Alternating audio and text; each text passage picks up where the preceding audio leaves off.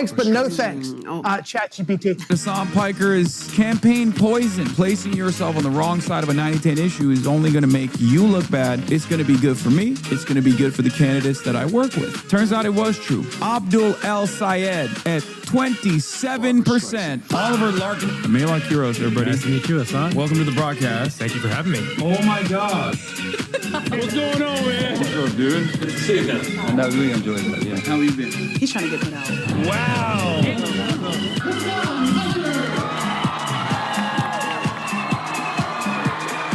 What's going on, everybody?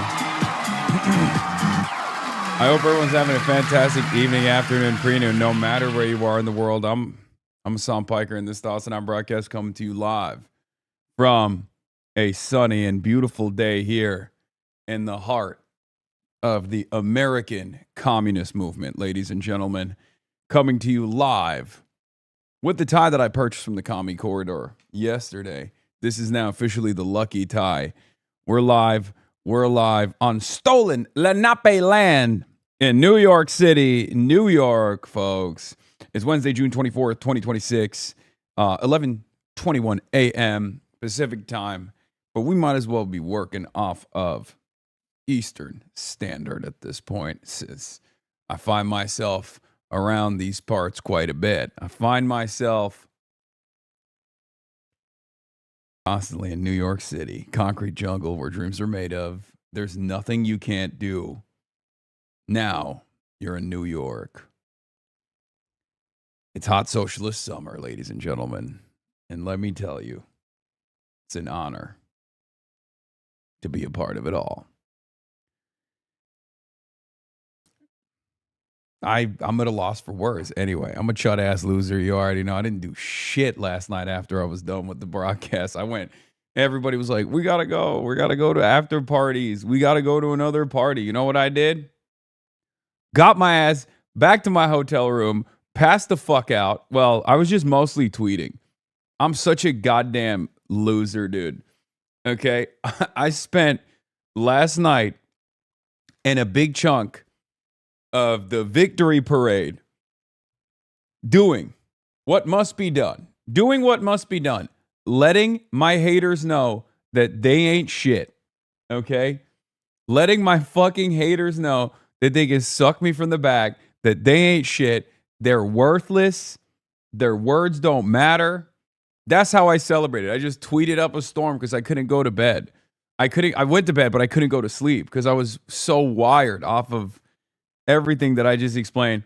Instead of partying in Bushwick with all the socialists, with all the cadres, with all the people who put blood, sweat, and tears into these amazing races, that's what I did. Anyway, obviously, I'll just go right off rip. I'll talk about everything that happened last night. I'll talk about everything that was going on, everything that has happened, and more. Yeah. I mean, what can I fucking say, man? And then this morning, I hung out with Jennifer Welsh. She wanted me to get a new suit from her suit guy.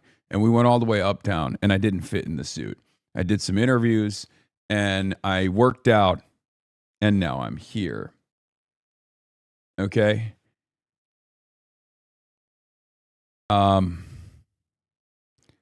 Yeah, it's Hogwatch time. It's fucking Hogwatch time. New York City, socialism wins. Hogwatch, centrist, plus right-wing edition. Iran negotiations continue. I mean, what a fucking night last night was, huh?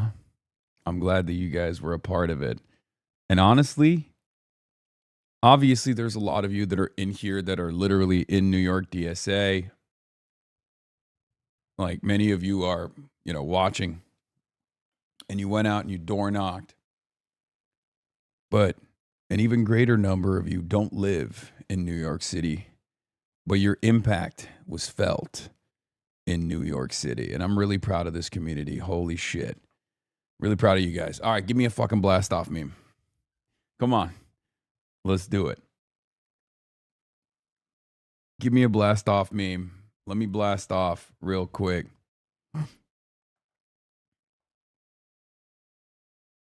Okay. Huge train talk drama must watch. I like that we're.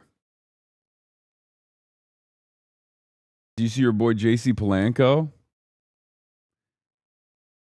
Oh, did he have some words to say? Did that little man have some words to say, JC? Little guy. Oh, we'll look at all of this. We'll get the tweets lined up. We'll get the fucking tweets lined up, dude. Don't worry. We'll get there. Hold on. Hold the fucking phone. Hold the fucking door. Okay?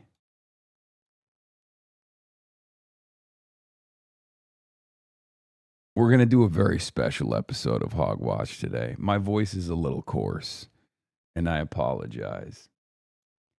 I apologize if I sound like RFK Jr. today. Part of that is obviously because I've been, I had a couple drinks last night. I'm an old man. I get a little drink in, get my drunk on. All of a sudden, actually, I didn't even. Low key, I don't know what it is. Normally, 2 whiskey doubles, and I'm fucking out, right? Like I'm drunk, and then I'm super hungover for like the next week. Nothing. Not even a little bit.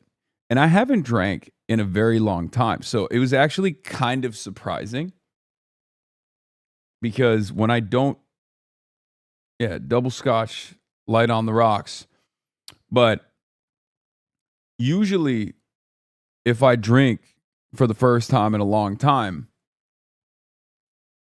it fucks me up for like the rest of the week. This time it didn't happen. No such reality took place. You're still drunk, bro? Maybe. I'm still pretty drunk with excitement. Drunk with excitement. Because my God, what happened last night? I seen him. My God, what happened last night was incredible. Zohran Mamdani walking towards me, and it was kind of like he was walking on air. I had to pitch myself as he was like Black Jesus to me. For the first time in my life, a human being didn't look real to me. I literally seen his aura. Knew a nigga whose real name was William. His primary. Okay, dude. Okay. Hasan drunk off the reflecting pool water. That's right. I made a quick pit stop in Washington, D.C. Sucked on that Brando. Sucked on that delicious Mountain Dew coming right out of that reflecting pool. Green, American flag blue. I don't even give a fuck. THR mentioned you? Okay, that's probably not good. I don't know.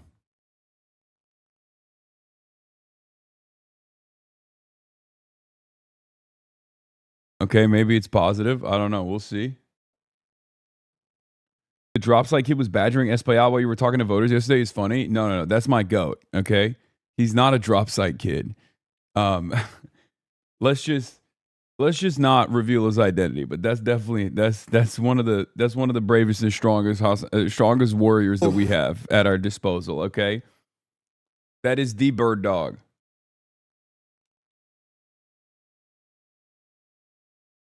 He was draining aggro. No, that's my goat.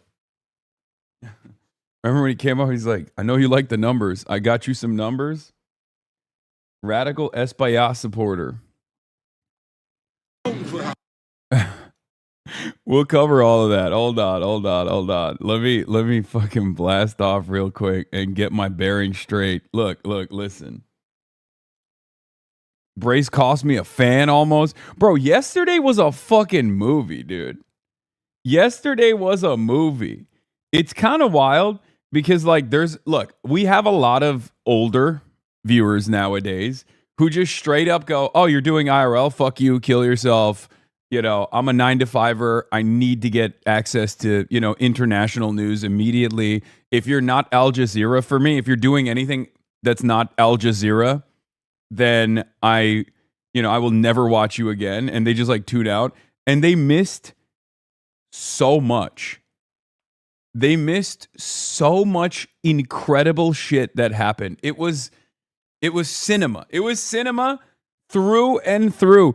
There were so many moments that were unbelievable the entire way from start to finish. I don't even know how to explain it.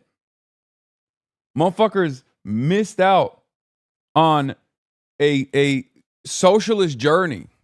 Okay? Hold on. Oh, God. I grabbed it. All right. There we go.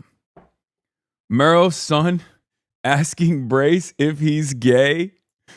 Brace Belden almost getting canceled because of a misunderstanding. And then the Uber driver literally turning around and being like, I'm actually a fan of yours. And when I realized it was you, I was like, oh, maybe there's a misunderstanding.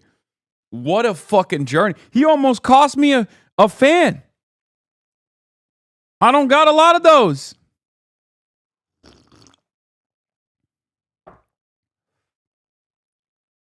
The bird dogging incident, Ryan Grimm, professional journalist, Ryan Grimm.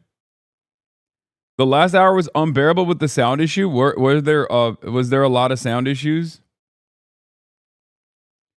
Yeah, it fucking cooked Brace. What'd you say? It traumatized him. He said something about the shooter of Canada.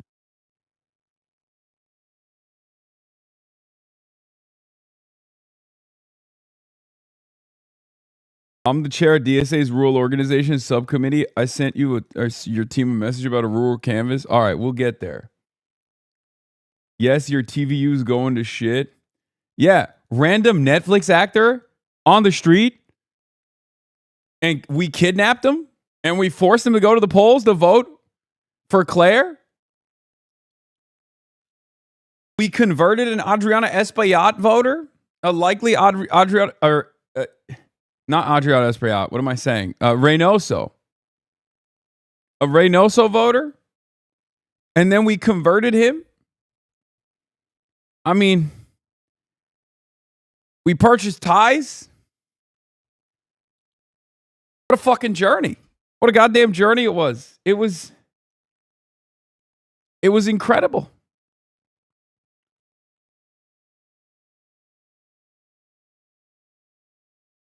I think he said, didn't he get arrested in Montreal real quickly? And it almost sounded like the N-word. Yeah, I don't know. I have no idea what he said that could have sounded like that. Yes. We got the Hogwatch. Don't worry. We got the Hogwatch.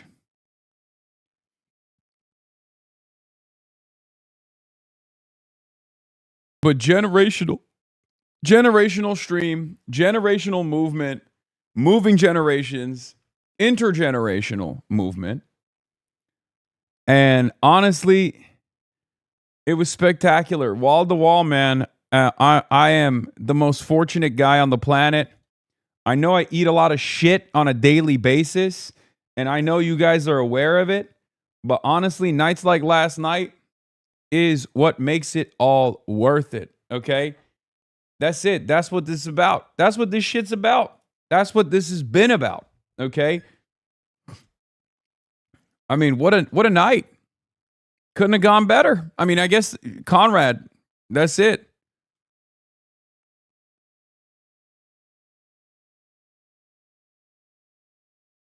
You and Emma celebrating through the stream, glitching had me crying.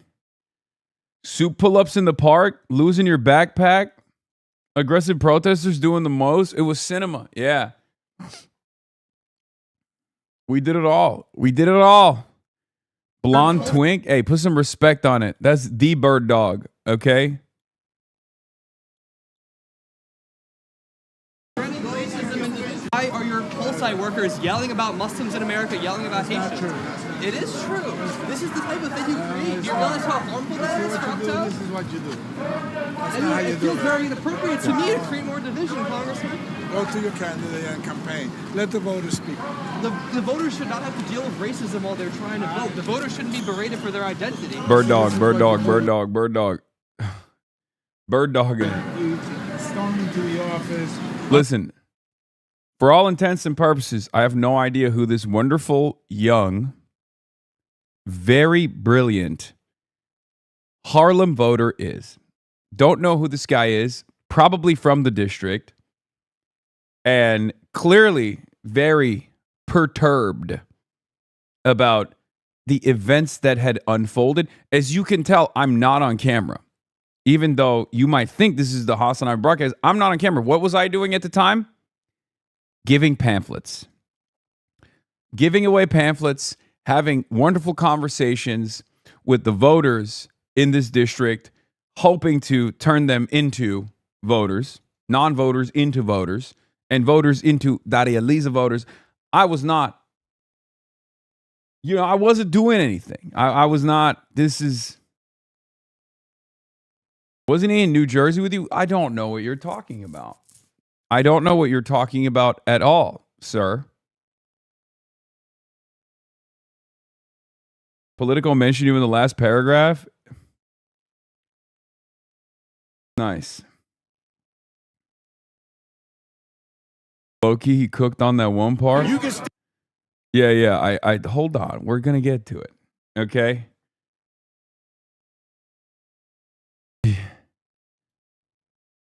I know you're a numbers guy. You like the number. Yeah, I do like the number. Turnout.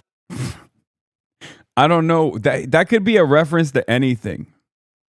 Okay, that could be a reference to anything. Turnout is pretty flat across the board here, which is not necessarily a bad thing for her because Espiat really needed to juice like older Dominican turnout. Yeah. And like Inwood, east of Broadway. I know you're a numbers guy. You like the number. Yeah, I do like the number. Workers yelling about Muslims in America. Yeah, that could be anything, really. You're on the street. You're being held accountable, Congressman. Do you have anything to say about all of the money that you've taken from AIPAC? Are you okay with the fact that you've taken money from donors who support genocide, Congressman? Like $600,000 in spending on your behalf, and your supporters are such cowards. Your supporters were such cowards that they had to use a pass-through because they're unwilling to use money of UDP's name. Everybody knows what it is. You guys are desperate. I like that Ryan came in professional and was like, hello, Congressman. I am Ryan Grimm of Dropsite News. I believe I've interviewed you in the past for Politico, but he didn't understand that part. So he was like, oh, yeah, I think I remember Dropsite News from, my first race that I won. No, he doesn't, because Dropsite News didn't exist back then. Doesn't matter. And at first he was not sympathetic to Ryan at all. But then when he got bird dogged, and then he was like, is this guy with you? And Ryan was like, I don't know this guy. He's like, okay, maybe I will give you an interview. But yeah. Your mama is hundreds of thousands of dollars from the genocide lobby. You have your supporters attacking people on the basis of their race. You're bringing division and racism to this country. It's disgusting. And you have no shame. Hundreds of thousands of AIPAC. You got nerve people to say for being something Haitian like that. Americans. You got nerve to say Attacking something people. like that. You got being nerve Muslim to say. Americans. You got nerve. You have tens of thousands of Haitian constituents. Like these are party machine guys, okay? Old school, been in the cut, I assume been in New York politics for a minute, right? They're there to support turnout for Espiat, and now they found themselves yelling at this guy who's bird dogging Espiat. Like, it's such a funny dynamic. DSA has added over 900 members within the past 24 hours. Sheesh. All right, that's good. We got to get those number. I know you like the number. I'm a numbers guy. I like that number. We're going to talk a lot about other number tonight, okay?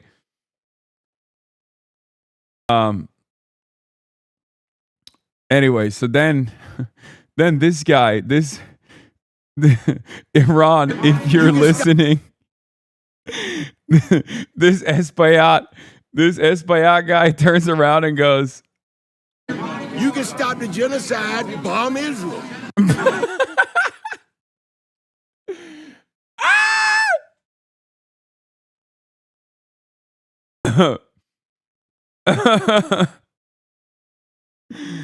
You can stop the genocide, just bomb Israel. Listen, Unk.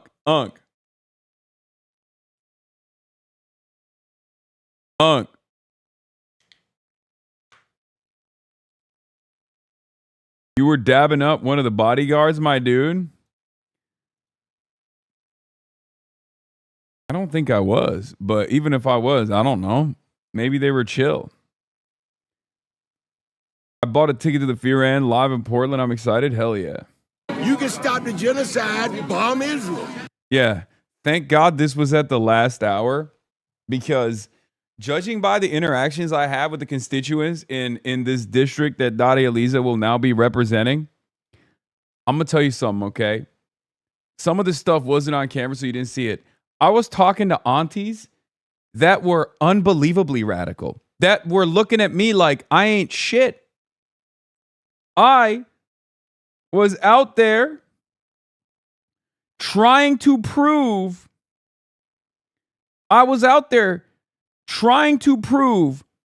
that I am a legitimate force for a legitimate force against American foreign policy to these aunties that were like 75 years old, telling me about how the United Kingdom is the greatest evil any country has ever seen.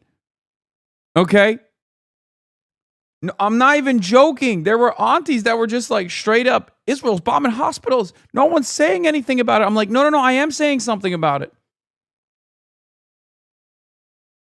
So honestly, if they had seen this man, if this was, if this was Espaillat's closing message, it would have been a tougher fucking race, dude.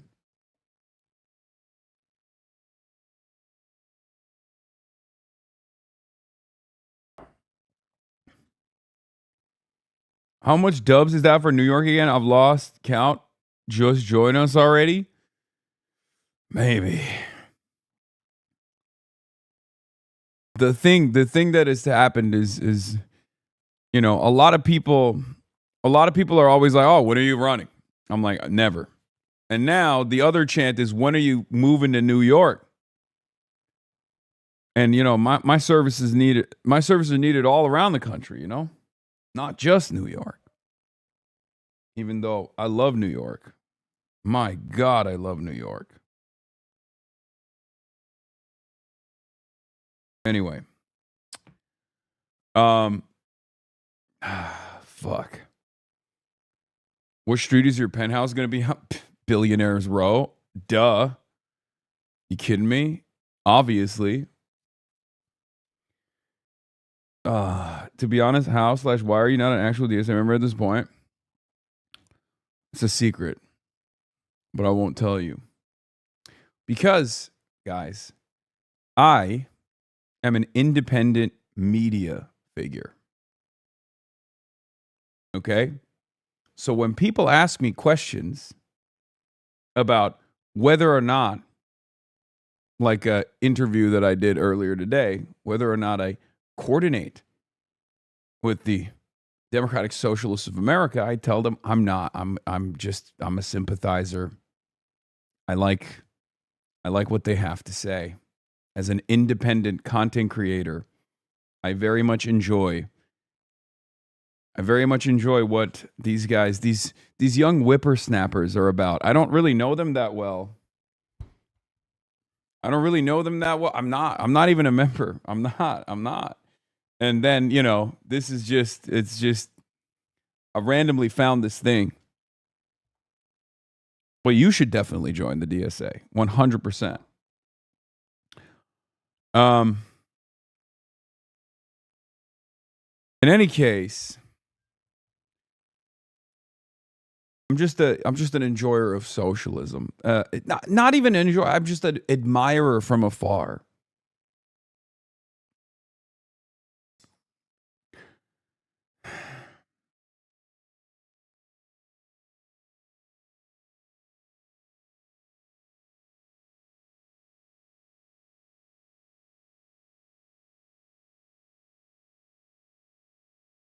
Call me Henry Kissinger, the way I'm doing strategic ambiguity.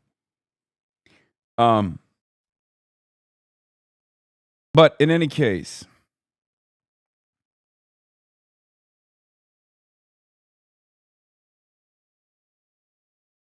my price went up, says the Socialist.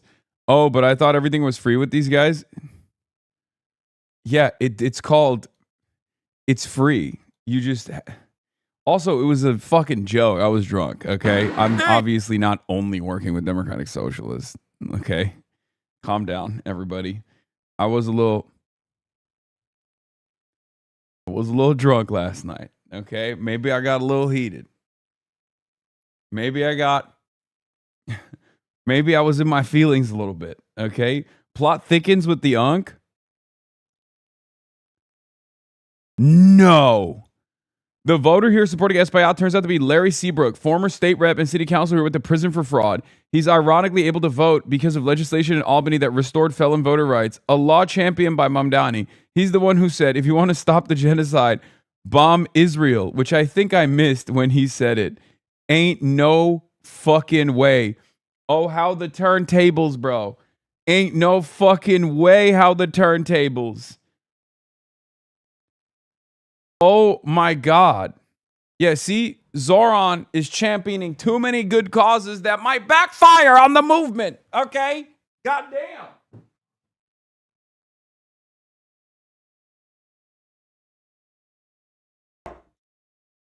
Holy shit.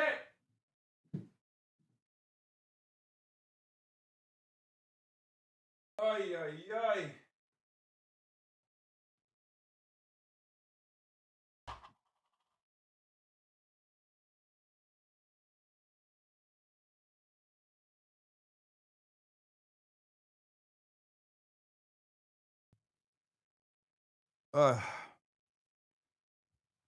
I got up to pick up something and I forgot what it was.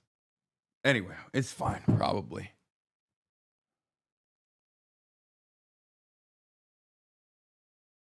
But yeah, this is like with the Bolsheviks, like women go to college and then Ayn Rand got an education. Oh my God, true. 55K likes. Yeah, people were real mad at me on this too. That was really funny. Dude, I saw so many fucking ultras chirping at me, which is really ironic because Daria Valdez is, you know, somewhat of an ultra herself. I love her. And obviously, you know, this community worked tirelessly to get her elected. And it's really funny that there are still people who are like, not good enough. What you're doing pales in comparison to what I'm doing, which is posting. Okay, well, it turns out you can post and also run for something and win. How about that? You should maybe get excited about that prospect, don't you think? Okay, but it's just like really funny that all of these guys are like, oh, he said he's not a terrorist. Half of the people that saw this clip said, no, he is a terrorist. Like all of the right wingers were like, obviously he's a terrorist. That's why we're calling him a terrorist. Think about how Muslim man he is. And then the other half were like, he's saying he's not a terrorist because he's not a radical. His job is to sheepdog people into the Democratic Party. I was like, all right, dude. I wish they stopped calling me a terrorist.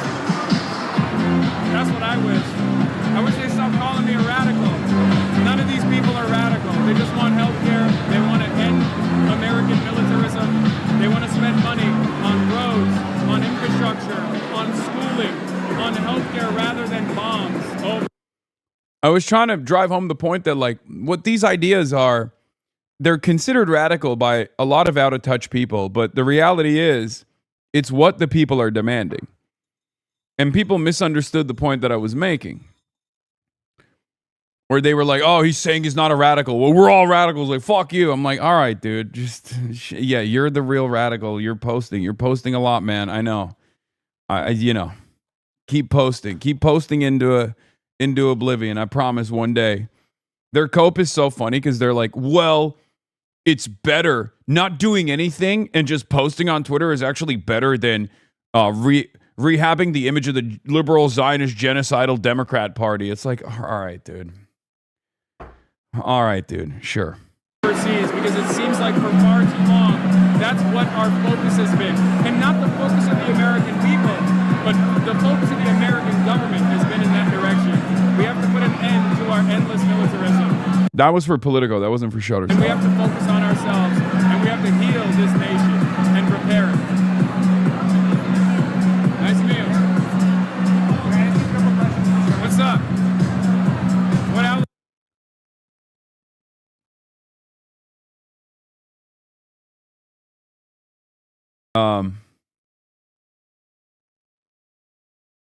You're doing it again. Please make up your mind if these weirdos are motionless or worthy of lecturing for hours a week. No, they are motionless, but it's important for them to understand how fucking motionless they are. This is me stunting on these hoes. You understand? This is me fucking, twisting the knife a little bit. Because last night is living proof that the centrist Democrats that chirp endlessly on Twitter have zero fucking motion in the outcome of these elections. And the ultras that are endlessly chirping on fucking Twitter also have zero outcome on these sorts of elections. At the end of the day, elections are still a process where a lot of people go out and decide to vote for a person, right? Like there's mass mobilization taking place here. And it's really interesting because they're just wrong on every front. They shit on the No Kings protest because they're like, this mobilization is going nowhere. It's like, bro, you're going nowhere. You ain't doing shit. Do something. I'm not saying voting is the end all be all. But like, do something, man. Do anything, please. Do anything but chirp, please, please, please. I beg of you, do something other than just fucking posting on Twitter. Jesus Christ. Yeah, and then this has been delicious to watch. Yeah. When a candidate loses, it's my fault. When candidates win, when candidates win, fucking this guy didn't do shit. And look, I don't need to defend anything, okay? It's all good. You're right, King. I mean, it's true. I played a very, very small role in this, okay? All the credit goes to DSA. All the credit goes to the fucking DSA. All the credit goes to the unions. All the credit goes to the people, okay? This is a movement, and we all play a role in it, but we are, albeit just a tiny part in this much larger process, okay? This is even bigger. This is even bigger than the DSA. This is a movement that we are trying to create with the DSA, right? With the Democratic Socialists of America. It's bigger than Zohran. It's certainly a lot bigger than me, okay? I was the poll site canvasser on the blog in Harlem talking to you with Democracy Now!, pro-Palestine, older woman. It was really fun. Thanks for the experience. Oh, shit. Okay. Okay. Now I know your username. Now I know what you look like, motherfucker. If you talk shit in the chat, you better... I'll come find you. I know where you live now.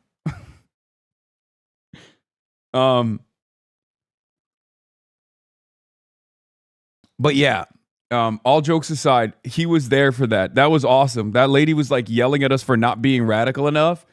And I was able to like talk her down by being like, no, I was on Democracy Now! Because she was a Democracy Now! Enjoyer. This auntie that was like 75, 80 years old was yelling at us because she was like, you guys are fake. You're not real enough. Why are you so problematic, Papa? Been around so long, this motherfucker forgot me? Yeah, that's true. I've met you before.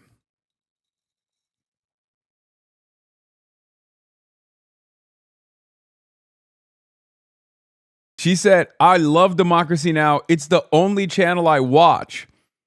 And that's where I was like, I was able to like convince her that we weren't the ops, that we weren't fake. Because I was like, well, I was on Democracy Now! I'm telling you, like, I was showing her my Palestine bracelet. I was like, because, there's a little bit, it was tough to get it across. She was very upset. She was really mad about Israel. It was really funny. And I was like, no, you don't understand. I was like, you don't understand. Auntie, much respect. I just got banned from the UK for my pro-Palestine advocacy. And then she was like, wait a minute. I seen you. She's like, I think I saw you on Democracy Now! I was like, yeah, I was just on last week. It was her number one issue. Israel was literally her number one issue. And then when I started talking about how the UK banned me, She then went on a tangent about how UK is an evil empire. It was one of the funniest. It was just such an incredible experience. I'm so glad I was a part of it.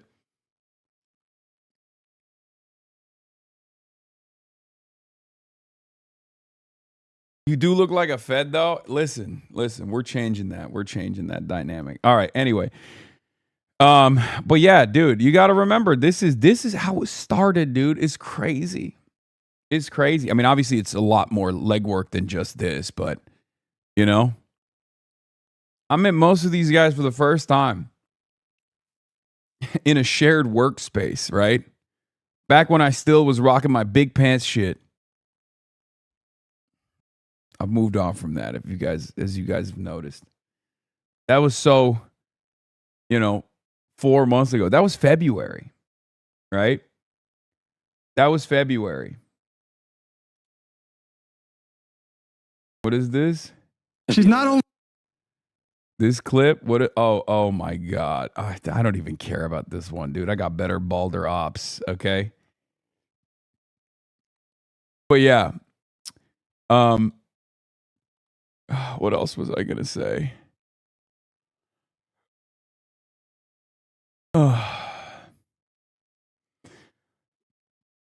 Bro dressed like Neo. So I will say, after being a lot more hands-on with this, with the DSA New York slate and seeing the limitations, I've already given Zohran credit for this, but I think him undercutting Chi a little bit. At first, I was obviously critical of it. I said it was the wrong decision, but I do think that would have been a knife fight that probably would have changed the electoral calculus quite a bit, and we wouldn't have seen the sequence of victories we saw last night.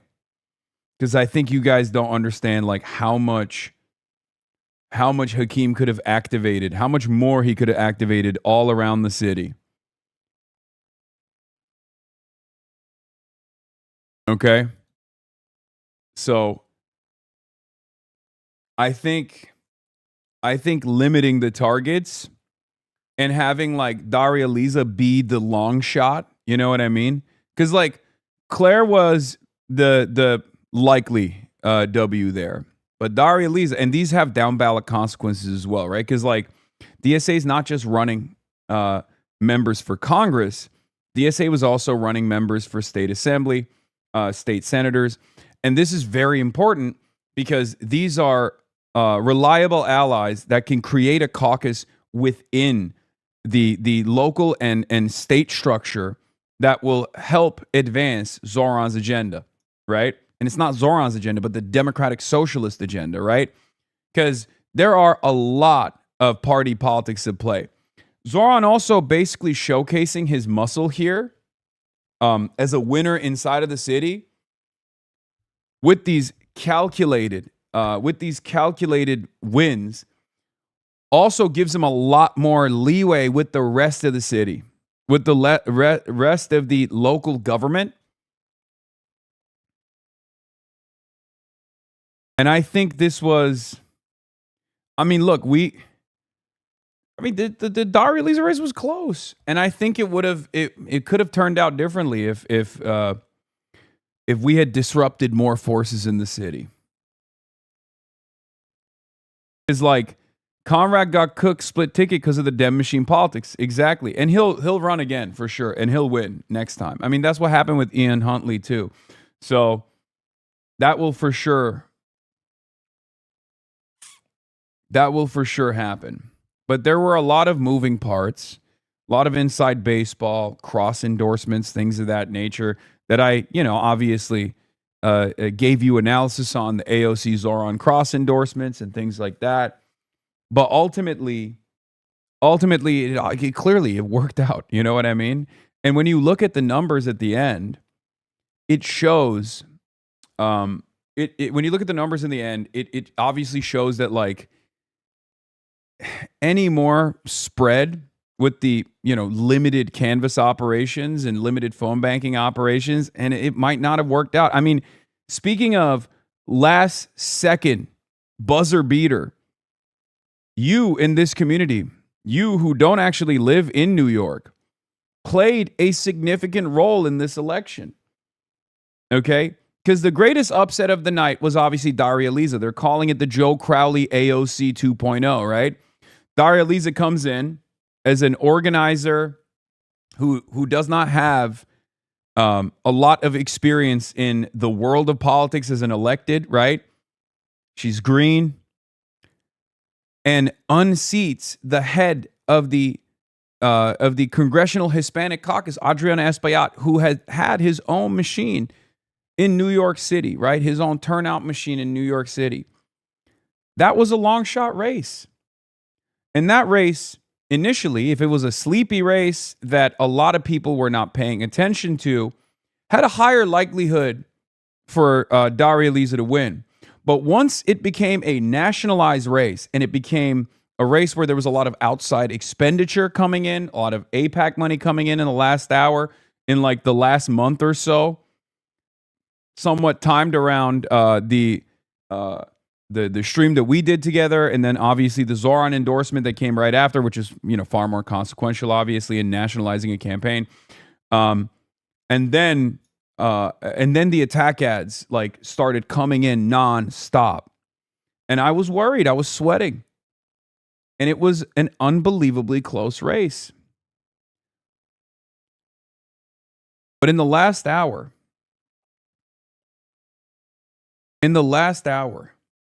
that phone banking operation ended up in the first night, on the eve of the election, got 600 volunteers to call in. And we've obviously, pumped it pretty fucking hard. 600 people were smiling and dialing, many of them from this community. 90,000 people were called.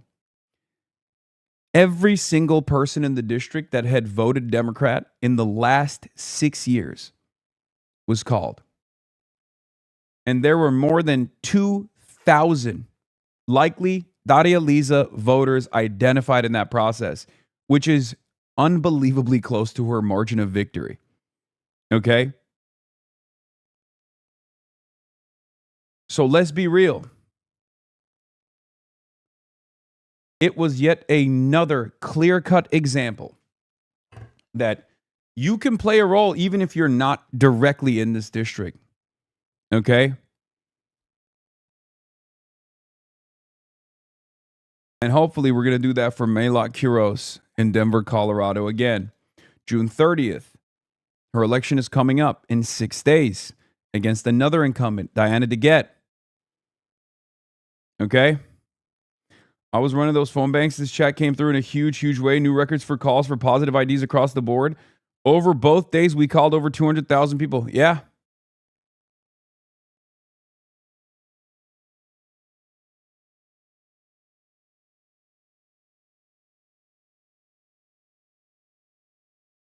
And Julie Gonzalez as well.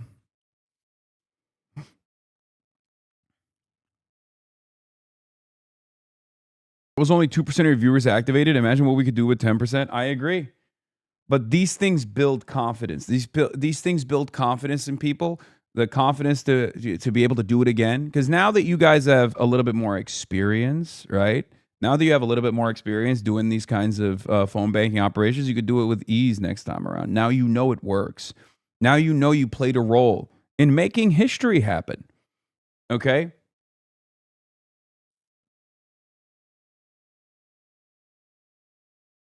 So that was huge. That was huge. So yeah, you all played a role in that. Every single one of you that called up, you played a role in that. And you might have been the margin of victory. You might have been the vote, the voter that you convinced. Okay? You might have been the guy that went out and cast a ballot, cast a vote for Daria Valdez that ended up winning the damn thing. Okay? This is how we build momentum. Yeah. And of course, for people who are wondering if this is real or not, I mean, here is Gustavo, New York DSA co-chair.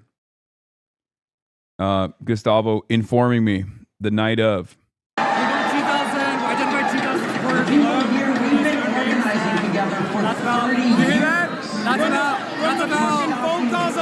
That's about the size of Daria Valdez's lead right now. So, from those phone calls alone, 2,000 identified likely voters for Daria Valdez, and that's currently her lead. Yeah. I wish it wasn't localized in New York for now, since it's still yet to be proven that it can work nationally. For the average normie and the media will keep using this crutch for now. Yes, I know. Who cares? Okay? As I always stress, what do I always say? And no one seems to listen. One, I'm not a fucking kingmaker, okay? I'm very clear on that. This is not about one person. This is not just about Zohran. This is not about me. This is not about this community. It's not even just about the DSA, okay? This is a movement, much larger than all of us, okay? But we all play a role. Every single person plays a role. And the other thing that I always say is that New York City is just the tip of the spear. Okay? Yes, I also say get a nuke. I know. Stop. New York City is the tip of the spear. Right? Obviously, it's a lot easier to organize in New York, and the DSA in New York has had tremendous amounts of experience overall. But now that's replicable. That gives confidence to other local chapters. Okay? So that's really big. That's big. Okay? But also, there are other DSA chapters out there, like in Denver, Colorado, right? Francesca Hong in Wisconsin, which is, again, not in any way, shape, or form a deep blue state. Denver, Colorado is a deep blue district. We can run up those numbers there. Obviously, it's a very young district, so I'm very confident in that one. It's going to be a tough race, but regardless, I think we can pull through. Okay? We got Oliver Larkin running against Moskowitz in Florida. That's going to be a real tough race overall. He hasn't gotten enough media attention. But we got Abdul El-Sayed running for Senate in Michigan, right? We got Abdul El-Sayed running for Senate in Michigan. That's another huge one. That's the thing.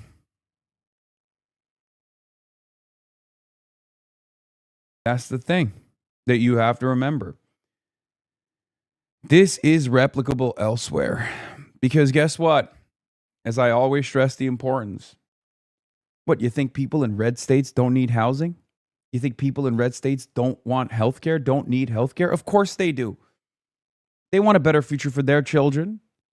They've just been deluded into thinking that the problem is undocumented migrants or trans people. Okay? We got to pull them back in. Same with Cori Bush.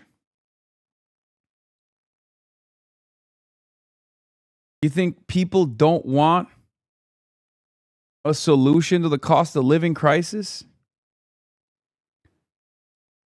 My goats are out. Bernie Sanders and Sean Fain. Tonight, hear about the fight to take on the billionaire class in Michigan to make sure Abdul El-Sayed wins the Michigan Senate primary on August 4th.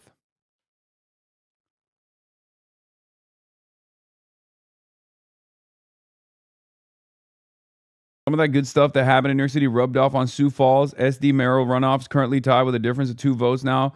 Waiting on a recount. The race is between Toby Durden-backed endorsed conservative versus a moderately progressive guy, at least for South Dakota, who's running on it being our city, housing first policies for the homeless, and no data centers. This is pretty nuts for a very deep red stronghold. Yes. Yes. This kind of victory matters because what happens in New York City doesn't stay in New York City, okay? First of all, a lot of the media is centered out here. So anything that happens in New York City sneezes, the rest of the country catches a cold. Okay? You see victories in New York City for democratic socialism, the rest of the country hears about it and goes, why can't we have that? So that's number one. That's really important. And number two, wherever the working class is, they're going to have working class interests. It's that simple. This is not a crazy policy. This is not a crazy idea at all. It's actually the simplest idea of all time.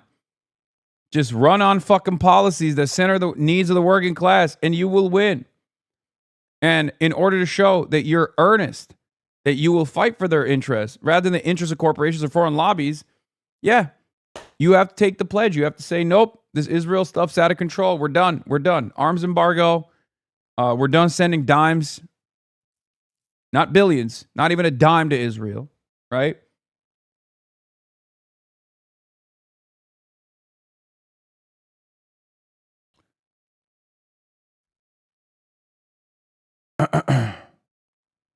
So, yeah. Something to remember. Because at the end of the day, what do they got? We got the people, they got the money. And then they have this. The optics of a mostly white crowd chanting, "You're next," to the likely first black speaker of the House aren't spectacular. Brother, woke one is dead, okay? They hammered all the nails in the coffin of woke one is dead. You can't be doing this cynical idpol shit no more, okay? The DSA slate was so unbelievably diverse. The DSA slate was so diverse, there was only one white guy on it. One white guy, David Orkin. What are we talking about?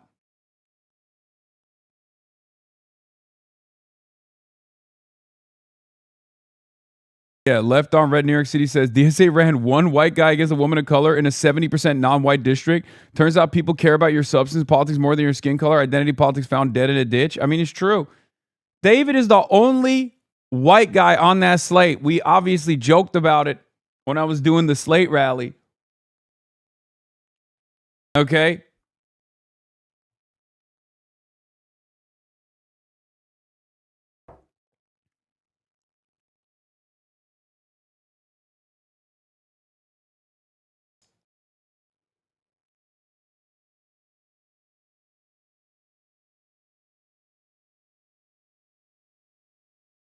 Anyway, this is what they've got. Oh, come on. Come on.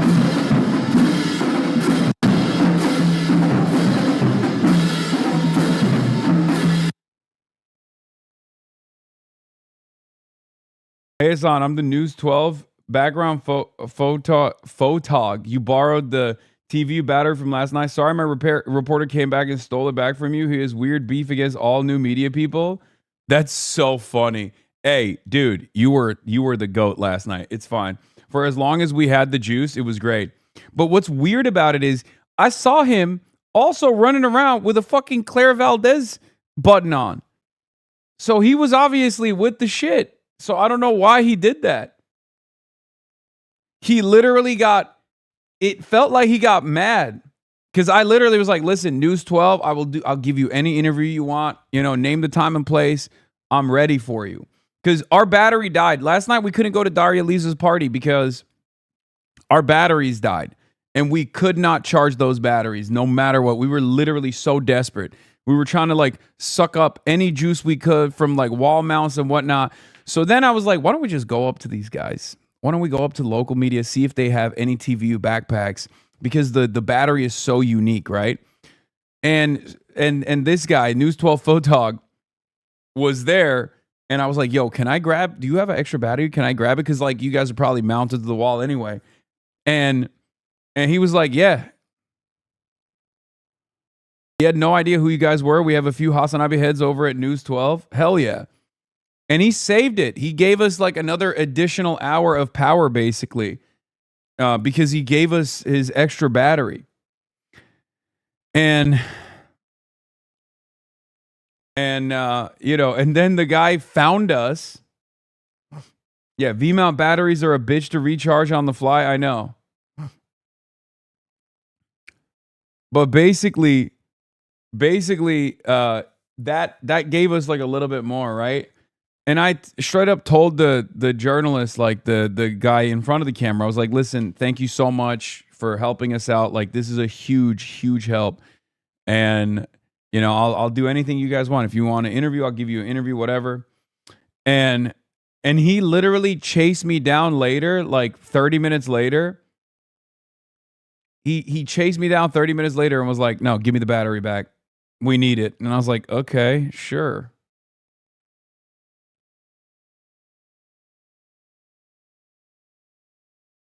I had given News 12 my battery for insurance.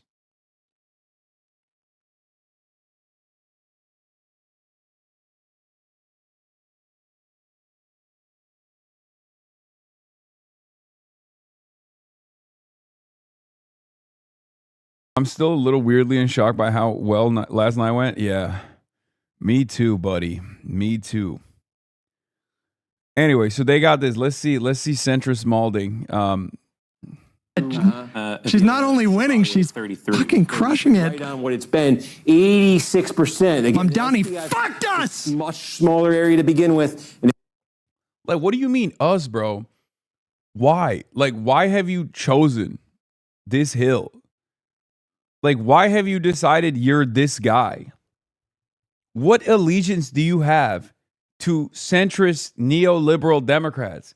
At what point did they even give you money? Do they even know you exist? I just don't understand why you would be a fucking loser for no reason. Being a loser for free 99 is the weirdest, strangest fucking thing I've ever encountered. And SBI's running out of opportunities, 86% of the vote right Like, why would you be mad about this? You have a young, dynamic, progressive challenger who took out an establishment Democrat. You know what I mean? Like, why would you be, as an outsider, if you're not like a Democratic Party consultant, why in the ever-loving fuck would you ever turn around and be like, oh, dude, I can't believe it. Like, Adriana Espaillat, a guy that I didn't know the name of until like last week and a half, is actually my favorite guy. Brother, people in his fucking district didn't even know about him. That's why a 32-year-old who said fuck Kamala Harris was able to defeat a machine politician, and you're over here mourning that loss like you knew who the fuck he was last week.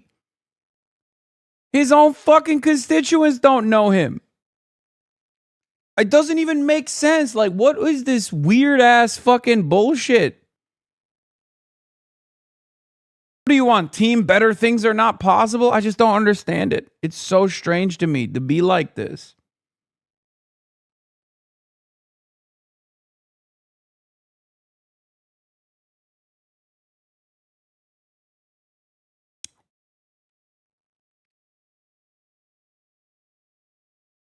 Van Jones was sad, it seems. Oh, no. Oh, no. Van Jones, was he crying? Do you think Democrats not in New York City should be learning from this? Well, first of all, New York City matters because the two most exciting left-wing candidates are here, AOC and Mamdani, but also this is the stronghold for the establishment, Schumer and Hakeem Jeffrey. This is a battle between the establishment and this insurgency, and the roof is collapsing on the Democratic Party establishment tonight.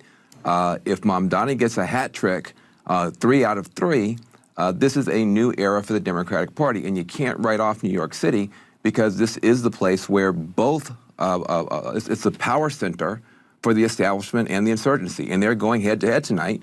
And right now, this is no longer a movement. This is a movement and a machine at the same time. There's just no way to sugarcoat this.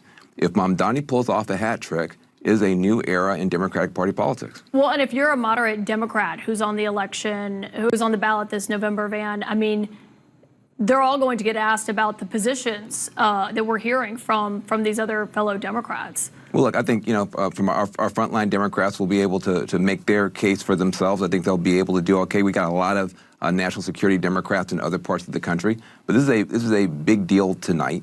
And I think that look, I don't know what you want me to say here. This is a straight up battle between the establishment and the insurgency, and the establishment is getting its butt kicked tonight in New York City. Damn, dude. maybe you should get another $100 million to paper over your tears with. You know what I mean? Oh, all right. Let's get started on this. Okay. Mayor Mamdani takes victory lap. He deserves it. Listen, you know, this was his night, just as it was everybody else's. I mean, he put his whole pussy into this. Okay. He really did. He fucking didn't just endorse, but he was out there. Okay. He was outside. Colombia, the school that once arrested Daria Valdez for peacefully protesting is now likely going to be represented by her in Congress. Yep. He really did. He really did. He expended a lot of political capital this past month, you know. He stuck his neck out. I was a little worried at first. I'll admit, I was a little worried because he's been moving.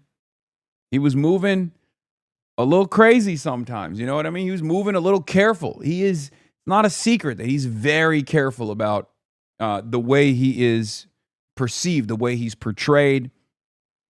And I do worry about that a little bit, you know, because these guys are not used to eating shit in the way that I have grown accustomed to it. You know what I mean? Eating shit has become a part of my lifestyle, unfortunately. So I always worry when they stick their necks out and they immediately get chopped a little bit. I worry that they're going to be restrained. And he proved me wrong 100%. He stuck his neck out. He was very vulnerable. Okay? Yes, they call me the dung eater of the democratic socialist movement. The sin eater. Right? But in any case, as I was saying, he did it. He stuck his neck out. And he knew that these are people that had to win. Not just for his like further political cachet and political clout that will obviously make it a little bit easier in the future to wheel and deal to make sure that assembly members think twice before opposing the agenda of fast and free buses, for example, or a rent freeze or whatever, right? Like, this is important. This is how politics is played. And he has a profound understanding of this, right? So expending political capital this early on, like building momentum for a movement and leaning into that popularity and then expending political capital this early on, he did it. He did it right. Okay? And I give him a lot of credit for it. I really do. I was worried. And he won big. Every time he does this push and pull, when he's pulling, I always think, oh no, like I've been burned before, right? I've been burned before. So anytime he pulls, I'm like, oh shit, is he going to be a dud? Is he going to be a phony? Is he actually just trying to, build his own prestige or whatever? But I still trust him. I trust him because he's a cadre. And that plays a big role, right? Because a guy who, started his political activism by starting his Students for Just for Palestine chapter in his college is not going to turn into Van Jones, right? So I keep my skepticism to myself. And I'm saying this as someone who, talks to him, right? Even then, I have these fears. It's tough not to have these fears because this entire process, it builds a lot of cynicism, okay? But that push and pull, when he's pushing, he pushes hard. And it shows why he's pulling at times, okay? It really does. By expending capital, he has more clout because he won. What politician in New York is going to risk a fight with him? He ended his speech with join DSA. No, I know. I'm just saying sometimes when he's being careful, he's building up for a moment where he can actually dump the existing political capital that he's obviously banked, right? There is a push and pull here. And he has moved just right. And last night's victories show that. Okay, so it's the Zohran Glaze hour. Primary election results, and Mayor Mamdani taking a victory lap today after he helped. Don't misunderstand me. I still think that there are a lot of avenues where he could be, he could go a much longer way, right? And there are obviously, as the mayor, you have a million different forces at play. It's an unbelievably complex issue. There's a reason why no mayor has ever run for president. Obviously, Zohran can't run for president, but like there's a reason why no mayor of New York has ever run for president and won, right? It's like the worst job in America. And he has somehow turned it into the best job in America, right? That's no easy feat. That's unbelievably impressive. So, like, he's taken this role that has a lot of attention, a lot of eyeballs, and is turning it into a real movement, a real national movement, right? That was the best possible scenario. That was exactly what I wanted from Zohran, for him to be a movement guy. And he has played that role so perfectly. And in order for him to be a movement guy, he also has to deliver. He has to deliver for New Yorkers, and he's been doing that. He has to deliver for New Yorkers. He has to also sell what he's delivering, and he has done that a millionfold. Okay? Make no mistake. And then, once he garners this popularity, once he gets the association with democratic socialism and good governance, he can then use that momentum to get more democratic socialists elected. And he's done that. He's done that. He's shown, he's led by being this person that other people look to and go, why can't we have that? Okay? So, much respect. Much respect to Zohran. He did the damn thing. He is outperforming my expectations. He's doing a phenomenal job. If you remember when he got elected first, what did I say? I was like, look, he's made my job a lot easier. I could just point to him and I could say, we need more of that. It's proof that it works. Okay? Now, after last night, my job got a whole lot easier. Okay? Got a whole lot easier for me to do this.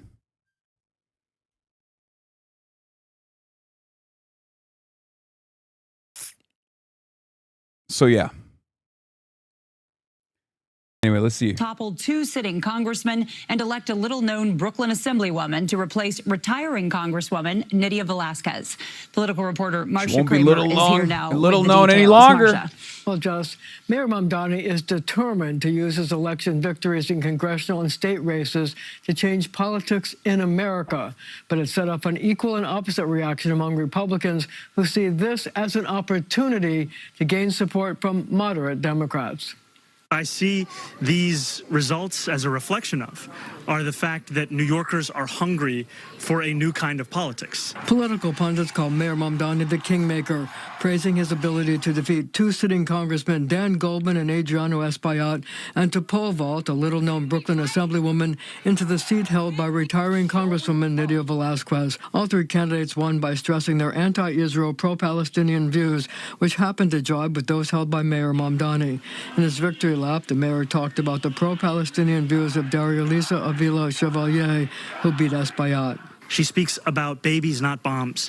What could be a better example of what the people of the district want to see versus what the people of the district have been forced to experience, which is tens of billions of dollars being spent at a national level to bomb children overseas while children in our own districts are struggling. Political experts say it's a huge moment for the freshman mayor, eclipsing Governor Hochul, who backed the wrong horses. The king of New York City politics right now is Mayor Mamdani. He's the kingmaker and he's in charge. Republicans were quick to pounce, seeking to use the election to help them keep control of Congress in the November midterms. These radical candidates are self-describing, they're self-identifying as Marxist. They want to fundamentally transform this country. And sadly, many of these Democrat candidates and their voters just don't have the same zeal and affection for America. Closer to home, Nassau County Executive Bruce Blakeman says he intends to use the results to deny Kathy Hochul another term. He says moderate Democrats will flock to him. That's going to be a lot of traditional Democrats that are going to be very upset that the party's being taken over by the lunatics. And I believe that they will vote Republican. I think that it will help my candidate. You're out of your fucking mind, big dog. Okay? You're out of your fucking mind. These guys are so dumb.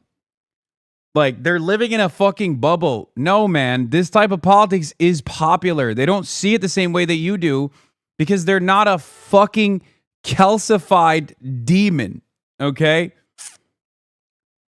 It's so funny to be like, no, these guys are going to look at the agenda of putting the working class first and then go, I actually really like Donald Trump's fascism, his incompetent fascism. Okay? Yeah. New York State is going to look to that and be like, I hate the idea of spending money on healthcare rather than fucking endless bombing campaigns overseas. So I'm just going to vote for the fascist American movement that is seemingly also more incompetent than even the historic fascist movements, thank God.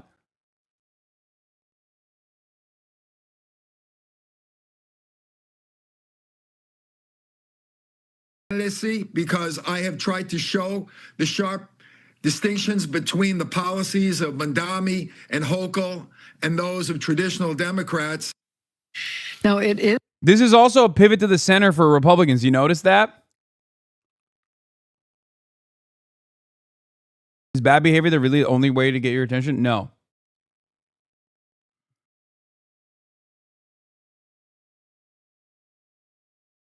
Glad to see an unapologetic Democratic Socialist wins in upstate New York. For years, pundits told us our vision for New York could never resonate outside of New York City and downstate. Adam Bojack for Assembly proves them all wrong. There's a movement for all working people, no matter what your zip code. Hell yeah.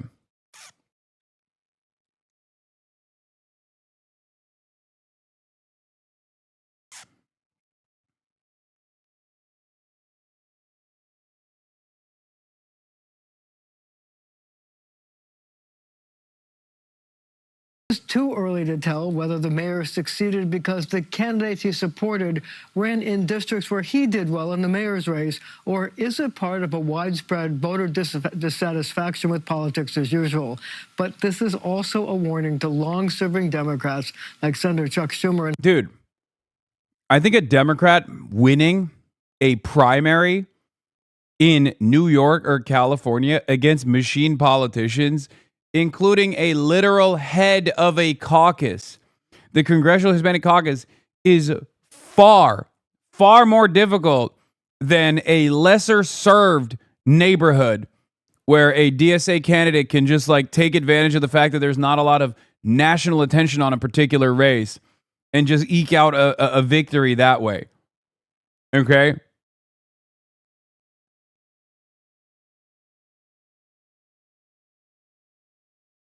Yeah, the governor of the state endorsed against Daria Valdez. The attorney general endorsed against Daria Valdez. The idea that the entire forces of the Democratic Party in New York State and certainly in New York City were not standing in opposition to defend this establishment candidate and fucking lost is horrible analysis. Okay? It's very clear. It's very clear that there's tremendous appetite for change. House Minority Leader Hakeem Jeffries that the socialists may be gunning for them. And the New York governor's race just got even more interesting. It did indeed, and it's going to be really interesting in November. Yes, it is. Thank you so much, Marcia. Good evening, Brooklyn and Queens. When My we queen. fight, when we fight. Yeah, Claire also had to fight the entire progressive nonprofit and most of organized labor, and she won by 20. And it wasn't just Zohran, obviously it was DSA. That was the DSA difference, right? But it wasn't just the DSA difference. It was the UAW that stood by their rank and filer, okay? Shouts out to the UAW. They have done a lot of impressive maneuvering lately. I don't know if you guys saw. They also recently voted to no longer support Israel. That was huge. UAW's been making big money moves, okay? Be on the lookout for a Sean Fain interview soon. Just saying. Yeah, baby. And tonight, my friends, we have won.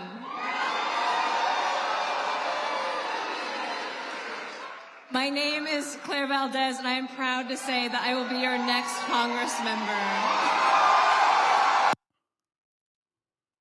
Yeah, for all the haters out there, by the way, the Utah 1 primary result has me questioning whether last night's takeaway is the Democratic Tea Party's here or whether it's just truly Zohran Mamdani is popular in New York City. Yeah, there's Plattner, Dunlap, Rab, the 2 New Jersey races with Hamawi, Ana Lilia Mejia, the 2 California races, and of course Abdul result pending. It hasn't been consistent everywhere and has relied on some luck, but it's not just in New York City. No, I have the method. I've seen the losses and I've seen the victories, and I'm telling you, okay? Do you want to know the secret sauce? You can literally go through the cross endorsements of Bernie, AOC, DSA, myself, and numerous other forces. When there is when we're in the perfect wheelhouse, okay? The secret sauce is when all of these forces merge. That's where magic happens, okay? That's the secret recipe. If we are all united, like if all of these forces are united on these fucking races, that is the secret sauce. But you gotta have ground game, and that ground game usually comes from DSA. Okay?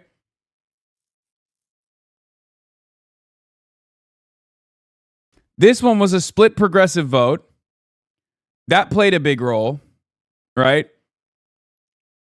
Nate had a lot of momentum, and it was cut away because of old tweets and old statements, stuff like that. And he also couldn't overcome that because Liban Muhammad also ran in that race. There wasn't enough money that he could fundraise, I assume. But most importantly, there also wasn't like a. I didn't follow this one as closely, right? But I assume that it wasn't like a big push, a major push by the Democratic Socialists either. I don't know. Maybe they did. And obviously, DSA is not as strong everywhere. He joined DSA today. Well, dear Nate, we're so glad you remember the Democratic Socialists of America. Look at that. Look at that. Well, we'll see. We'll check back in again in 2 years. Okay? No, he joined 10 days ago, it says in the email.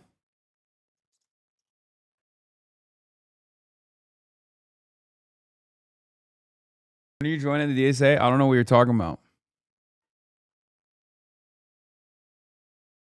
Hasan, tell chat to pay monthly dues because that money is then split with your local DSA. Yes, pay monthly dues, chat.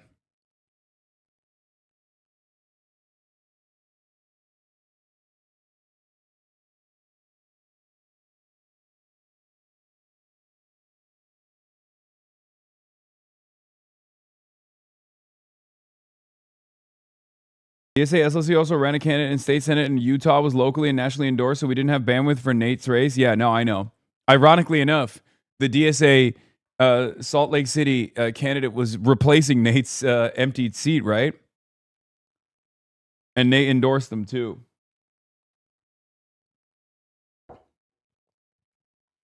Hello, which Muslim terrorist rapist? Diddy Piker. Okay.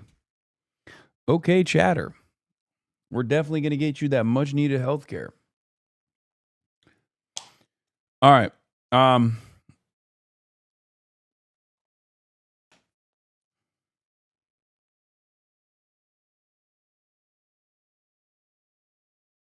So yeah, look, people will look to and try to find whatever they can. But oh yeah, we're not done with the delicious tears of right-wing pro-Israel, Israel first centrists. Roach is calling you an Islamic terrorist, so his chatters will start to trickle in. Yeah, okay. Who cares, buddy? This is our day. You're such a dishonest little maggot. Wait, what? Oh, he's doing it right now. He's doing it right at this moment. So his fans are immediately coming in to be like, you're a terrorist. You're a Islamic style terrorist, and I hate you. Let me get that anti-roach spray out. Hold on.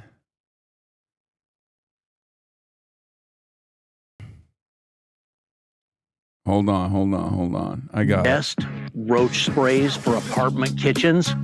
Most don't work. I'm going to tell you one that does. Stay tuned. And when you spray a repellent, the roaches are trying to get away from it. You don't want that when you're trying to get rid of roaches. You want a non-repellent. And what is a good non-repellent? Well, let me reach in my pocket here. Advian WDG. Hold on. A lot of you out there are going Alpine WSP. Hold on. Alpine WDG. Alpine WSG. I'm going to scare them further. You can Hold shower on. every day, apply deodorant, the best fragrance, and still smell bad. And the worst part is you... Hold on. Let's if you want to scare them facilitate further. your shaving, make it easier, smoother, more accessible, you can get the Gillette Labs Body Razor, now available at Target. The link will be in the description and the pinned comment at the top. Now, if you're using a regular loofah like this, get rid of it because they're building up bacteria. Remember when attacking other partner streamers was against Twitch rules?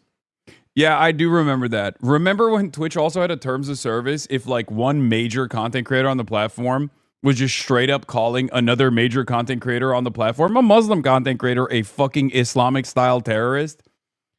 That would probably be, ban worthy. I remember, but those things don't exist anymore. So this is how we fight back. We fight back by educating the roaches, by getting them to learn good hygiene habits with the hopes that they can better themselves.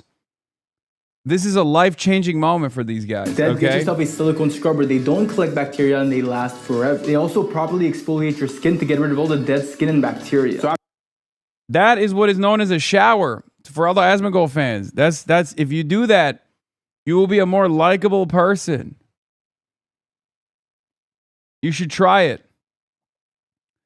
Pest control manager for 14 years. He's right. Alpine WSG is the best product. I love that. Hi, just started. Have you done the news yet? No. All right. JC Polanco has some fucking choice words. One of my shortest ops. To the new New York City Democrat Party, Hakeem Jeffries, Chuck Schumer, and Richie Torres are awful and need to go. But Piker is a favorite who delivers margins. Piker's greatest hits. Americans deserve 9/11. Orthodox Jews are inbred. Believe in Israel's right to exist. Mental illness. I don't have any patriotism for America. Old enough to count. Old enough to... Yet he's paraded around New York City in campaigns that is seen as an asset. This can't be real life.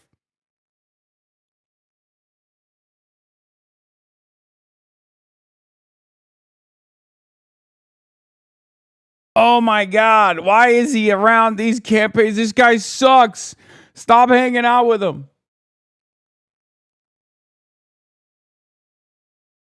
Anyway. Mike from PA, numbers guy confirmed. Here is predictions for Monday. Here are Mike from PA's nearly perfect predictions. Mike prediction, Valdez 55. Live result 56 for Valdez. New York 10. Mike prediction, Lander 65. Live result, Lander 65.8. Dude, Brad Lander. Listen, I didn't really talk about Brad Lander's campaign as much. He's improved his messaging on the issue of Israel quite a bit throughout the campaign, ironically enough. And, he is further to the left on Israel than even Bernie is, obviously. And I hope, I wish him well, and I hope he will become a strong ally. Okay, further down the line. But god damn, dude, New York 10, first of all, is a district that has a lot of Jewish voters. Brad Lander put up Bashar al-Assad numbers on a congressperson that was beloved by the liberal voters in this district. Do you understand? Dan Goldman is a beloved congressperson by the MSNBC wine moms. He led the Trump impeachment. Okay? He led the fucking Trump impeachment. He was on MSNBC. People were like, oh my God, he's so amazing. And Brad Lander came in and put belt to ass. It was unfucking believable. Okay? Bro, that level of landslide against an incumbent with no real scandals is a bit crazy. Shows you that supporting Israel is now a scandal for most normies. Yes. And again, remember, a district where everyone's like, oh, Dan Goldman has to be pro-Israel because it's a very Jewish district. Yeah, really? Really? Oh, really? Is that why he had to be pro-Israel? Or was he just pro-Israel for the fuck of it? Because he really loved Israel personally? Because it kind of seems like being anti-Israel, calling out Israel's genocide, and also on top of that, saying Israel's an apartheid state, put Assad numbers on the board for a popular incumbent, a previously popular incumbent. Okay? And what's even, and better yet, and we got to obviously cover this as well, a testament to the bipartisanship that even the fucking, the goddamn worms over at Fox News could find on the issue of defending Israel. As Sean McCarthy points to, he says, this guy who led the impeachment against Trump and Sean Hannity's crying that he lost, America's a Zionist lunatic asylum. This is a Fox News alert. Incumbent Congress. Also, Sean Hannity, what happened? Is everyone else taking Ozempic and Sean Hannity is just like sucking it up from them? He looks swollen. He looks like he was crying real tears all night. He crowed. He cried. I cried. We crowed. Sean, what the fuck happened? Are you hiding nuts in your cheeks like a goddamn squirrel? What the fuck's going on, bro? Shit, you look puffy as hell, big dog. Have you been crying? All right, this is a Fox News alert. Incumbent Congressman Dan Goldman, who was just banned from a New York City coffee shop because of his support for Israel. He has now lost his primary to a radical socialist backed by Mamdani. It appears Mamdani. What is going on? Bro. For real though. Mamdani. Dude. What a fucking beautiful L this was for Dan Goldman. I'm sorry, listen. You might not be the biggest fan of Brad Lander or whatever. It doesn't matter. He has said all of the right things. He has arrived at the correct position, even if it's inconsistent with liberal Zionism. He's older. These things take time, okay? When I see Brad Lander, and I know all the anti-Zionists are going to fucking yell at me, but you know what I see when I see Brad Lander? I see one of you chatters' parents, okay? One of the Jewish anti-Zionists in here will probably also say the same thing. I see a person who is an uncle who's going through the motions of being like, I've loved Israel my whole life, and now I recognize that it is responsible for fucking heinous war crimes, a genocide, and an apartheid. I see the truth about Israel, but also it's a little bit difficult to rewire my brain after, 50 fucking plus years of being like, the Holocaust will literally happen if Israel doesn't exist. Like, he knows what's going on. He knows what's up. He knows what time it is. And he's just still, I see Tim Robinson. Okay, calm down. Because, like, it's one of those things. Megaphonics' parents, yeah, that's not going to happen. Let's be real. Megaphonics' parents every day move further and further into Sid Rosenberg territory. Sorry. There's two different kinds of Jewish unks out there, okay? You got the Brad Lander who's like, this shit sucks. And I'm like, I know what's up. I'm saying it. I'm seeing it, but it's just like I can't let go of this. Like, it's the Gucci bag moment. You know what I mean? Let it go, bruh. Let it go. Like, and it is inconsistent. It's like an unbelievable inconsistency that is born out of your cognitive dissonance because of all the social conditioning. Now, a lot of people will look at that and go, "Who gives a fuck? It's a genocide." Like, oh, I'm sorry, it's your emotional support apartheid state. And I totally understand that statement. But I just don't think it's coming from a place of like malice or hatred, even if it is ultimately somewhat of a racist perspective. Okay? It is a racist perspective. But it's one of those things where like they get it, but they can't give up. And I'm sure many of you have, many Jewish anti-Zionists in this chat have already had this experience with your parents, with your older relatives. So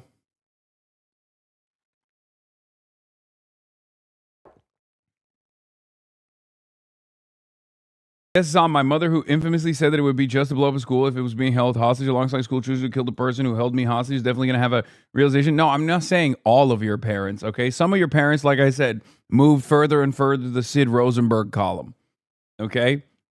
But then there are also there are also obviously like people who have moved into the direction of like the Omer Bartovs of the world, who are like, yeah, maybe the Zionism stuff has evolved into something that we didn't realize it was evolving into, right? Like that's just like a couple years out from like finally being an out and about anti-Zionist.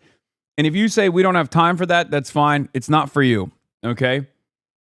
This statement is not for you. I'm just saying this is not like an unsalvageable position.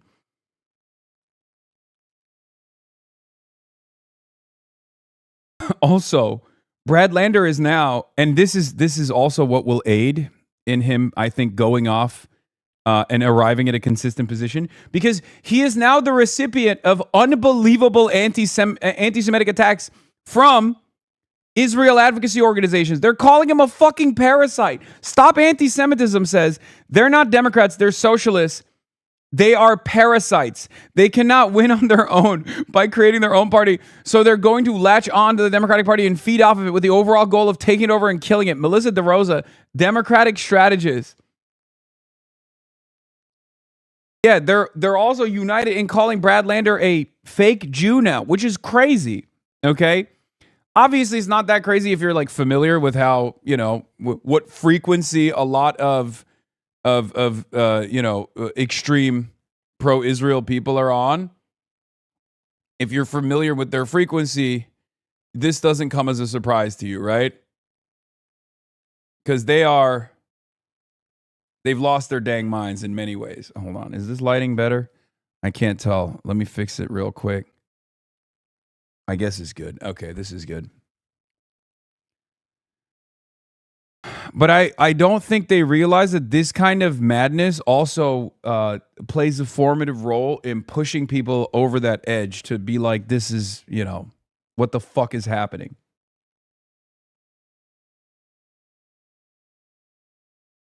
Stop anti-Semitism without even a shred of irony, without even recognizing the irony in this statement. turning around and calling Brad Lander a fucking parasite is wild. Well, he's back. Is wild. Anyway, who gives a fuck? My man put Assad numbers up. Okay? All I'm saying is this. Give Brad Lander a year and a half, okay?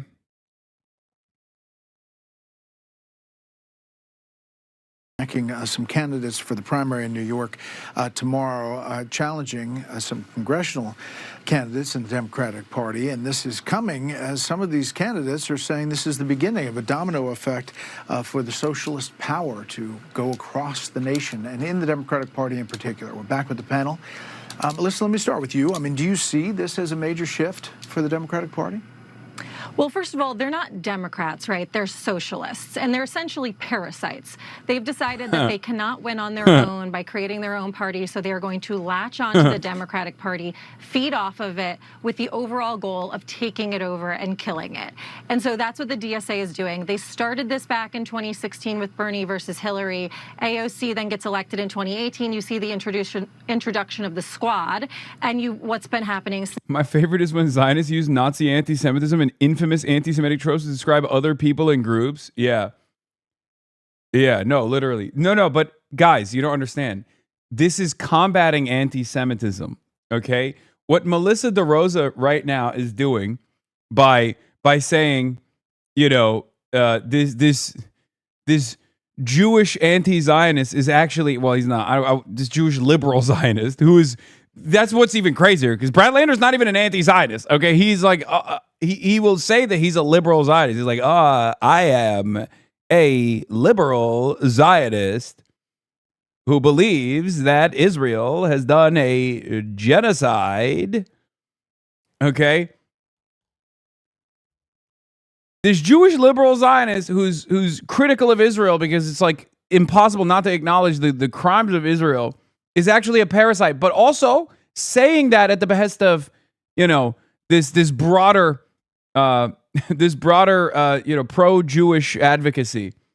It's normal. Since then. It's normal, perfectly normal. Definitely not losing their fucking minds at all on Fox News. This year, they really do feel like it's their big opportunity. They are going for broke. And you don't see them trying to win purple seats or red seats. You see them trying to pick off Democrats in safe blue seats.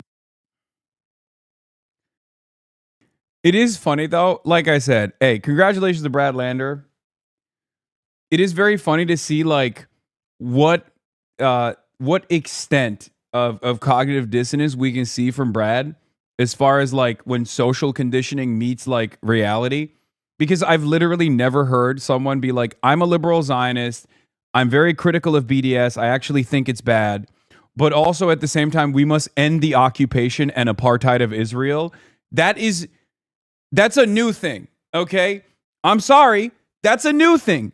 In all of my years of anti-Zionist advocacy, I have never encountered this assessment, this statement before.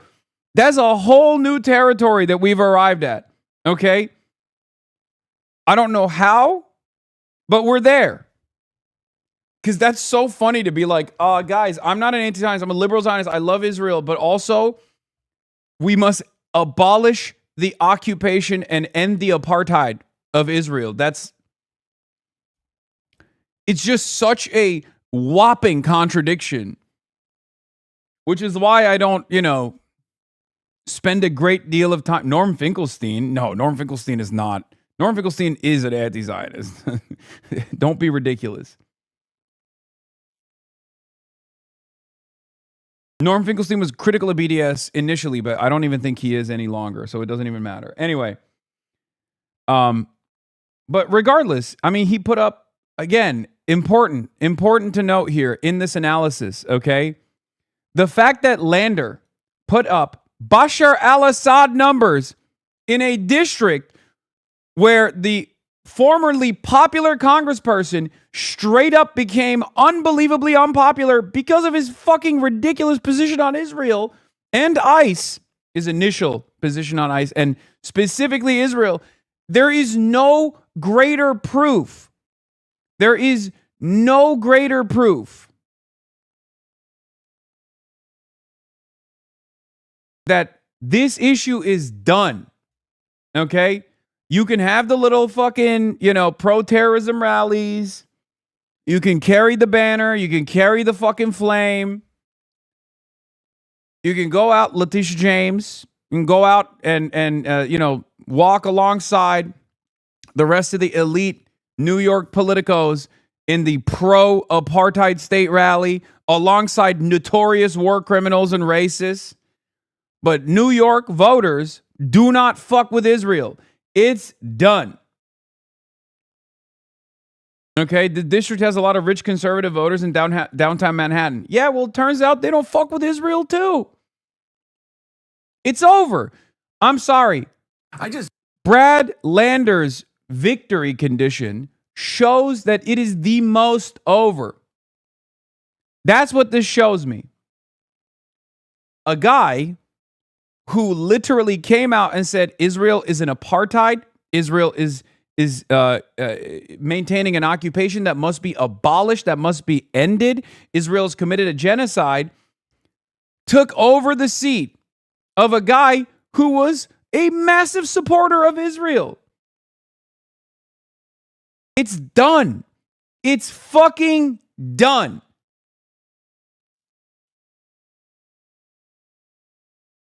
And I suspect, perhaps we'll never know, that if Boris in New York 12 had a little bit of that mustard that his father has, Alex Boris in New York 12 lost to Michael Lasher last night.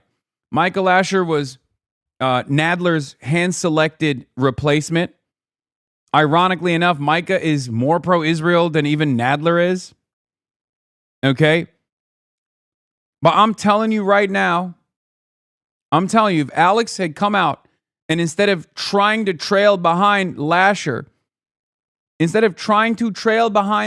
on how pro-Israel he's going to be, okay, he would have won that race last night. He would have won that race last night. He would have had a lot more door knockers. He would have had less reluctant advocacy coming from a lot of the progressive folks in the city. Okay? Straight up. He was too afraid to say something critical of Israel because he thought, oh, this is a district that's very pro-Israel. This is a very pro-Israel district. And they'll point to Lasher's victory in this district to make it seem like that's the case. But I promise you, he would have had far more turnout, far more support.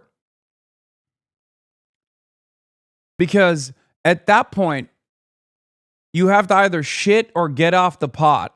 Okay? And that race is a race in New York 12 where all of the top candidates were just tripping over one another to eat Israel's dick, okay? Every single one of them. If you were the lone voice that was like, this stuff is crazy. Look, I'm Jewish. I'm handsome. Look at how handsome I am. I'm more handsome than the Kennedy in the race. I'm young. I'm very critical of AI, right? But also, this stuff has gotten out of control. It's a genocide. We got to put an end to it. You know what I mean? You don't need to go to the distance of Brad Lander. But I promise you, if he had done that, I think he would have won last night. He would have gotten the margins he needed to win because he got close. And Boris isn't Jewish. He's not.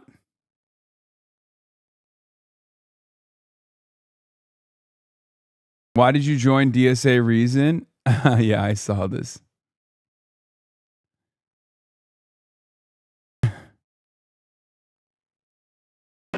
Join your local DSA. Join your YDSA if you're young. Join your DSA chapter. Start a DSA chapter. Also show. Be the change you want to see. Join your local. Yep.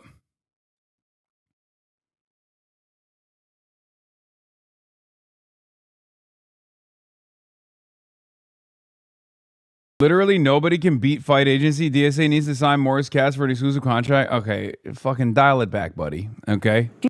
Calm down. Calm down.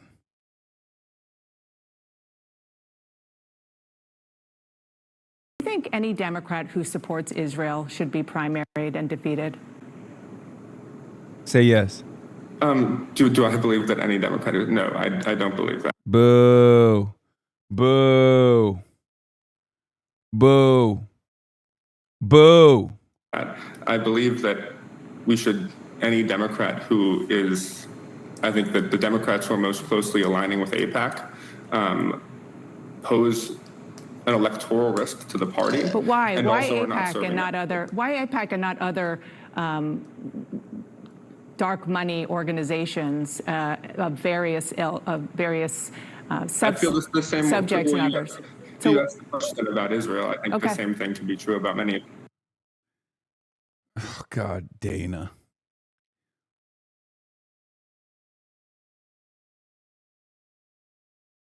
Yeah, you got to wonder what's going on through Alex Boris' head right now. He got the endorsement of Our Revolution, but actively sought to separate the New York City left and DSA because he understandably thought anti-Israel politics will hurt him in the Upper West Side.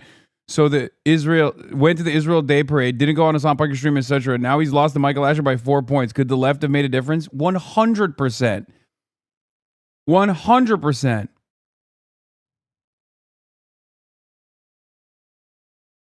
Okay? I'm telling you right now, he abso-fucking-lutely. That, look, one of the things that I found in my experience, okay, with the candidates that I interview, with the candidates I endorse, the candidates I work with, is you got to either shit or get off the pot. You can't try to center yourself on top of the fucking fence. You can't be wishy-washy with progress, okay? You got to dive in. When you dive in, you get rewarded. When you dive in, people see that as a buy-in, okay? People see that as you being earnest. If you are afraid to dive off the deep end, people don't see you as honest. They see you as a politician, okay? It's that simple. It's that fucking simple. And a lot of people refuse to reckon with that reality, okay?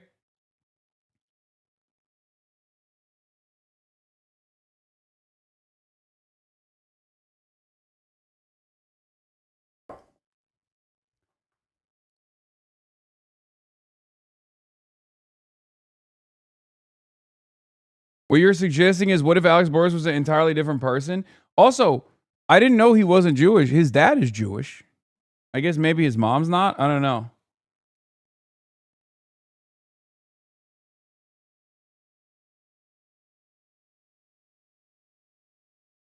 Serious question to my Dem friends in New York City. Is there still a Democratic Party in local politics? Doesn't it seem like we're watching the DSA wholesale take over the Dem Party here? If you are a young center-left Dem with ambition to run for local office in New York City, do you really think you can carve out space and a winnable path? No, you can't. Again, I support human rights and progress and oppose racism, but also am pro killing 20,000 children in Gaza is simply not a tenable position anymore.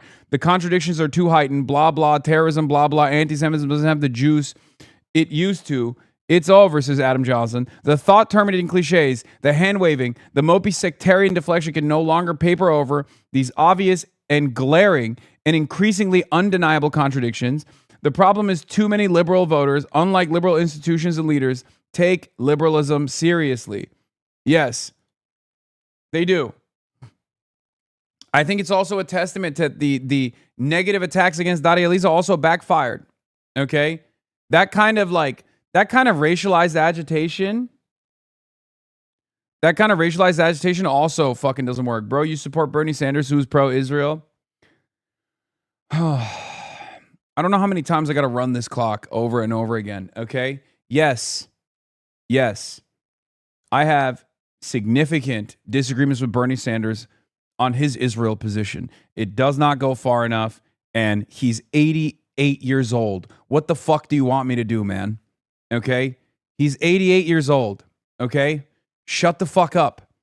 I'm sorry. I just can't. There's nothing we can do about it. But guess what, dude? Guess what?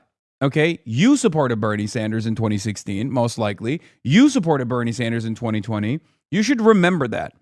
And more importantly than that, Bernie Sanders supports not only people like myself, who obviously plenty of other politicians have a deep disdain for, okay?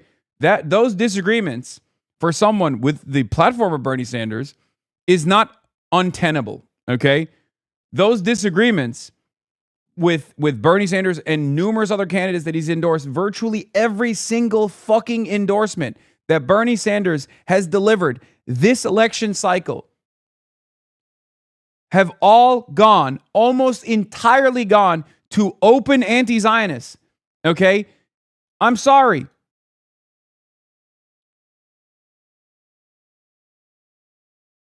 Yes. He cannot overcome these contradictions.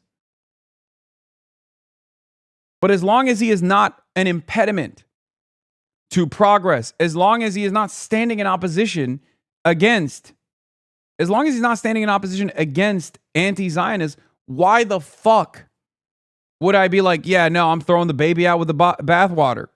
Okay? He's got one cycle remaining in the bank, and you guys are fucking losing your minds over it. This doesn't mean I'm casting aside the issue of Israel's genocide or its apartheid or its occupation. I'm saying that you can have disagreements with people even on fundamental values like this, okay? Fundamentally important disagreements, and still recognize that they are not leading by those disagreements. They are not using those disagreements to be like, I'm not endorsing these people, okay? Jesus Christ.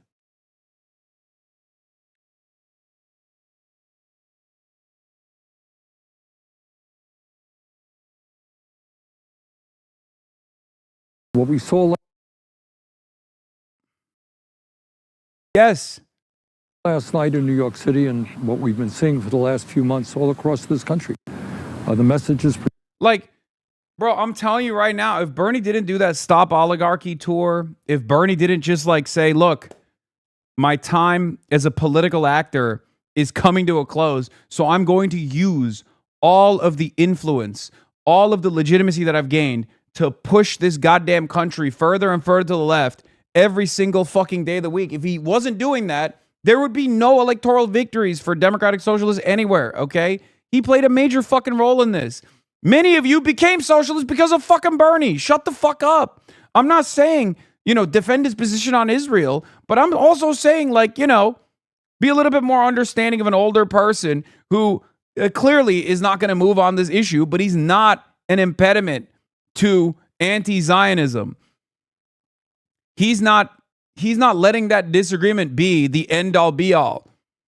Okay? Be a little bit more strategic. Be a little bit more tactical. Okay? Please. I know this is virtually impossible. It's an impossible demand, and I know people are going to clip this and be like, oh, please, my elderly war criminal, please, you're defending the elderly war criminal because it's his emotional support apartheid state or whatever the fuck. I know you're going to get those clips off. It's going to go super fucking viral. It's going to do amazing numbers. It's going to do amazing numbers on Twitter, okay? You guys are going to be the most pure. You guys are going to be the most effective. But you're not going to be the most fucking pragmatic, okay? If Bernie Sanders spent every fucking waking moment being like, I love my emotional support apartheid state. I can't get over it. I'm not pushing for progress on this issue. I'm just, straight up refusing to endorse people that have an anti-Zionist position, then this would be a very different calculation, okay? You would actually be right and not just fucking annoying. But right now, you're wrong and fucking annoying, okay? That's it. pretty clear. People are sick and tired of status quo politics. They're tired of the establishment. They understand that the very richest people in this country are becoming phenomenally richer, while 60% of our people are struggling to pay the bills, to pay for health care, to pay for housing, to put food on the table, to fill up their gas tanks. That ain't right, and people understand that. They want change. They want to end the corrupt campaign finance system, which enables billionaires to spend huge amounts of money to elect candidates who will represent their interests and go to war against working class people. People want change. That was what took place in New York. That's what we're seeing all over this country. Our job is to grow that movement. Volunteer, run for office, stand up and fight. We can win this thing if we stand together. Let's do it. Thanks. What we saw last night in New York City and what we've been seeing for the last few months all across this country, the message is pretty clear. People are sick and tired of status quo politics. They're tired of the establishment. They understand that the very richest people in this country are becoming phenomenally richer, while 60% of our people are struggling to pay the bills.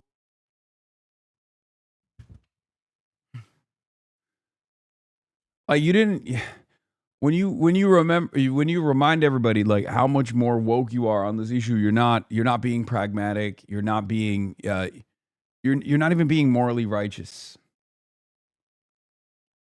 You know, you got to grade politicians on a curve, and you also have to make tactical decisions sometimes. This is mine. You might disagree with it. It's fine. If you're calling me a defender of Israel because of this, that's fine too. Okay, yeah, that's right. I'm the biggest defender of the nation state of Israel. It's my emotional support apartheid state. Okay, you've shown everybody how real you are. Sectors, whether it be private equity or crypto, I think many of those apply the same. And I think when people, talk about this issue, there are a number of voters for whom this is a defining and important issue. But I think the shift that we're seeing amongst the Democratic primary electorate, amongst AOC jumping on the train, guys, also fucking please be a little bit smarter. Okay? She's not jumping on the train. I explained this to you guys already. AOC did the cross endorsement with Zohran on purpose, okay? What, you think Zohran wasn't on board with the DSA slate at the local level and AOC wasn't on board with the DSA slate in the congressional level? You think that's what was going on? They just seemingly hated only the people that were primarying people that they have to work with. Like, you think that's what happened? Look at that. Look at how kismet, I guess. Look at how strangely that played itself out. AOC hated the people primarying her colleagues, and Zohran hated the people primarying his colleagues. How did that happen? You think that's what happened?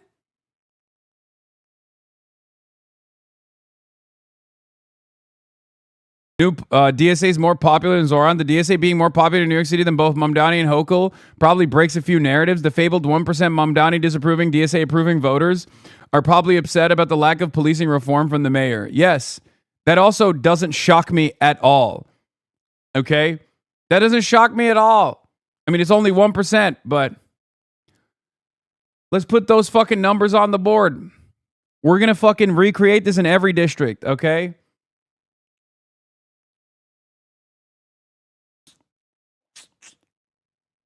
One percent revolutionary general election electorates at large is less driven by it's not a bad thing, it's a good thing. Focus on Israel and more focused on them picking up on the dishonesty of the politics that comes with it. And I think it's a belief that a politics that sells anyone out will eventually sell everyone out. And when you see politicians telling people to not believe what they see with their own eyes, when you see politicians saying, we don't have enough money to not cut Medicaid, but we have enough money to write another blank check to Netanyahu, that undercuts a faith in government. It undercuts a faith in the ability to take on special interests. And I think that's where you're seeing this issue grow out of. And I think a lot of the politicians who then try to conflate the issue of criticisms of AIPAC or criticisms of Israel with anti-Semitism do a disservice to the ability to stand up to anti-Semitism, which is very... Yeah, listen, no disrespect to Morris, and I'm sure he knows this already, but I don't think you're getting this message across the Dana Bash, my guy. Like, literally one of the Americans that will never hear you on this. Oh, I mean, this conversation is really funny because what he's describing is what Dana has been doing for the last 3 years. Okay. Real, which is on the rise and undercut. She got that but October 7th stare.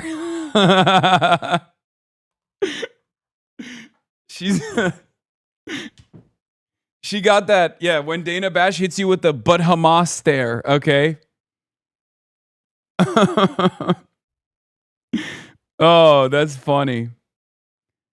Daria Lisa's live on NBC. So I'm excited about being able to do that. I'm excited about the coalition that we're building across the city and across the country of people who are going to fight for working class people who are going to fight to make sure that we win Medicare for all, fight for workers and pass the PRO Act, making sure that we're winning college for all, taxing the rich. Those are the things that the working class people of this country need and deserve.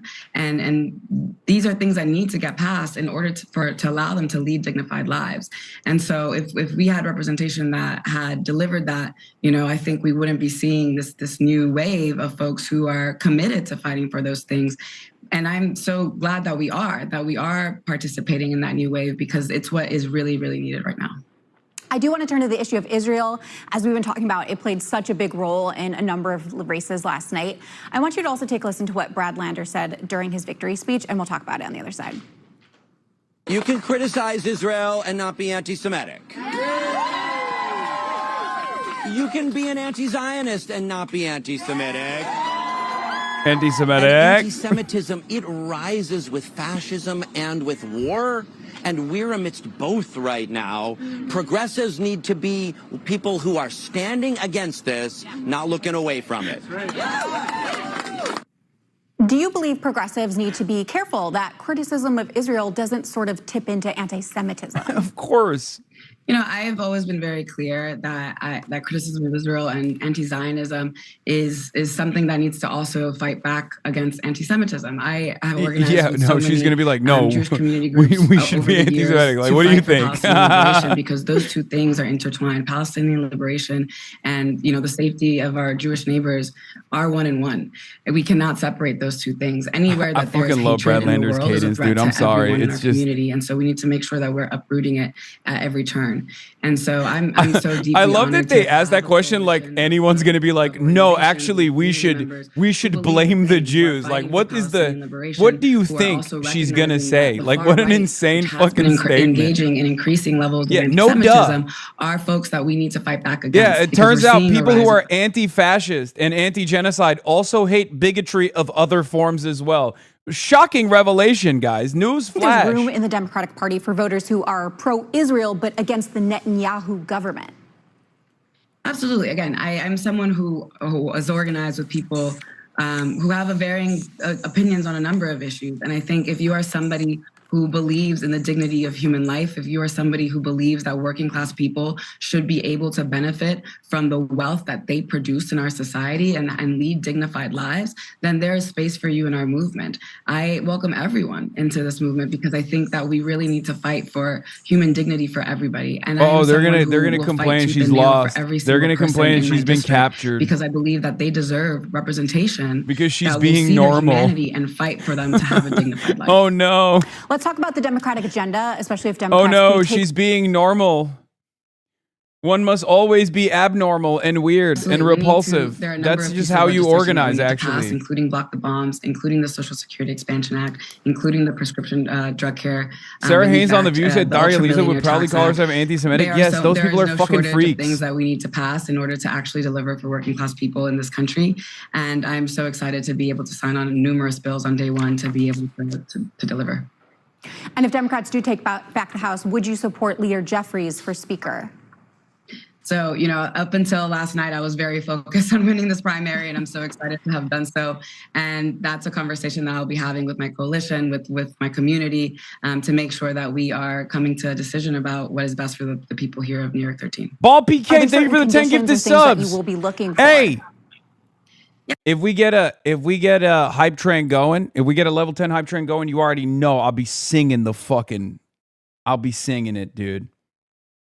I'll be fighting for the motherfucking gospel. I'll be carrying the goddamn flame today. Okay, we didn't carry the flame yesterday, but we'll be carrying it. I think we'll be looking at what makes most sense in terms of the strategy for how to deliver, actually organize and talk, right? And so Brad and I just won our primaries last night. I'm excited to continue talking with him and building coalition and building consensus among our movement. And that's something that takes time. It doesn't happen overnight. My last question to you is, there are some Democrats who are on Capitol Hill and said they're worried about whether some of these progressive candidates are going to be team players. Do you anticipate that you will try to be a team player when you come to Capitol Hill? I'm an organizer, and that is what organizing is. It's about Yes. making sure that we are building the Yes. coalitions necessary to actually deliver. It's My about queen. knowing when you're outnumbered and out-resourced and still having an outsized impact and using strategy and relationship building and trust building to actually deliver for folks. And so that's what I'm excited to do. And I'm really excited to work with folks who are committed to that same vision. Daria Lisa Avila Chevalier, thank you so much and congratulations on your win. Thanks for having me. Coming up, President Trump abruptly. Nice. Sister was on Democracy Now! As well. Starts 25 minutes. I know. I listened to it earlier this morning. I listen to Democracy Now! Every morning. Okay. I know. Anyway,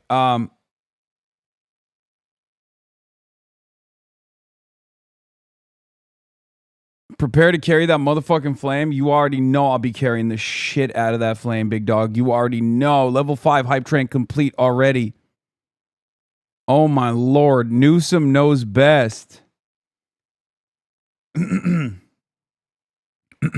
getting my voice ready. Did I say Democracy Mao? Yeah. The War on Liberalism Report. Combat Liberalism Report. Democracy Mao. Combat Liberalism Report.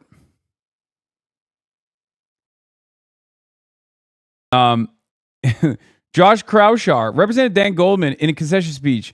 Jews have given back so much to this country, as history has taught us. Anti-Semitic tropes, stereotypes, some of which I heard personally on this campaign, will ultimately be the undoing of our democracy if we don't lean in, if we all don't lean in and speak out, even if it's not politically expedient. Mike Drucker says he knows the candidate who won was also Jewish, right? Yeah. Dan Goldman was defeated, but anti-Semitic style, by another Jewish candidate who also was anti-Semitic, and also saying that Brad Lander is a bad Jew is not anti-Semitic somehow. Okay. I'm sorry, I don't make all the rules. You know, I don't write these rules. I don't know how this works. It's just strange behavior in a Jewish district.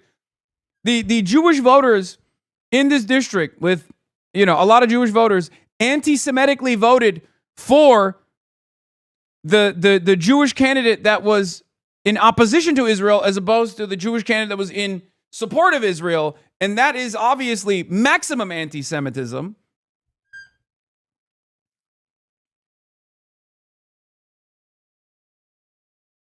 This is the funniest Cope tweet I've ever seen. Yeah, being a liberal feels like living in Poland in 1939. MAGA DSA Democratic Party liberalism. Yeah, man, these guys are, I mean, this is Sex Pestany's own cult that he has dumped boatloads of money into and fundraised for. Peeing Garumi, thank you for the 100 gifted subs. Holy shit, level 7 hype train complete. Yeah, these guys are deeply unserious. No one should fucking take them seriously, obviously. All they do is like advance the grievances of their favorite Zionist sex pest, Epstein. It's a very strange behavior, but whatever, you know, motionless for the most part. Who cares? Wow, that tie is loud. Cool, thank you. I got it in the commie corridor. This is my commie corridor tie. Liberals are the Nazis in this diagram? Yes.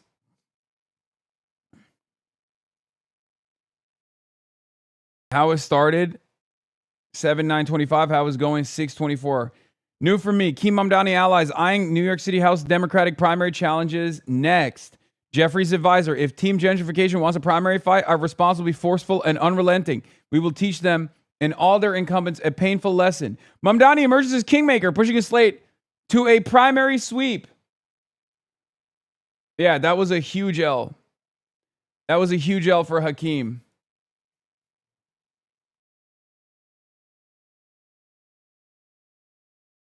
Anyway, let's hear from my goats over at Morning Joe. I just, hearing a lot of people talking about the anti-Semitism in New York City and last night. What is this? Timestamp. He unked out. Timestamp 1844. Majority Report unked up. Sam gave you possibly the best all-time shout out, by the way. I was part of it. Let it be heard. Yeah, I heard Breaking Points was also glazing me a little bit. So, I mean, I'll take those. This is pretty amazing. Hasan Piker a couple of days ago, Level 9 Hype Train, a couple of 40%. days ago, started encouraging his audience to phone bank. He has a slightly larger audience than we do. And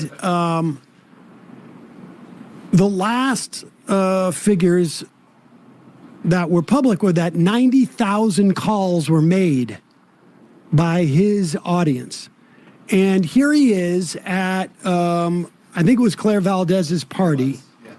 And the DSA co-chair, Gustavo.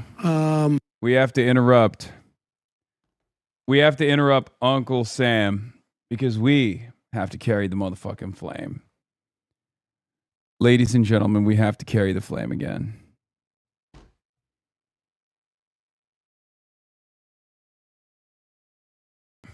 That's right, baby. We're carrying the motherfucking flame all the way. All the way. All right, Uncle Sam and his assessment. I just know he's looking up at last night's elections. Dude, Islamic style socialism, he fucking hated that shit. Remember? He said Islam was a sword to the neck of America. Yeah. R.I.P. Charlie, he would have hated to see this new slate of socialist candidates rising up. Oh my God. You are 92,000 subs away from 2 million on YouTube. Hell yeah. Go subscribe to my YouTube page, everybody. Anyway, where were we? Let's get to Morning Joe. Let's hear what Morning Joe had to say. I want to hear his analysis because, you know, he's one of the most trusted names in former Republicans who turned into MSNBC commentators and contributors. So obviously his word carries a lot of weight around these parts. Let's take a look. The anti-Semitism in New York City, and this is Mamdani's fault. This is so-and-so's fault. This is this left. No. It's not. It's really not. If you want to blame anybody for what happened last night, my opinion, if you want to blame anybody, Jonathan, I think you have to blame Benjamin Netanyahu. 4 years of maximalist aims, 4 years of historic goals in the Middle East. Did anybody? It's going to be really funny when Benjamin Netanyahu is inevitably replaced in this upcoming election cycle. And then they're going to have to learn a new name to blame. It'll just never happen to be like Israel, the country, or Zionism, the ideology. It'll be the next guy, you know? Oh, Yair Lapid. Oh, Benny Gantz. Oh, shucks. It just happens to be the new guy who came in, same as the old guy.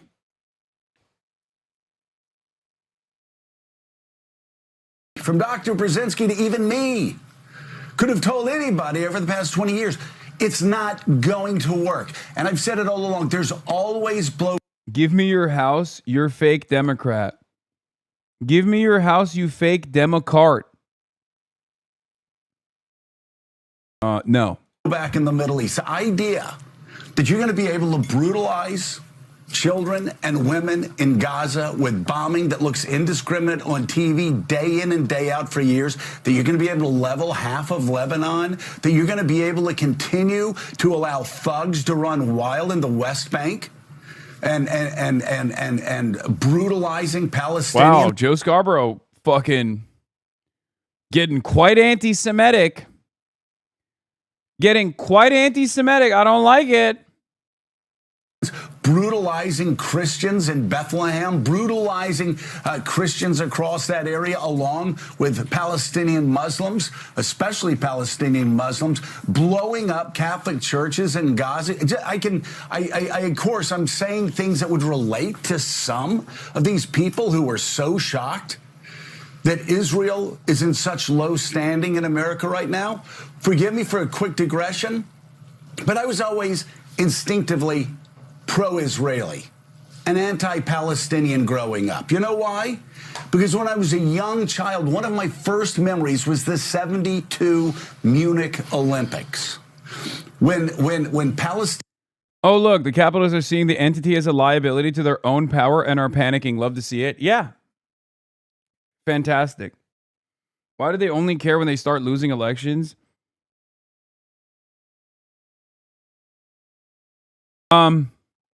Because it threatens the good thing that they have going. That's why.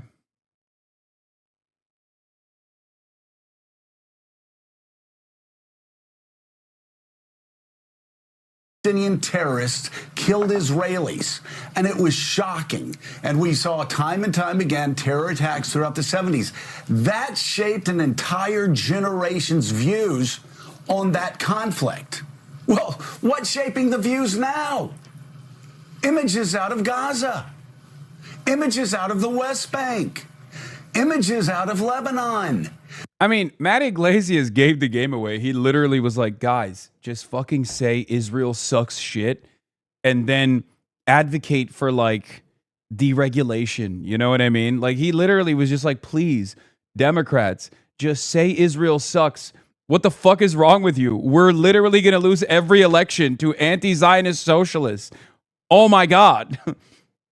He literally said lie. He was like, please, I'm begging you, lie about how much you hate Israel. If you love Israel, just lie, please. But the funniest thing is because of the unbelievable amounts of money being spent and all of the years and years of this influence peddling network taking root in American politics, these people can't even lie correctly about it. Because the moment that they say, okay, Israel sucks, I'm going to immediately come in and be like, okay, great. What are you going to do about it? When they say, oh, okay, defensive weapons, maybe we keep giving them. Nope, that's not going to happen, right? And even if they say, okay, I'm no longer making a distinction between defensive and offensive weapons, I'm going to be like, okay, Israel did a genocide. Israel's an apartheid state. Israel's maintaining an occupation, a brutal occupation for 80 years, and you don't want to hold them accountable? You don't want to do an arms embargo? The fuck are you talking about? And obviously, when the needle moves, we move along with it because our final position is the correct position. And it's always been the correct position. So there's no winning in this conversation for these guys. There's no like manageable, reasonable conclusion we can arrive at with Israel where we're like, okay, we recognize that it's a genocidal apartheid state, but also we should keep sending them weapons. Like, no. What the fuck do you mean we should keep sending them weapons? What are you, fucking insane? You know, words mean something. That's the reason why you refuse to recognize that Israel was doing an apartheid for 2.5 fucking years. Or sorry, Israel was doing a genocide for 2.5 fucking years while it was doing a genocide. That's why you refuse to still recognize that Israel's an apartheid state. You know? A lot of people, though, on the anti-Zionist front don't understand that. They don't understand it. They hear politicians move the needle in that direction, and instead of feeling more emboldened, feeling more galvanized, they fucking immediately go, these guys are fake. It's like, yeah, no shit they are, dumbass. Take advantage of the fact that the fucking Overton window is shifting. Please, for once in your goddamn lives, look to the situation in front of you and be a little pragmatic. Yeah. Democratic Party primary electorate becoming more left-wing is entirely consistent with the median voter going to the right, though. It's totally fine electorally for extreme left-wing safe seat House Democrats to be replaced by different extremely left-wing House Democrats. Extreme Democrats like Adriana Espaillat or Dan Goldman. Okay, wow.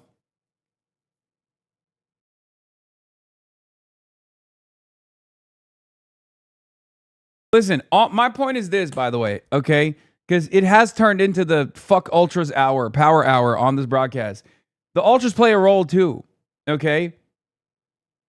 What they just failed to recognize is I'm considered a fucking ultra to the average American, okay? I'm considered an insane person to the average American. So, you know, we have to be a little bit more reasonable with our advocacy. We cannot come across as repulsive, okay? That's it. We just can't be fucking repulsive. That's all I'm begging. I'm begging. Stop fucking constantly trying to pick apart your closest fucking ideological allies. Sometimes you're yelling at people. Like, if you're running around talking about how Miss Rachel is a Zionist, you're a psychopath. Okay? I need you to understand. You are not a normal person at all. You are an insane person. If you're running around saying Miss Rachel is a Zionist, is a pro-Israel Zionist who's like bad for the fucking cause, you are psychotic. And you don't live in Palestine. Okay? That's the other thing. I talk to people in Gaza all the time. They love Miss Rachel. I've only heard this take from either people in the diaspora or, and it's very rare. It's very rare to hear someone be like, I'm Palestinian and I'm saying fuck Miss Rachel, she's a normalizer. Very, very rare. Okay? It's almost always white motherfuckers living in other countries. Oftentimes in the United States of America. Okay? Sometimes in Argentina. You're an insane person. You're not moving the needle. You're coming across as fucking repulsive and annoying. That's it. That's all you're doing. Huh.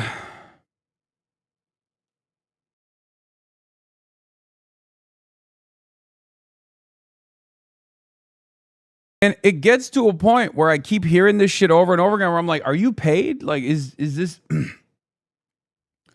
Because, like, you know who has expended a tremendous amount of goodwill in the process of attacking Miss Rachel by calling her a fucking anti-Semitic terrorist? The Zionist movement has. Okay? She is literally the standard. She is the standard. It's that simple. When people yell at me, I have my moments, you know? I'm openly in defense of the Palestinian resistance, right? That's not a normal position that you hear in polite society and certainly not in mainstream media. That's part of the reason why I get fucking banned from places. It's part of the reason why mainstream media fucking loses their mind all the time about what I'm saying. That's why they fucking smear me on a regular basis. Although it's wrong to claim that I'm anti-Semitic, it's unbelievably wrong, and it's a ridiculous smear. When you do that to someone like myself, at least like there's things you can point to be like, well, you know, he's fucking, it's Hasanabi, right? But when you do that to Ms. Rachel, you look like an insane person. She's literally just saying like, please stop murdering children. That's it. That's it. So what the fuck is wrong with you to turn around and call Ms. Rachel, who has done tremendous amounts of advocacy on this issue, who has literally fundraised, actively worked with Palestinian children that are victims of Israel's genocidal ambitions. You turn around and you say she's a normalizer, she's a fucking Zionist. Like, you're a psycho. Your advocacy cannot be just being the most repulsive person, okay? It can't. So stupid.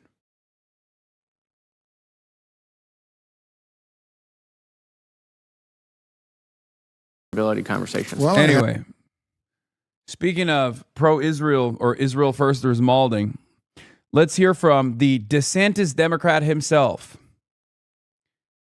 Have you, Congressman and Congresswoman? I want to get your reaction to the elections that occurred last night.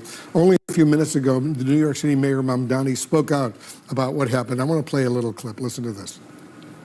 Yeah, I'll be speaking with Congressman Jeffries later today, and I'm looking forward to working with Congressman Jeffries on delivering for the people of our city.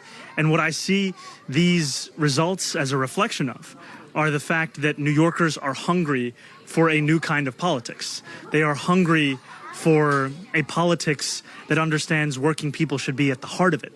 And they're hungry for a politics that looks at the wealthiest city in the wealthiest country in the history of the world and understands that it's unacceptable that 1 in 4 are living in poverty. It's unacceptable that too many New Yorkers are spending all of their day trying to figure out how they're going to make their rent check or pay for their groceries or pay their Con Ed bill. And what we saw last night was a hunger for leaders who will be there on the front lines looking to make it easier for working people to afford life in the greatest city in the world. The candidates that the New York City mayor endorsed basically won yesterday. What was your reaction to what happened? Well, I mean, look, we're going to lose two good members in New York that, to bad members. Yeah. Oh, you must be worried. You must be a little scared, right? Oh no, DeSantis Democrat.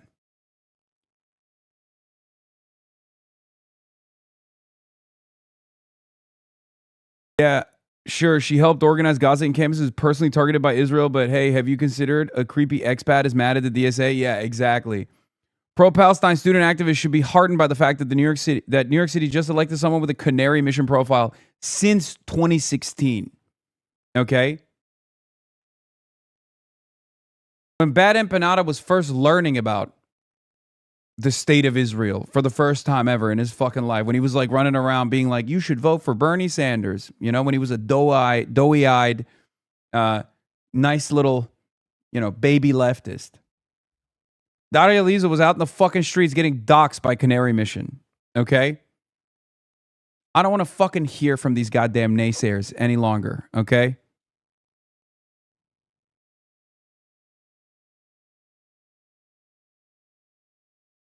Infamous quotes. Sad thing is we could probably bail out Puerto Rico if we weren't spending so much on Israel and its millions on war crimes and, apartheid. Daria Lisa Avila Chevalier, Facebook, July 5th, 2015. Yeah, her infamous quotes are fucking awesome. Okay?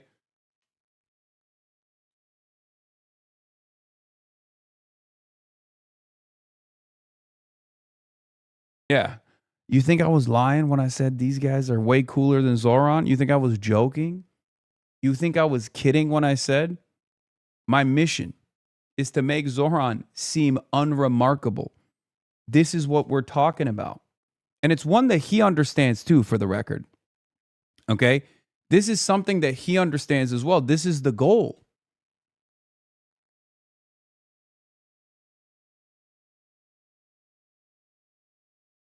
The goal is that there are so many people like this running and winning and governing adequately that we look back at this and we go, man, Zohran he's just another guy. He's just another politician at this point. Okay? That's when we have actually accomplished a fraction of this mission.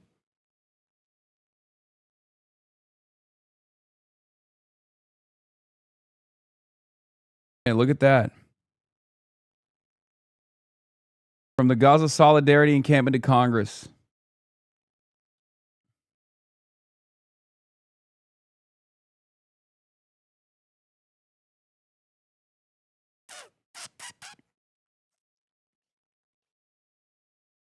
This shit doesn't happen overnight. One had served for. Always ask yourself, am I an impediment to progress? Okay? Is this moving the needle, albeit in a marginal way, in the appropriate direction? And am I standing as an impediment to progress? That's something you got to ask yourself. Okay?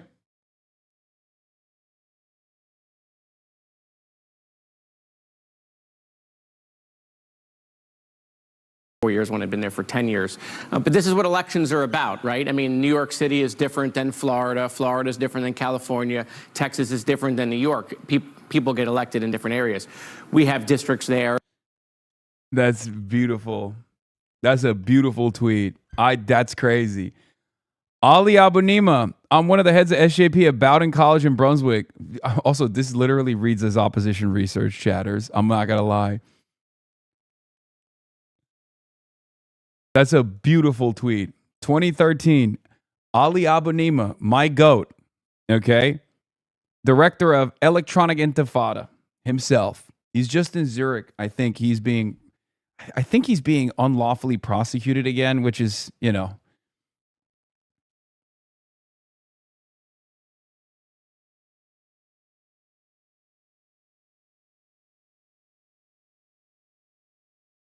People that do this, people that have a perspective like this, unless they're literally fucking Van Jones, okay? Unless they're Van Jones, people that start their experience in advocacy doing this all the way back in 2013, they're not fake. They're not phony. Unless they're Van Jones. Van Jones literally in the 90s was a Maoist third worldist, and look at him now, right?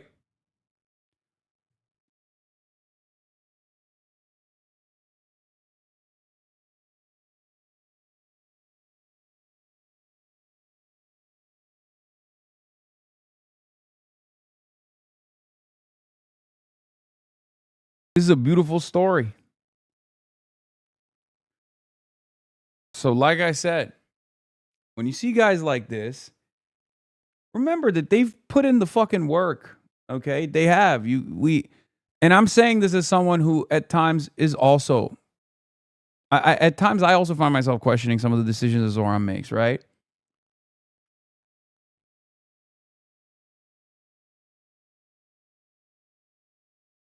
I'm still choosing to trust him because he has fucking delivered. Or that, or I don't know, what So are they, far. D20s, D30s, D40s. So the primary is what matters.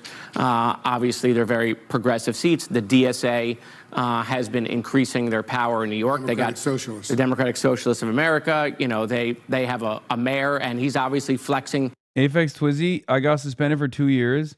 Dog, I told you were fucking around too much. What's wrong with you?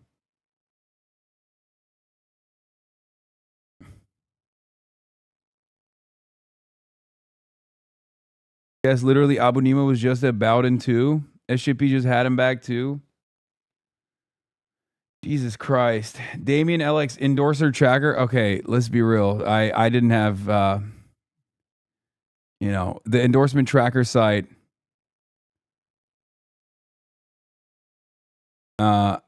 Endorses scoreboard is 64% win rate. Okay, we'll take those. I'm above DSA, Track APAC, and Sunrise. Working Families Party still cooking my ass a little bit. Bernie Sanders at 75%. Zohran Mamdani at a 1. Okay, that doesn't count. His endorsements are marginal. He's not made a lot of endorsements. Okay. AOC, on the other hand, at 83%. 5 W's, 1 L, 1 contested win. Bernie at 9 W's, 3 L's, 6 pending, 3 contested wins. I'm at 9 W's, 5 L's, 7 pending, 2 contested wins. Yeah, Zoran's got the bubble numbers, okay? Zoran's got Mickey Mouse numbers on there. He only has 3 W's, 0 L's, and 1 contested win. You know what I mean? That's like... Yeah, I back insurgents in a lot of states. I know. I'm not playing it safe. What the fuck is this? What is Randy Fine saying? Oh, God. Why you got to show this to me? Wait, Trump? Mamdani was here, as you know, twice. And he's a very nice guy. He's a charming guy, good-looking guy. We talk, but you can't raise taxes on people when you force them to leave your state or your city, and they're leaving and they're going to Florida. Wow. Great. Trump on Mamdani. And you know what they don't say? I was 16-0 last night, but mine were a little more boring, a little more mainstream. They were Republican conservatives, but we were 16-0. Night for Democratic Socialist candidates last night. In the New York primaries, they swept and knocked out 2 incumbents. You're from New York. Why do you think it is that now the endorsement of Zohran Mamdani means more than the endorsement of Hakeem Jeffries? Well, they're going radical left. They're going really, you talk about the Democrat socialists. It's really communist. These people. I watched that woman last night.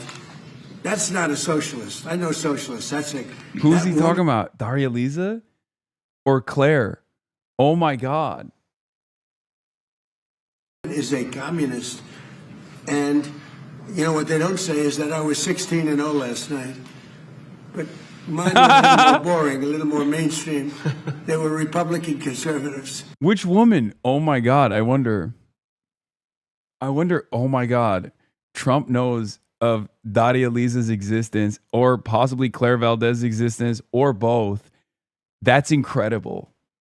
That is, he just knows a woman won. He didn't see shit. Wait, he wrote about true DSA? No, he didn't. Mayor Mamdani pulled through 3 solid communists and has received a loud and universal applause for the fake news media. Congratulations, Mr. Mayor. I went 16-0 last night. Why is he competing with Zohran? What the fuck? This is almost cute. I'm fucking forgetting that he's a fascist monster for a second. He's such a God. He's like a little baby. He's like a little baby. Congratulations, Mr. Mayor. I went 16-0 last night, helping to elect wonderful American patriots, and the media doesn't say a word. Over the last 2 years, my endorsement has netted 259 primary wins, almost no losses, with 0 media attention. First of all, that's not even true. There has been a tremendous amount of media coverage on Donald Trump and how aggressively he has whipped his cult into shape. What is he talking about? What? He took out Cassidy, like he took out Massey. That was covered a lot more than fucking Zohran Mamdani has ever been covered throughout his entire mayoral race so far. No losses with 0 media attention, fake news. Wait, he wrote about Goldman? Weak and pathetic Congressman Dan Goldman just lost big. I guess people didn't like him illegally targeting. Stop! Dan Goldman lost because he led the impeachment.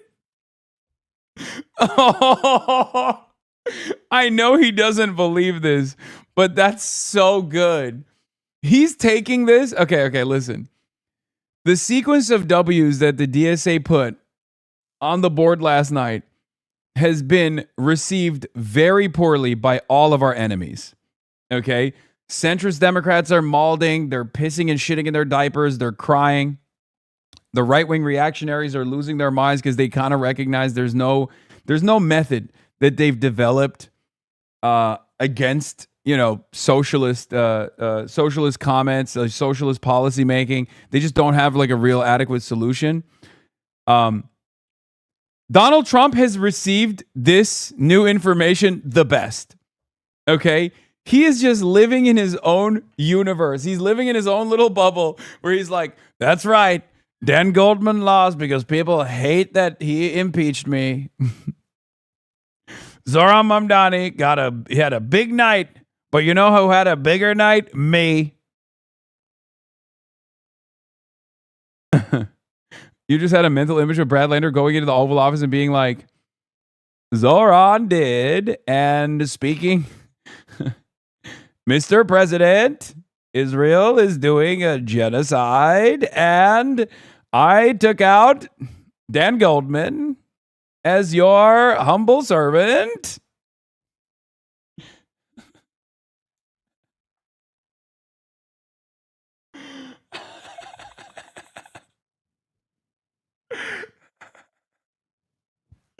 I'm having too much fun with this. Oh, that's awesome. I did that for you, Mr. President. Even this, in any event, this jerk is finally gone.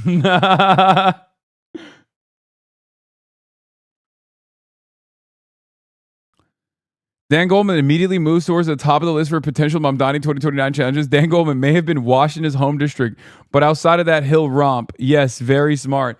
Dude, Dan Goldman can't even order a cappuccino without getting fucking harassed for his pro-Israel position in his own district that he just lost by Assad margins. And this dumb fuck thinks he's going to win the mayoral race? What are you talking about? What planet are these people living on, man? Oh, Michael Rappaport crashing out. Zohran the Monster just announced that at this year's 9/11 memorial, he'll be reading the names of the pilots who flew the planes at the World Trade Center. You want to change? You got change. It's really funny that they're just like, yeah, let's just get extra races. I know our worldview is considered repulsive. We should be extra repulsive, and somehow we'll be able to fucking win people back. It's like, nope. But we were 16-0, and if you look over the last 2.5 years, we're about 347 and just about 0. That's pretty good. But nobody writes that. But he picked 3. They won. They beat a guy named Dan Goldman, who's, a loser. He was one of my prosecutors, one of my many prosecutors that they used on me. Dan Goldman, not a good prosecutor, fortunately, but he's now looking for a job. I was very surprised to see, because he's a pretty liberal guy. When they go more liberal than Dan Goldman, they're really into Never Never Land. Yeah, no, definitely. All right. Another crash out tweet. Nothing scarier than Jewish Mr. Rogers. Yeah, oh, dude, Michael Cohen. This is the tweet of the night, okay? The tweet of the night came from Michael A. Cohen, okay? Who always loves doing this kind of hysterics. He said, this is genuinely a scary night for New York City Jews. And of course, everyone fucking dunked on him. And it was really funny because everyone started dunking on him and being like, yeah, okay. Like, sure, buddy, shut the fuck up. Boo, all this stuff. Wait, what did Kyle say?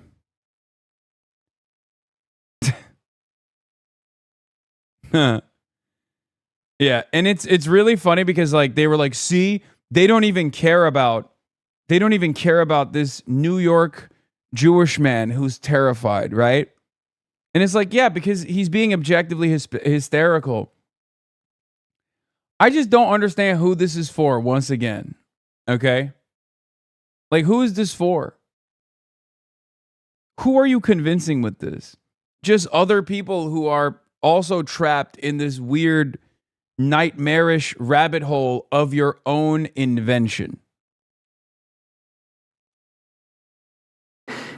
His power. Thankfully, we live in Florida, and we don't have democratic socialists like they have.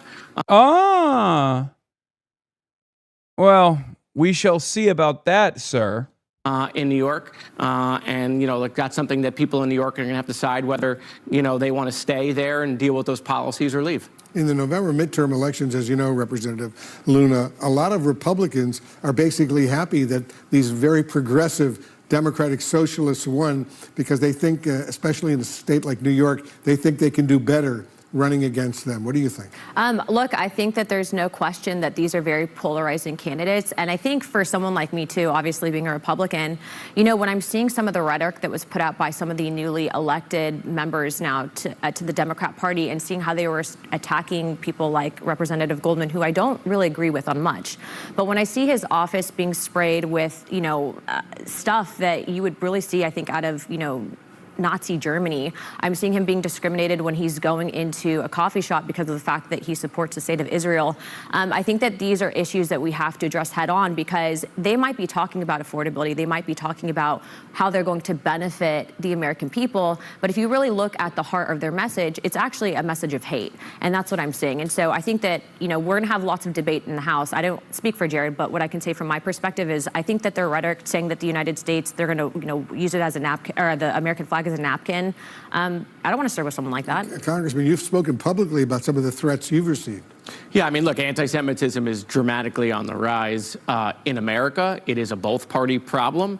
It's at the forefront of everything that's happening. I mean, Dan Goldman almost was denied service for coffee at a coffee place in New York. I mean, these are things that, I remember my grandparents telling me as a kid what it was like in the run-up.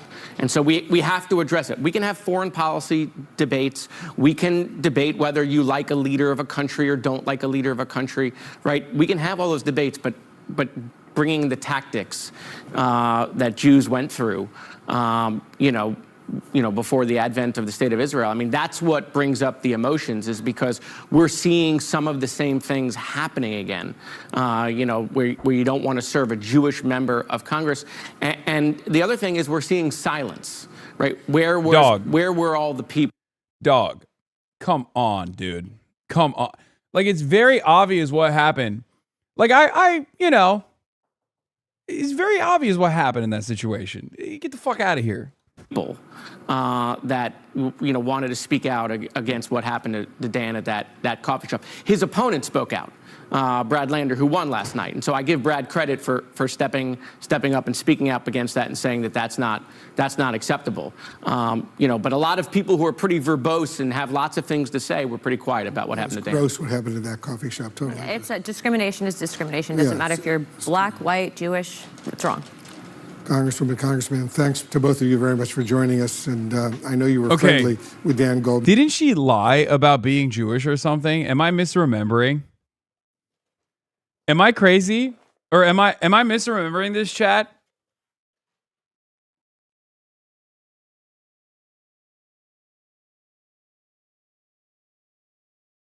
Is Jared Moskowitz sitting next to a woman who...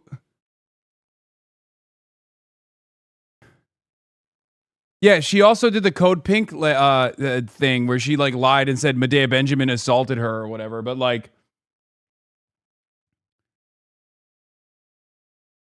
okay, no, I'm not thinking of George Santos. No. This one's even funnier.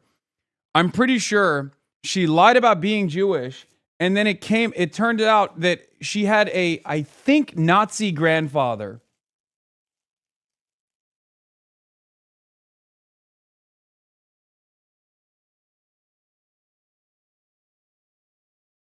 It's even funnier than that. So, Wolf, who I love and admire and think is a sex icon, who, unfortunately has a not so great past as someone who worked for AIPAC, as a spokesperson for AIPAC, interviewing a woman who straight up fucking lied about her Jewish heritage. She took her maternal grandmother's maiden name, Luna, to represent her Hispanic heritage. In mid-August, Luna said on the Joe Rogan speech, non-human beings?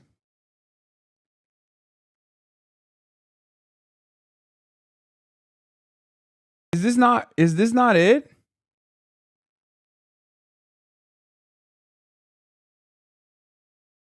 Yeah, she identifies as a Messianic Jewish Christian. Yeah, I'm not misremembering, right? GOP Congresswoman's family rebukes Jewish heritage claim, says grandfather was a Nazi soldier. Yep, this is where that politics autism comes into play, okay? Why is that not on her Wikipedia, by the way? That seems relevant.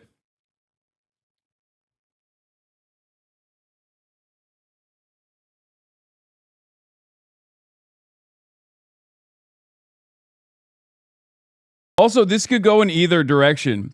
The family coming out and being like, of course she's not Jewish. We were Nazis is, what was going on? What type of timing were they on when they came out with that one?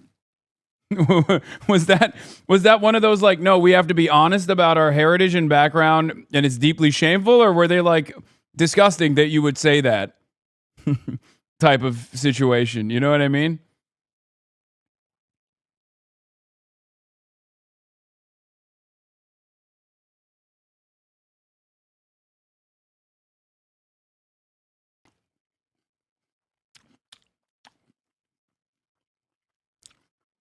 Anyway.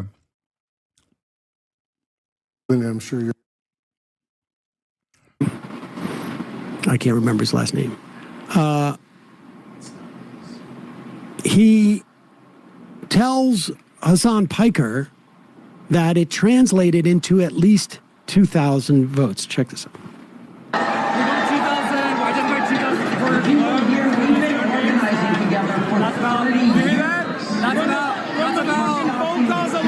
That's about the size of Daria Valdez's lead right now. So, from those phone calls alone, 2,000 identified likely voters for Daria Valdez, and that's currently her lead.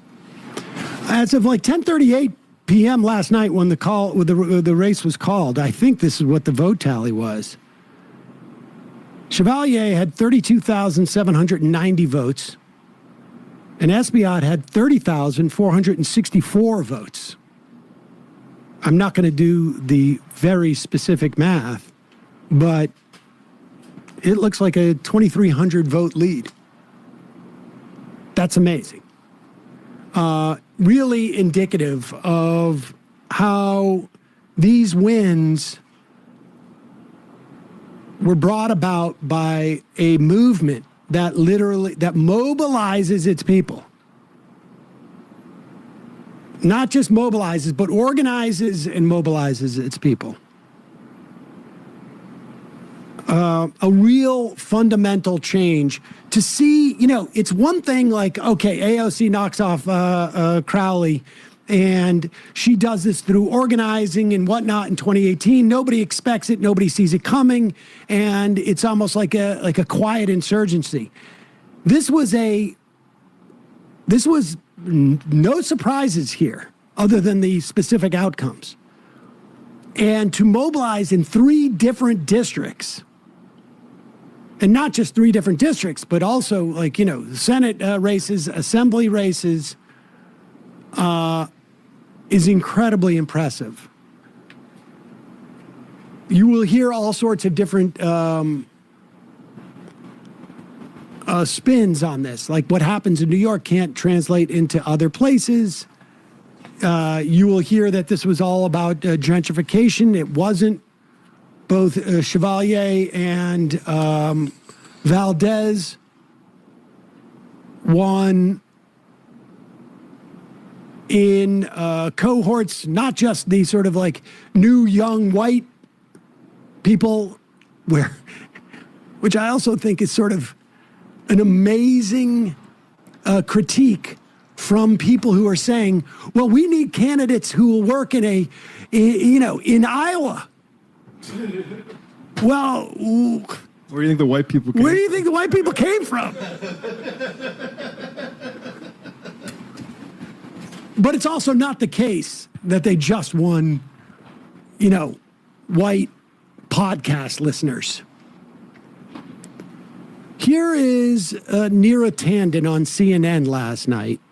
Neera Tanden, who has spent the better part of the past couple of months attacking Hasan Piker on Twitter, which, to be fair, she apologized to me for. And That's true. Attacking progressives across the country, saying that the DSA was a problem, et cetera, et cetera. Here she is on after the results have been made public. At 2010, 2012.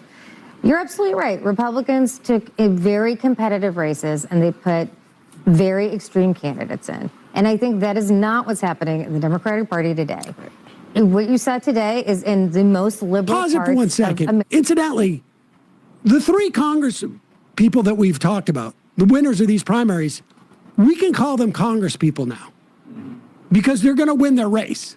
There's no Republican Party in this city. What she is addressing is that in 2010, 2012, the Republicans nominated people for the Senate like a woman named Christine O'Donnell. I believe she was in Delaware or Maryland. She had to publicly come out the perpetually and wrong. do an ad refuting the perpetually wrong Neera Tanden, ladies and gentlemen. trying to protect her comfortable sinecure. Okay?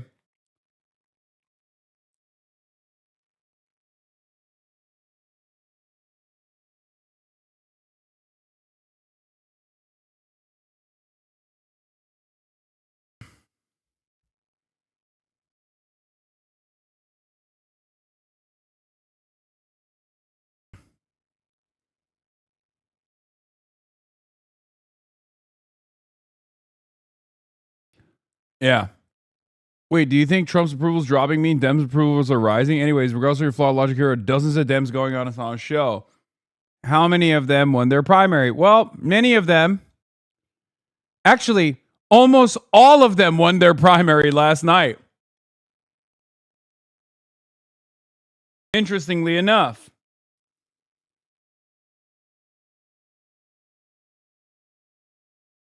Look at that. Magaphonics with a W here.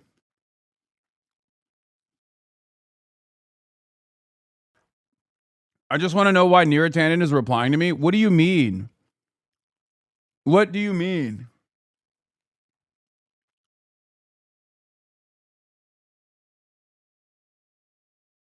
Because she fucking rips Xanny bars and drinks wine and loves posting. Richie Torres, I know you won tonight. I didn't even look at your race. You probably won, you piece of shit. Remember, I was coming for you, but you got lucky this time. But I'll see you in two. I'll see you in two, motherfucker. I know you stopped talking shit. I know you stopped talking about Israel, Richie Torres. What happened? I'll see you in 2 years, motherfucker. Just wait. Richie, I'm coming for you, Richie. I'm coming for you too. This is our city. You think shit is sweet? Sit on that fucking seat for the next 2 years. I'll see you in 2, Richie. I hope you remember that. Every day, every time there's a decision that you can make where you are pro-Israel, I hope you remember. You got 2 more years, motherfucker. 2 more years. You better act right, Richie. Hey, by the way, I just want to point out that a 32-year-old organizer just took out the fucking Congressional Hispanic Caucus chair with a campaign that the fucking incumbent ran, talking about how she said, fuck Kamala Harris. That's where America's at right now. I love Hasan when he's had a few drinks. Hasan was turned. What the fuck? Yeah, maybe I drank a little bit. Okay. You know, maybe I was a little off the Henny. Okay, let's calm down. It happens to the best of us. Torres could have been primary last night. Why was there no push for Michael Blake? Again, resources. Resources. I'm not capable of singularly making or breaking races, okay? I can only aid and abet. I am not a kingmaker. And no, I'm not hungover at all. I don't know why I'm not hungover, actually. It's kind of weird.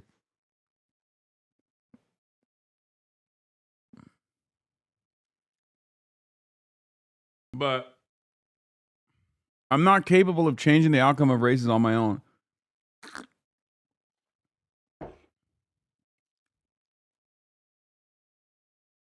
You know what I mean?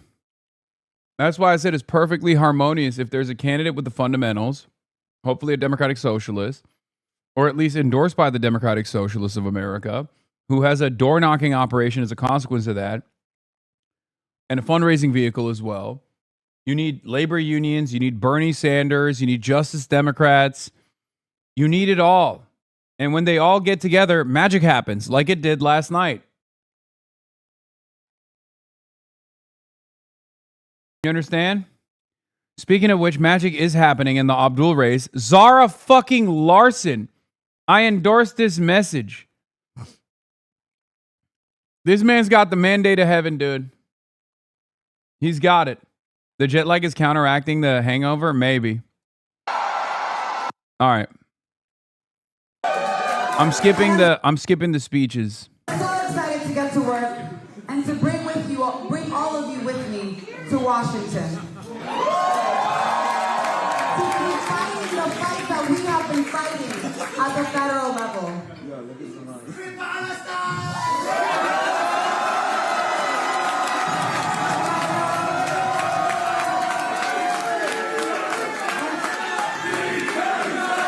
And I know that it won't be easy.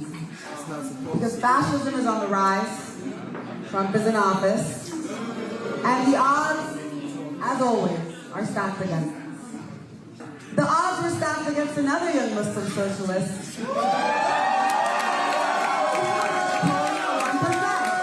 to become mayor of New York City. And so I'll tell you honestly, I'm not concerned about that. Thank you all.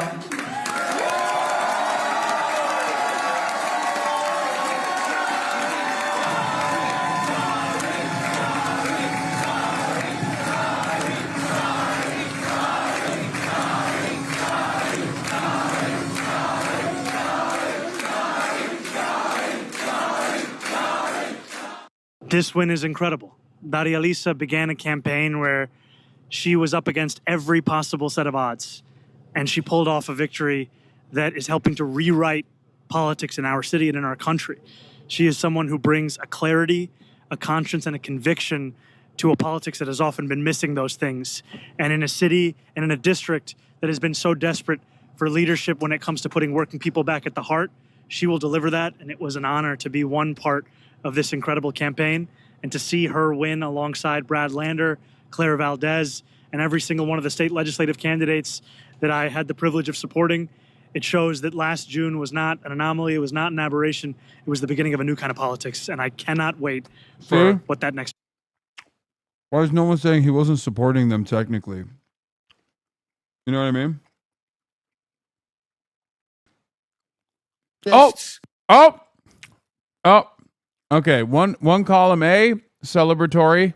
One column B, malding. To right-wing tough guys. Is that how America is supposed to be? Because that's the way it looks. These people don't believe in borders, capitalism, our founding fathers. They're here to steal, punish us, and then throw around welfare. This is a third world takeover. This is what happens when you import the third world. Did you know that New York City is 70% non-white, 40% foreign-born, 50% of the apartments, they don't even speak English, not even their first language. These three women who Mamdani endorsed weren't even born in New York City, weren't even raised in New York City. They're carpetbaggers. Oh my God. He got so... Damn. He got more raises than I expected. What? Philly D put a nice compilation together of your statements last night? Most of the attention is from Hasan Piker. I'll see you in 2 years, motherfucker. Just wait. Richie, I'm coming for you, Richie. You think shit is sweet. Sit on that seat for the next 2 years. I'll see you in 2, Richie. The decade of socialism, it's coming to a neighborhood near you.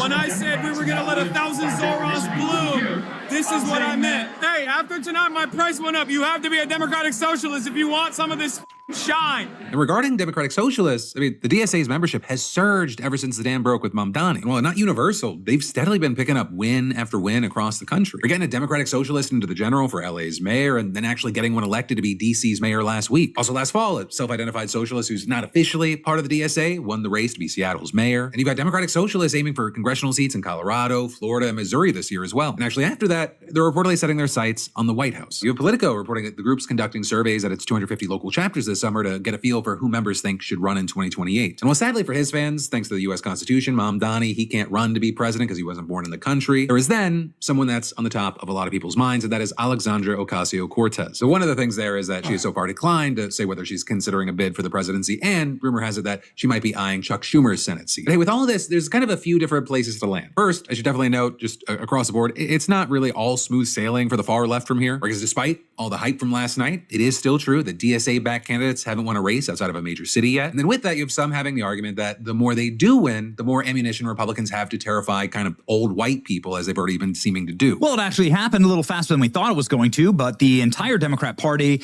has collapsed because... Sure. I see people collapsing, but I don't think it's the entire Democratic Party. The people I'm watching collapse in real time are the Republicans and the right-wing Democrats who have grown comfortable in their fucking seats, not doing right by their constituents. That's who I see collapsing. And I like it. I like watching them mauled. It makes me happy. Carpetbaggers, Jessica. And everyone's talking about like, oh, Mamdani, oh, you got all this juice. Like he's this like harmless novice politician on a hot streak. This guy is trouble. This guy is a Trojan horse. And communism is going to take over the Democratic Party, and then we're going to have to beat it because you can't do anything else besides beat it to a pulp. You have to win.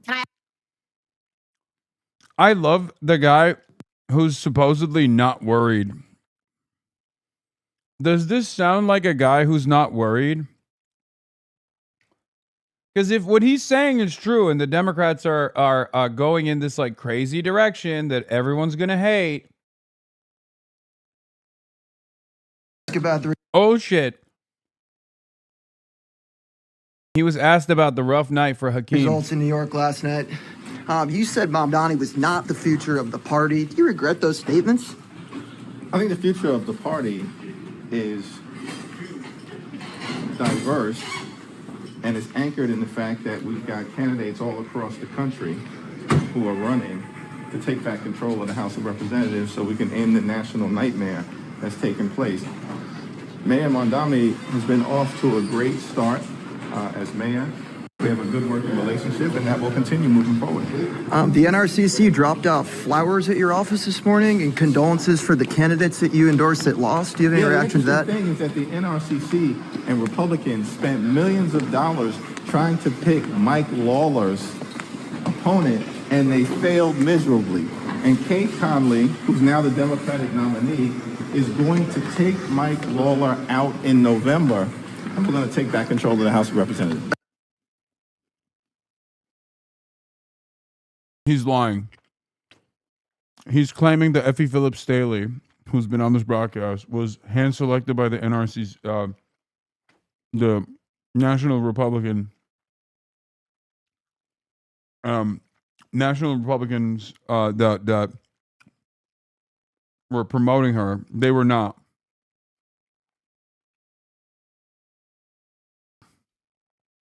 They did attack her. But that's it. And then finally, do you have any comment? Are you concerned at all about a primary challenge in 2 years from, Mamdani endorsed candidate? When you ask me a serious question, I'll give you a serious answer. Why do you think the Mamdani endorsed candidates won? That's a good question. And every race is going to be judged on its own merits. And, I'm sure that there'll be an assessment of what happened in the Goldman race and what happened in the Espaillat race. But I'm thankful for the service of those two individuals. Thank you. Thank you, leader.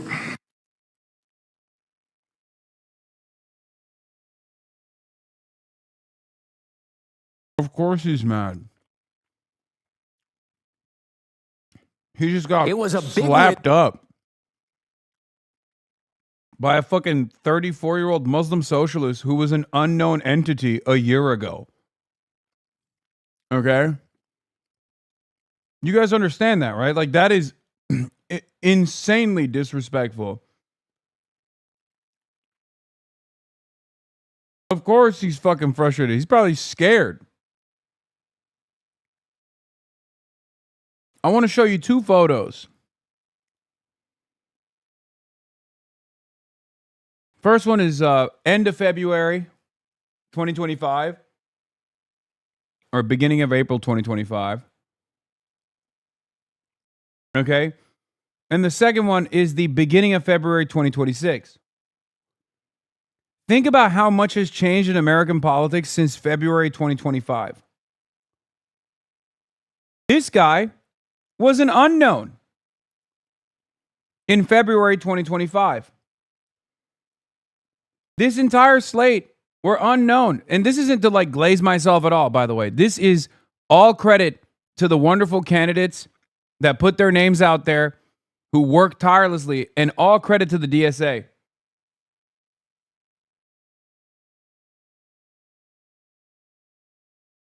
Like, think about that. Think about that. Did you think if you were one of the 20,000 people watching this this shared workspace DSA NYC Slate speed dating seminar, that these people would be changing New York politics and changing American politics? No, you didn't think that at all.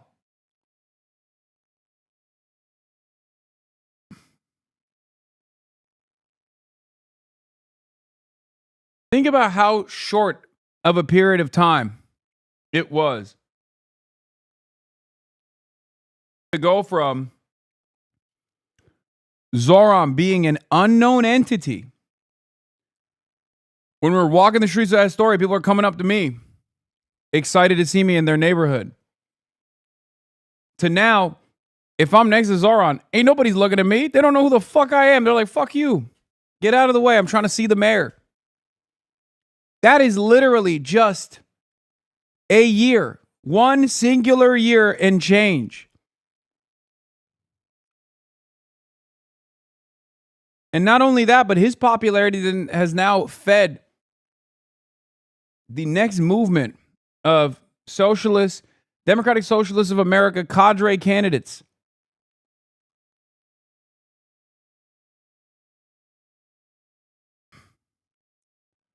I don't think we're on opposite pages. You can ask him whether he thinks we're on opposite pages. He doesn't believe we're on opposite pages. There are multiple races that I've gotten involved in supporting House Democratic incumbents, which is what I have done as leader and will continue to do. So with respect to races where he may have endorsed a different candidate, we have agreed to strongly dismiss into the hands of the people of New York to decide what's the best path forward. Is he making a mistake by trying to put a caucus so sharply to the left? Well, that's a question you have to direct to him. There are 215 members of the House Democratic Caucus. A handful of primaries that go in one direction or the other in a given state or two aren't going to reshape who we are as House Democrats. As House Democrats, we've been very clear. What brings us together is a focus on driving down the high cost of living, fixing our broken healthcare system, and cleaning up corruption. Thank you, everyone.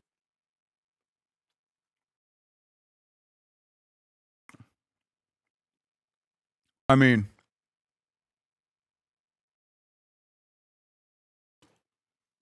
that's the Cope King.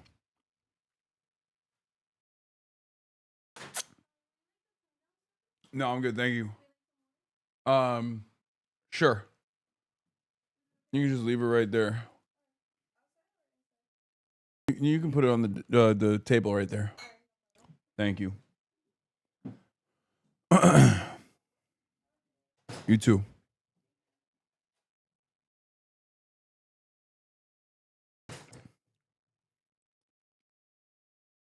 The View host melting down over Daria Valdez. Implying that being pro-Palestinian and no, there were pro-Hamas. It was on October 8th. October 8th, the only thing that had happened is that Israel had been attacked and people had been brutally murdered and raped. And wow, I didn't realize that all of the people that Israel killed immediately during October 7th and October 8th were just not real human beings at all. Wow, just like the 75 years of apartheid and all of the murder at the behest of maintaining this occupation and apartheid in the hands of Israel also didn't count.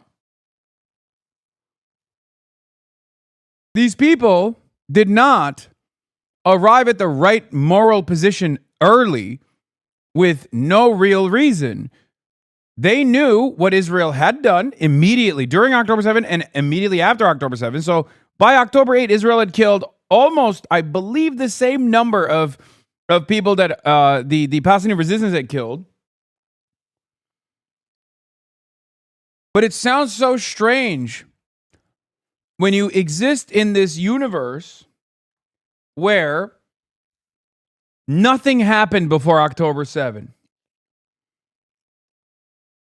Nothing happened before October 7. Nothing happened after October 7 that Israel did, you know? And interestingly enough, only at a certain point did people start to recognize that Israel may have gone a little too far. I think after 20,000 children. Only then were you allowed to say, Israel, cut it out. Netanyahu, not Israel, sorry. Oh, apologies for the deep anti-Semitism I just demonstrated right there. Taking it back, rewind. If you subscribe, you can rewind and maybe rehear me do that moment over. Apologies to everybody. I meant Netanyahu. The one guy, the only guy. Okay?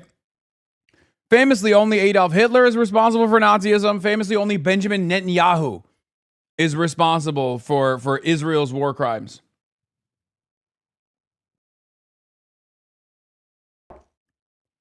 Today is the day my campaign for Anti-Semite of the Year begins once again.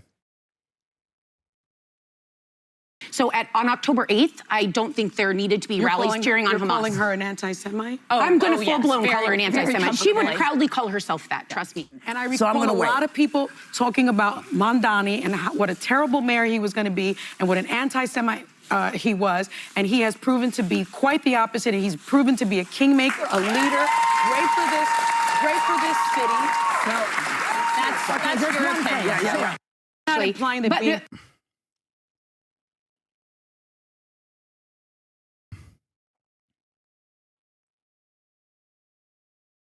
psychotic. I got stomach poisoning trying to take a shot every time someone says Mamdani's last name wrong. You mean Mamdani? Mambabi. Mamdupada. Mandandi. Zohran Mamdani. Zohran Mamdani.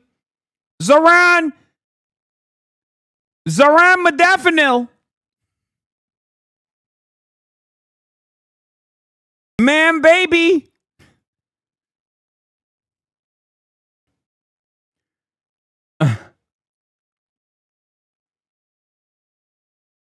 Zohran Babadoobie.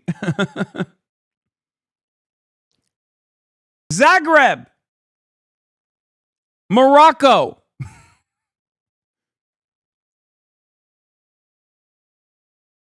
Anyway. Can we check in on Scott Libido? Oh, shit. True. I wonder where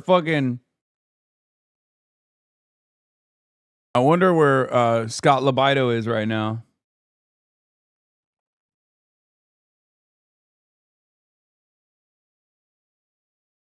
I've noticed that there's a direct correlation between level of rage and mispronunciation rate of Mamdani, except for Bernie. He also kind of fucks it up every now and then, and it's cute. All right, let's hear from my goat, who's been putting in the work. Jamal Bowman. I don't know. I mean, look, I don't want to say nothing, but it is very interesting that Jamal Bowman is a fairly radical guy. And I wonder if it's because he's like a former congressperson, if that's the reason. But like, it is kind of shocking that they consistently let him on CNN, because he will always go on these panels and say the quiet part out loud all the time. Like, he's always on point. And it's really interesting that CNN keeps inviting him back and over and over again to both be on the panels and to be interviewed. And I wonder what like decision making takes place in the producer level, where they're like, look, we got to have somebody, you know? The fear-mongering isn't going to work anymore. The division isn't going to work anymore. And unfortunately, it's coming from Trump, but it also was coming from some of the Democratic incumbents in these races as well. It's not going to work anymore. We want solidarity. We want coalitions fighting for working-class people and values. And I think that works anywhere across the country. We see it in New Jersey. I think we're going to see it in Colorado next week with Malat Keros when she wins her election as well. The fear-mongering. My king, my goat.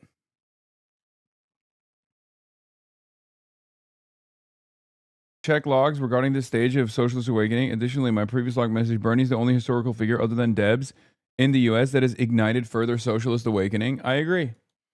I mean, there have been plenty of like local electeds, even members of Congress in the past as well.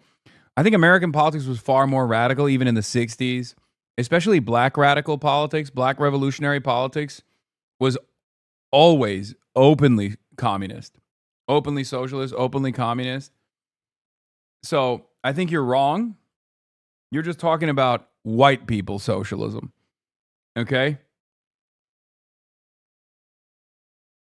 White people socialism that has reached, like has been able to penetrate collective consciousness. Socialist, by the way, this historical socialist grassroots building in Congress has happened 2 to 3 times in American history. One time leading to the Civil War, another McCarthyism, another LBJ civil rights concession. This is historical. We need to harden ourselves.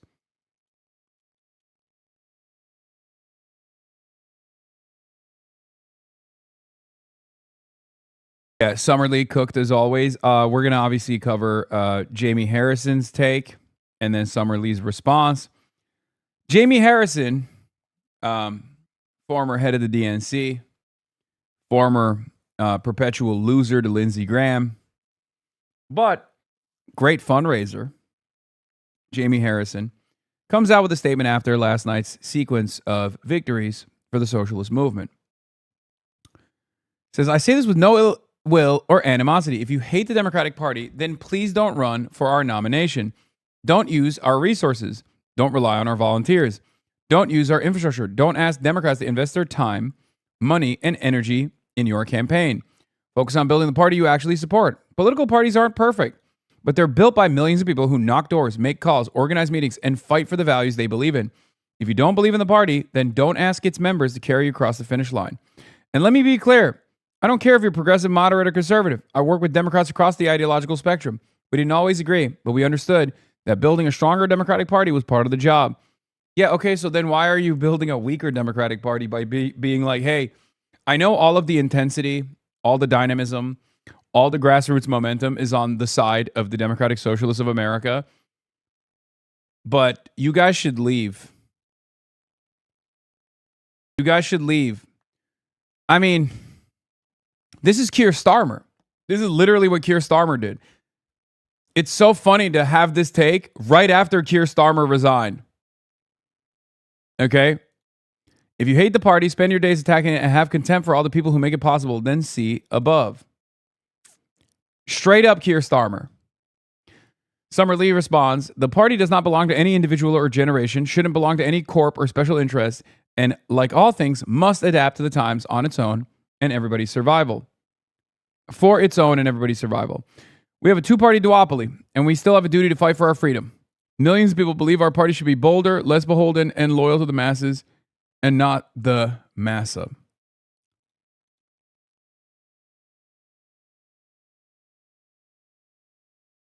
Yeah, when Jamie Harrison says he doesn't care about being conservative, he's right. When he says he doesn't care about being progressive, he's not. He does care about that. He just doesn't want the left flank to seize control over the party.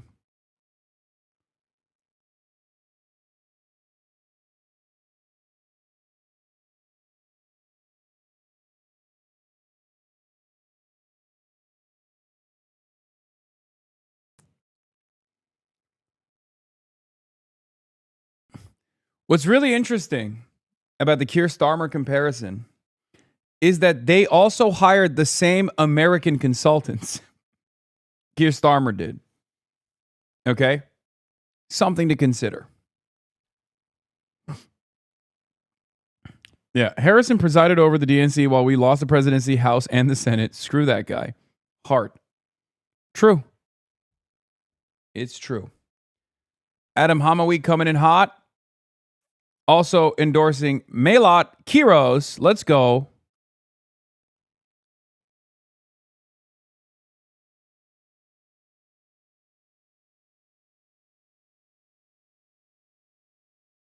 Keir Starmer won, though.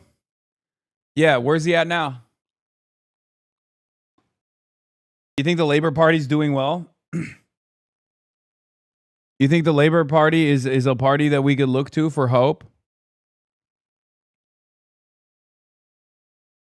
Michael from Pennsylvania believes we can get 100 DSA in-house seats. I'm sold. Everyone's saying that Dem Socialists can only win in deep blue districts. That means that we have at least 168 targets. We are coming for every one of you. True.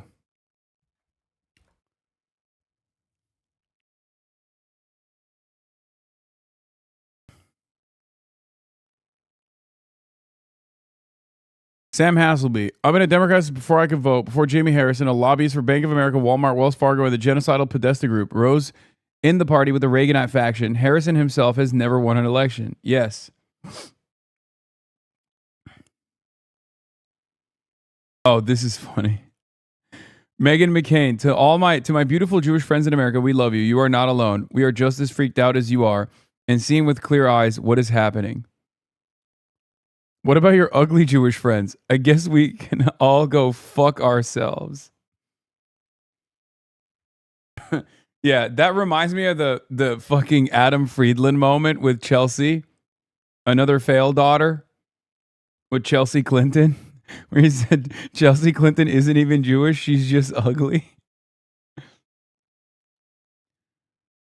Frankly, as a Jew in America, I'm freaked out by this tweet. Freaked out because she's not factoring in the Jewish friends of hers that haven't gone through the clavicular lookism course. Yeah, sorry. To my Jewish friends, if you haven't subscribed to the clavicular lookism course, then you're kind of cooked. You're on your own. I will not be coming to save you. I will not be coming to defend you.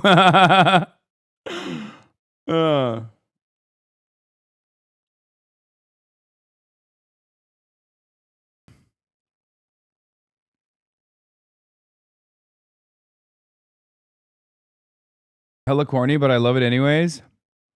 Obviously, this is Zohran's night, but it's worth remembering and appreciating the guy who made this all possible back when none of it was imaginable. I mean, it's true, man. It's true. I've also literally sent this meme to FaZe before and other people as well. Like this identical meme. We moved on from clavicular. Sure. Awesome. I love you. Cheers, man. Fuck. I'm sorry, by the way. I didn't mean to call you a man. I did not mean to do that. I don't mind. I'm sorry. I'm very sorry about that. Oh my God. What is happening? Dude, is woke back? I think he used to be a chud and then had a change of heart or realized being right-wing was corny or something, if I recall correctly, but it's nice to see people change regardless. Oh my God. Low IQ NPC girls brutally failed to rage bait me by calling me gay. Wait. Do you suck dick? I prefer pussy, but... Oh, you look like something. That's okay. Rage bait failed. What? Rage bait failed. Go next. What's the next? I don't really care. No, what's the next rage bait? Do you have makeup? Yep. Do you? Yeah, I do. Because I'm a ghost. Is he been empathy maxing? Is empathy maxing the new meta? Oh my God. This was like, okay. This is androgenic, right? That's what his name is, I'm pretty sure. You might recognize him from the Looks Maxer tiers, where there was a point where I believe he got up to like number 2, like he got up to the second slot. Okay? If you recall. You also might remember him from his adventures or misadventures with Clavicular, where he was sitting next to Clavicular and Clavicular was overdosing and he was like, do you want an Eddie? You want a fucking Adderall, mate? Do you want an Adderall? Yeah. And it turns out Clavicular didn't need an Adderall in that situation. I think he needed to go to the hospital, which he did. But also, you might remember the peak moment where he was at the top of the leaderboard and then he dropped all the way to the bottom, where he was hat fishing. He doesn't have a great hairline, so he wears fake hair, and he wears a hat over his fake hair to like hold his fake hair together. And someone brutally snatched his wig, sorry. And that actually caused him to lose a lot of his Chad points. This is all the same guy, yeah. Yeah, he got snatch-mogged. And I think that was his real turning point. Like some might say, oh, his turning point, and he started empathy maxing after the OD hair system.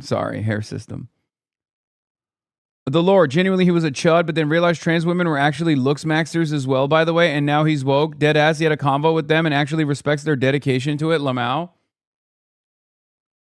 Fuck it. We take those.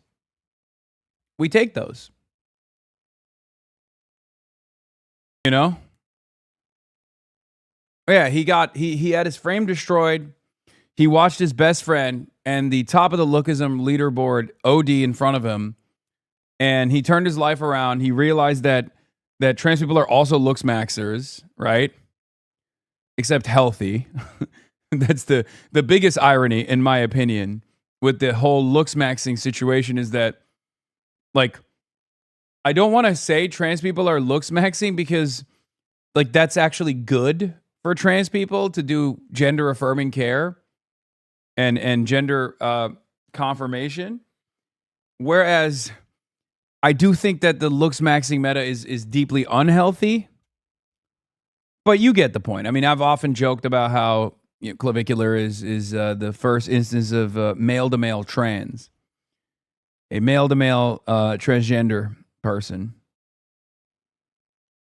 He has a video about this. Okay. If you are walking around and you see a transgender person or a gay person or a woman not wearing many clothes or a guy that's trying to show off and you feel any kind of resentment or negative emotion towards them, you just got fucking mobbed. You understand? You let them perturb your mental state. You let them enter your brain and ruin your day.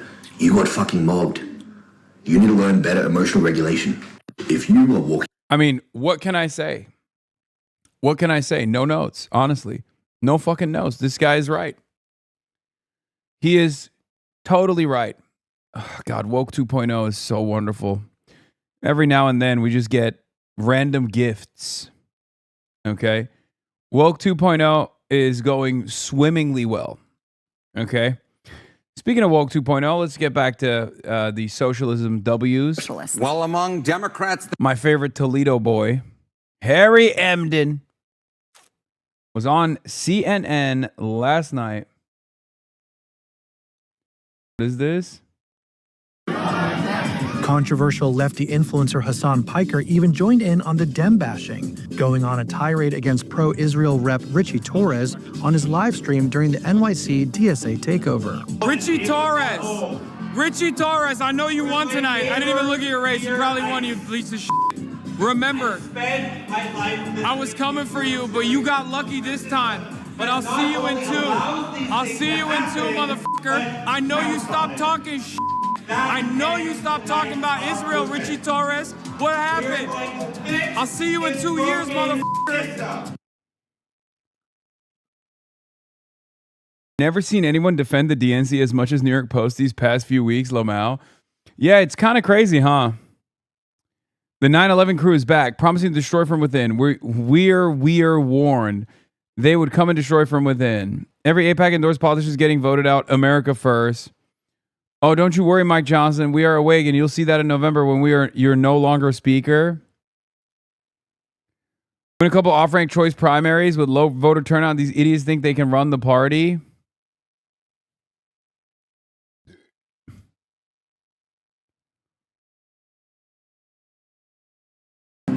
Just wait. Richie, I'm coming for you, Richie. I'm living for all this toasted Hasanabi content. Yeah. Listen, you know, I was a little buzzed, okay? I was off the Henny.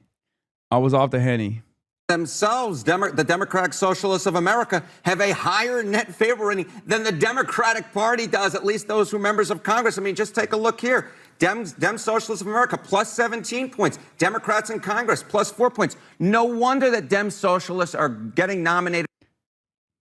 You know, at times like this, I do wonder how Ethan Klein has taken the news. A blast from the past. You think when he launched his journey 2 years ago, when he was like, we are going to make sure that Hasan never gets mainstream recognition. We're going to make sure that, we're going to make sure that we just stamp out this kind of like anti-Israel sentiment. It's anti-Semitism.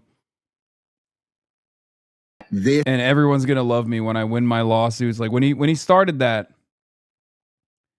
like, did he post stories? Was he losing his mind? Because it's been a sequence of motherfucking W's, dude. They're cooking your ops with fuck Kamala Harris memes. No, not that guy. Dude, he didn't have a good night either. He did not have a good night.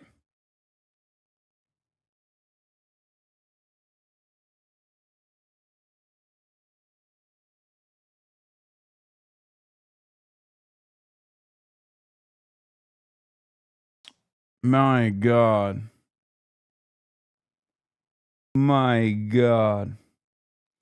You ever wonder what Jessica... Oh, dude, that was awesome, yeah. All three Mamdani-endorsed candidates have won or are on track to win their Democratic primaries for Congress. You ever wonder what Jessica Ramos is thinking at times like this?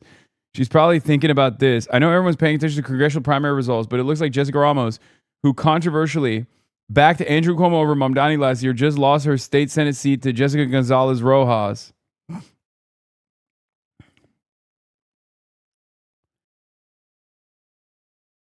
Dude.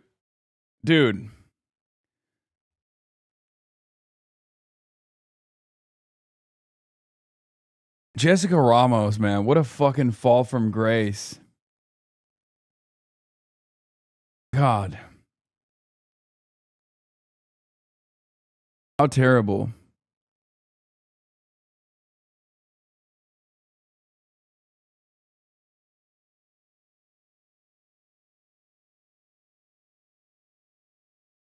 Oh, well.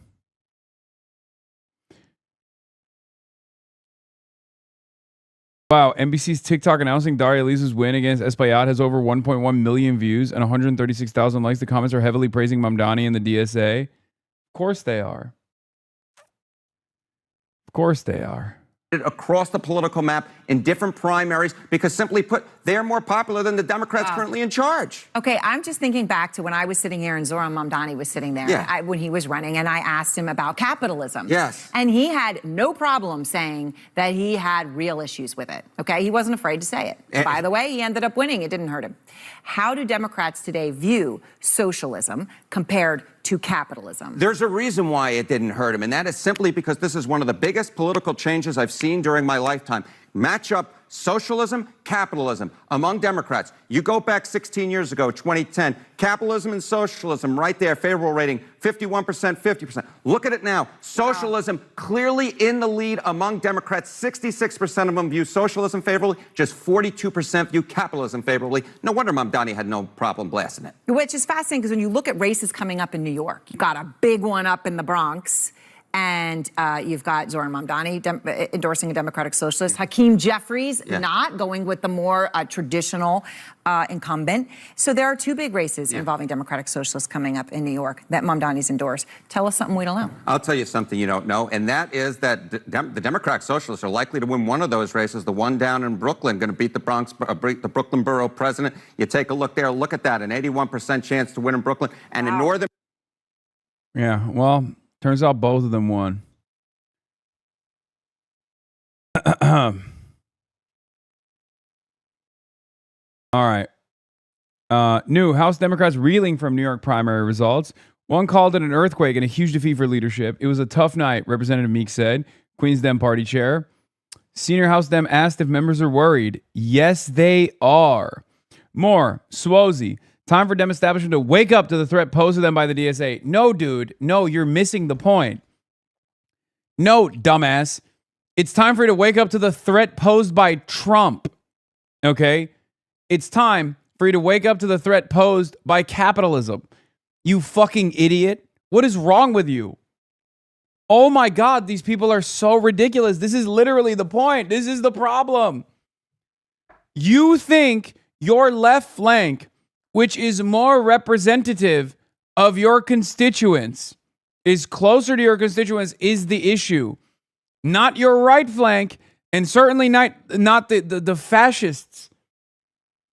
The only reason why DSA cadre candidates can win these races is because you, for years and years, thought you could manage capitalism, and for years and years thought you didn't have to do anything, and you allowed fascists to take over this goddamn country, and you forced the contradictions to heighten, and you forced Democrats who were socially conditioned to vote blue no matter who, to assume that like moderate pivot to the center stuff was actually good for winning elections, to recognize that that was a lie. You caused them to look for this alternative. You caused them to arrive at the alternative that democratic socialism was actually a better mechanism for electability.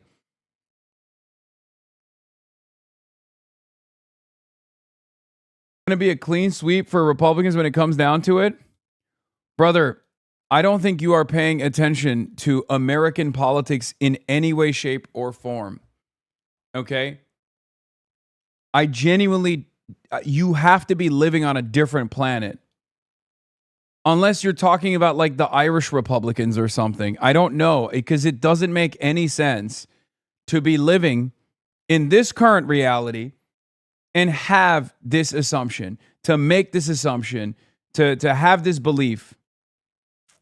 But sure, I mean, go off, King. You're so right. What I also want to check in on is Asmongold. What has Asmongold said, I wonder?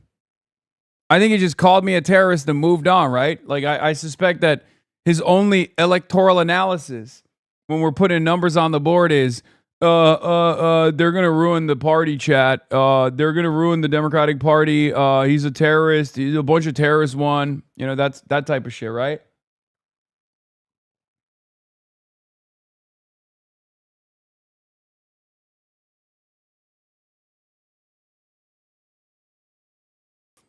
Unbased. Progressive reacts. Jayapal, clear Mayor Mamdani's endorsement turnout machine really does matter. Kana, the energy of our party is clearly with the left. The bottom line, holy shit, said a second senior House Democrat. Buckle up. Oh, moderate Democrats also had this to say. The centrist House Democrat who spoke anonymously said the results show that appeasement doesn't work. You have to be tough. Nancy Pelosi brought a machine gun to a knife fight. You can't win with these guys by playing patty cake. You want to know the irony in this statement? Nancy Pelosi did the exact opposite of that. She literally famously did not do that. She famously actually played patty cake. She was able to set up coalitions with AOC, with Ilhan Omar, give them incredibly favorable committee positions, in committee positions that they wanted to be a part of. Okay? That is exactly what was so good with Nancy Pelosi's like legitimate run as Speaker Emerita. Okay? Nancy Pelosi very famously was able to bring some of this radical potential into the party and maybe even neuter it effectively.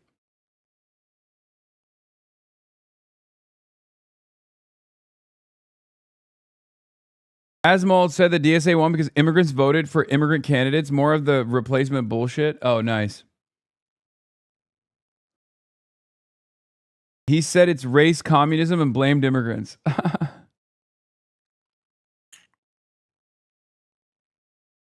Mr. Vote Blue no matter who says it doesn't apply to the DSA. Who does not apply to DSA. You have my full blessing to not like lend support to Valdez or Chevalier. These are safe blue seats. Wait. So if I'm in California, I don't have to vote for Kamala Harris? Also, this is really funny. The idea that like the 12 people that watch Hutch are going to be like, well, I guess I can't support. Hutch gave me his blessing. So I guess I'm no longer supporting Claire Valdez. Against what? Is there even a fucking Republican running against her? It's New York. What are you talking about? I guess that's the reason why he's like, oh, it's a safe blue seat. They are not going to lose in November. They're going to win. You have my blessing to talk.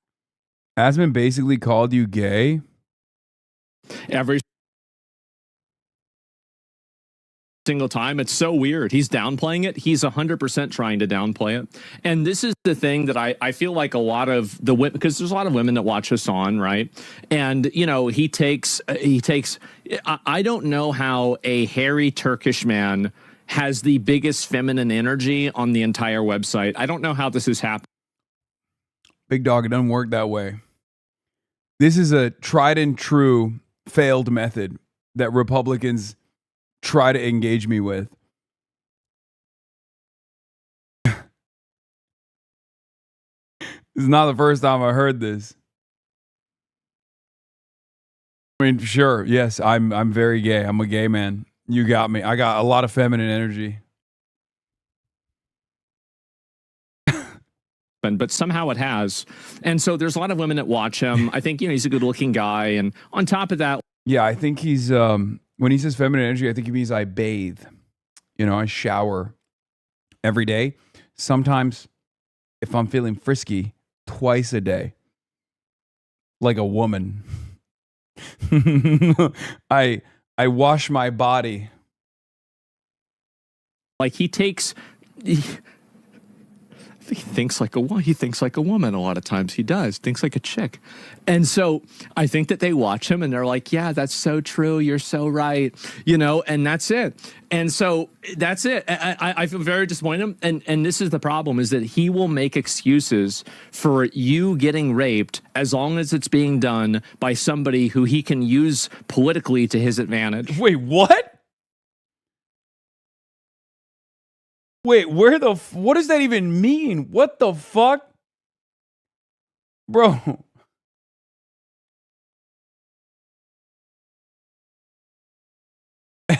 Okay, I'll be honest. Did not think he was going to go in this direction, which is, it went 0 to 100. Like, he's like, he thinks like a woman to dupe you ladies. You should watch me instead, because he would love for you to be sexually assaulted as long as it advances a political agenda. What is the political agenda? You like Donald Trump. It's just pure projection, I guess. And I think that's really disgusting. It's very disgusting to do that. Who would do that? You good, bro? By the way, watch his face. Watch what he does. Apologist. You see, he looked over. You good, bro? He looked over to make sure that his hand was on the correct amount, on the correct button. And I also want to say that, you know, really, I think... What? My hand was on the correct button? What is he? I feel like sometimes when we watch the Asmongold show, the Asmongold clip show, I'm confused about how he's analyzing the things that I'm saying, because they're like 18 layers deep, because they have already like well-established memes in their community about like what I do all the time, that I assume, like, to the average person, to the onlooker, when they encounter this, they're like, what the fuck's this guy talking about? Is he all right? Like, is he going through like a manic episode or something? But inside of the community, they're like, yeah, you're right. He is hoping to hit the right button and not like I guess it's like, is it a shot collar joke? I assume. Like that's what he's got to be implying, right? He self-reports every single time that he uses his soundboard because the behavior and the movement that he makes is identical to the movement that he made whenever Kaya appeared to be shocked on his stream. What? It is the exact one for one. Yeah, dude, that's where my fucking soundboard is.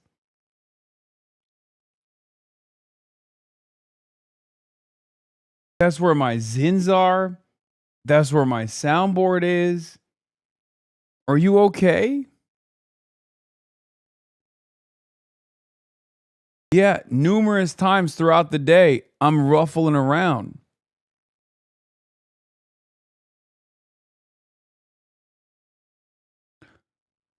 What I can't understand, he's obsessed with me. Yes, I know. Of course he is. But what I don't understand is why there's so many people who are also, I guess, like equally obsessive enough to understand what frequency he's on.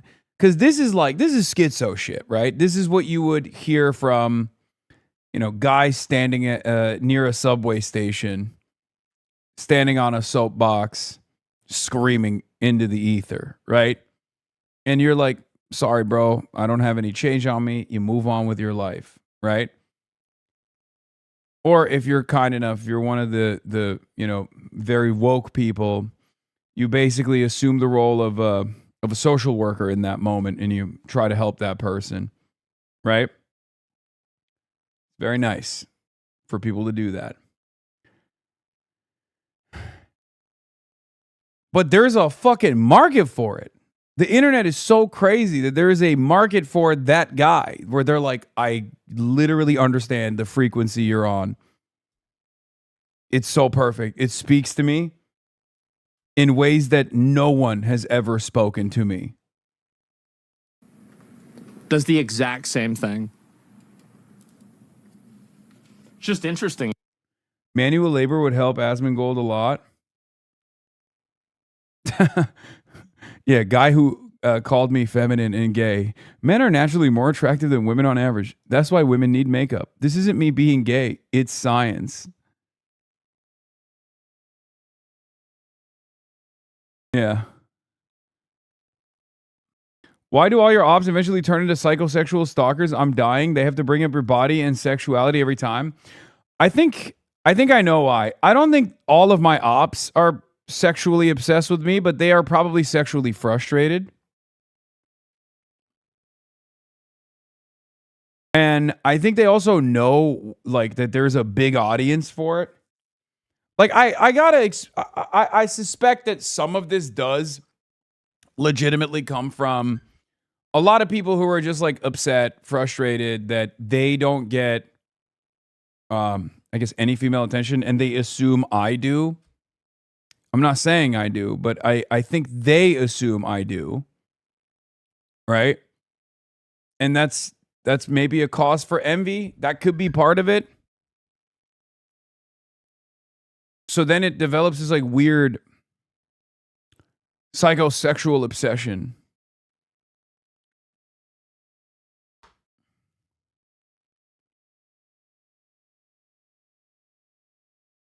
But I do personally love it whenever a guy that looks like Asmongold is like, yeah, this guy, not very mask. You know what I mean?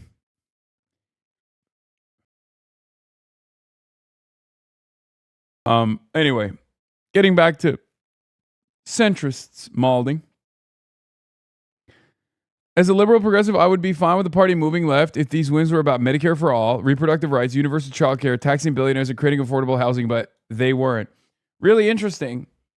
If Shannon Watts had actually paid any attention to this race at all, she would realize that that is precisely what these wins were about. But, of course, she's too busy defending Israel. What is this?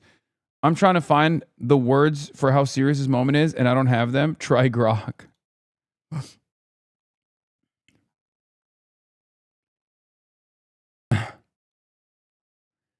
Anyway. Just is in Denver. Maylock Heroes, her race is coming up. And Andrew Solander from Axios reports, Project 218, Super PAC, tied to American Bridge, is out with an ad going negative against Maylock Heroes, primary challenger to Representative Diana DeGette in Colorado 1. She's endorsed by a group that wants to defund the Denver police, withdraw from NATO, and abolish the United States Senate.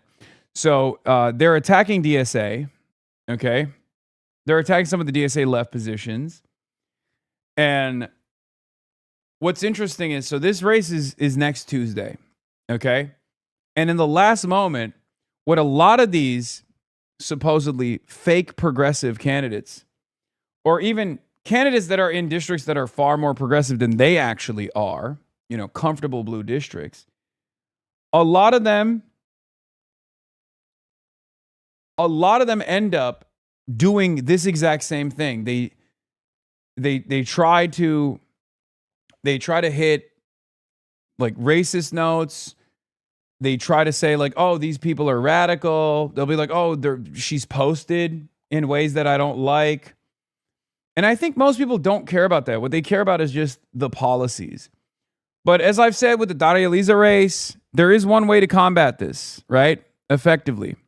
And that is by door knocking and out organizing this outside moneyed interest. Because they can flood the markets with negative attack ads, but we can make that work against them. How?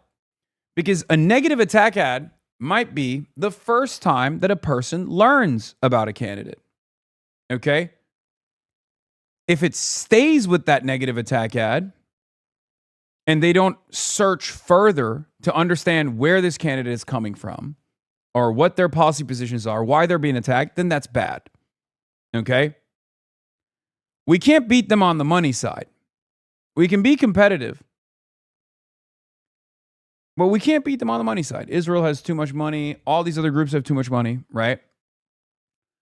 But what we can do is out-organize them, because once they know about Maylock Heroes,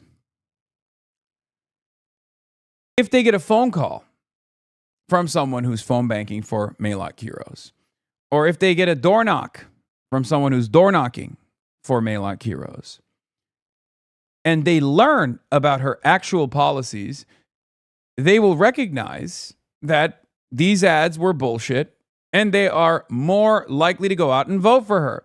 Because here's the thing. TV ads and mailers flood the market. And usually they're obviously very negative, because none of these politicians can actually stand by their track record, stand by their constituent services, right? So they have to immediately go on the attack and say, oh, my opposition is radical, she's bad, because they can't say, this is what I've done for you, right? And the thing is, that doesn't actually improve turnout at all. That actually depresses turnout. So the negative attack ads don't cause people to go out and vote for Diana DeGette. That's the expectation, right? Because when they mass release these negative attack ads, they think, oh, they're going to get so scared about Maylock Heroes that they're going to come out and vote for me. This didn't work with the anti-Trump messaging from Hillary Rodham Clinton, if you recall. Negative attack ads do not work in favor of boosting turnout for the candidate. It just depresses turnout across the board. So we can turn that disadvantage to an advantage. And that's why we have to out-organize them. Okay? That's why we have to fight extra hard and out-organize them. Because while a mailer can stop someone from voting for Maylock Heroes because they're like, ooh, she's a little crazy, what's far more powerful than that is actually canvassing. What's far more powerful than that is person-to-person contact, either via phone or, even better, in person. And you get the most bang for your buck on phone banking, even more so than canvassing. Okay? Look at the defamatory shit that DeGette is saying about, yeah, I saw Diana DeGette Sponsored, paid for by Dan Again. This is a must-read article in Colorado polls disqualifying Maylai Quiros rationalizes killing Jews. Fucking bullshit. It's also a big mistake because this is a very woke district. Okay? Diana DeGette is in some ways not dissimilar to Antonio Reynoso, but worse, I would say. She has always presented herself as a faux progressive, right? Kind of on the fence, somewhat of a more progressive member of Congress, but not so progressive that she has lifelong advocacy for certain bills, certain provisions, things of that nature, right? So for that reason, when she turns around and tries to hit in a place like Denver, Colorado, her much younger, much more progressive socialist opponent on known slanders against anti-Zionists, that actually primes voters to vote for Maylai Quiros. This is what we saw with Abdul El Sayed in Michigan. Okay? Going super negative across the board is not good, but going super negative on the issue of Israel makes you look like you're pro-Israel, or even more pro-Israel than you actually might even be. Yes, attack ad stops a person from voting either way. Canvassing promotes voting. Canvassing draws turnout. So this, while it's probably not great to be a recipient of, and I'm obviously very familiar with this kind of slander, with these kinds of attack ads, I withstand it all day, every day. I also understand that this kind of attack ad is actually good for Maylai Quiros because especially in a young district like Denver, Colorado, a lot of college students, a lot of highly educated voters, a lot of voters who are distraught and disgusted with the things that Israel has done. When they see that, they don't believe it. They don't go, oh my God, I can't believe it. Maylai Quiros rationalizes killing Jews. No, they think, oh, here we go again. Another pro-Israel candidate that is an establishment Democrat is attacking a young insurgent that embodies the same or similar qualities that we have seen on television with the New York City DSA slate, with Zohran Mamdani. And that causes them to actually go out and vote for Maylai Quiros. When Maylai Quiros moved to Denver last year, she brought an extreme agenda with her. She's endorsed by a group that wants to defund the Denver police, withdraw from NATO, and will they say it's the Democratic Socialists of America? I wonder. Abolish the United. I'm willing to bet they won't. There's no way they're dumb enough to also associate it with DSA. United States Senate. Even Quiros' social media is extreme, with the Denver Post piece calling it offensive and radical. That kind of extremism just isn't Denver. Oh, they didn't mention it. Okay. Yeah, they're smart enough not to. They're smart enough not to say it, but it's also stupid because if they don't say it,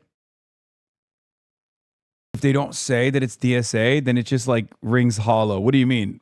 She's associated with a group that's like wanting to withdraw from NATO and abolish the U.S. Senate. I don't know what group that is. It doesn't matter. You know what I mean? Yeah, Maylai Quiros isn't Denver in the same way that Daria Avila Chevalier isn't Dominican. The Democratic establishment has nothing to offer voters, so they divide communities with racism to win a fractured electorate. When people tell you who they are, believe them. The social media is extreme, with the Denver Post piece calling it same shit again. Oh, social media posts. This is the rehashing of the Daria Lisa race. Offensive and radical. That kind of extremism just isn't Denver. And Maylai Quiros just isn't Denver either. Project 218 is responsible for the content of this ad. Yeah, I wonder what those offensive posts are. Yeah, this shit ain't gonna work, okay? Yeah, of course it's not gonna work. Like secondary loose associations, not saying what the organization is on purpose, because you know that especially in this district, if you openly put it in the attack ad that she's associated with the DSA, people are going to go, oh, that's awesome, actually. Oh, you mean like Zohran Mamdani?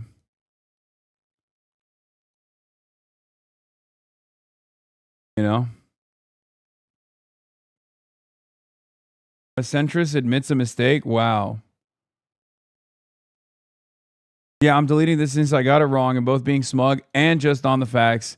Looking at New York 13 and how Avila Chevalier did significantly better with black voters, keeping the screenshot on here for people to dunk on. Eric Michael Garcia, what looks like a largely white crowd saying you're next in the primary to the potential first black speaker of the House.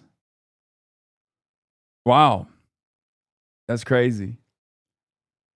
A lot of growth is taking place. Growth of socialism. For progressive left in Tuesday's New York primaries, all three congressional candidates who were endorsed by New York City Mayor Zohran Mamdani won. For what this means for the national political scene, we're joined by Ed O'Keefe. Ed, good morning. Okay, so Mamdani is emerging, obviously, as a kingmaker, at least here in New York so far, with remarkable influence on voters. So what do you think this Democratic Socialist sweep tells us about Democratic Party future in general, and what does it tell us about... Oh, my God. Medicare for all is about as realistic a policy now as redistributing the means of production. Yeah, he's right on both counts, just not in the direction that he thinks he is. You know what I'm saying? Voters right now. We'll make that happen two things. too. First of all, it tells us that New York City Mayor Zohran Mamdani still has an incredible sway over New York City voters and New York City congressional districts, but he has not endorsed outside the city. And a bunch of blue Democratic districts, in essence, just became blue, or more like midnight blue instead of maybe the blue I'm wearing right now. Or say it, Ed. Say it, you liar. There's another blue on the tip of your tongue. American flag blue. Just like our beautiful reflecting pool. Say it. You can't say it because you're too afraid. You're too afraid to say what color, what hue of blue it is. Okay?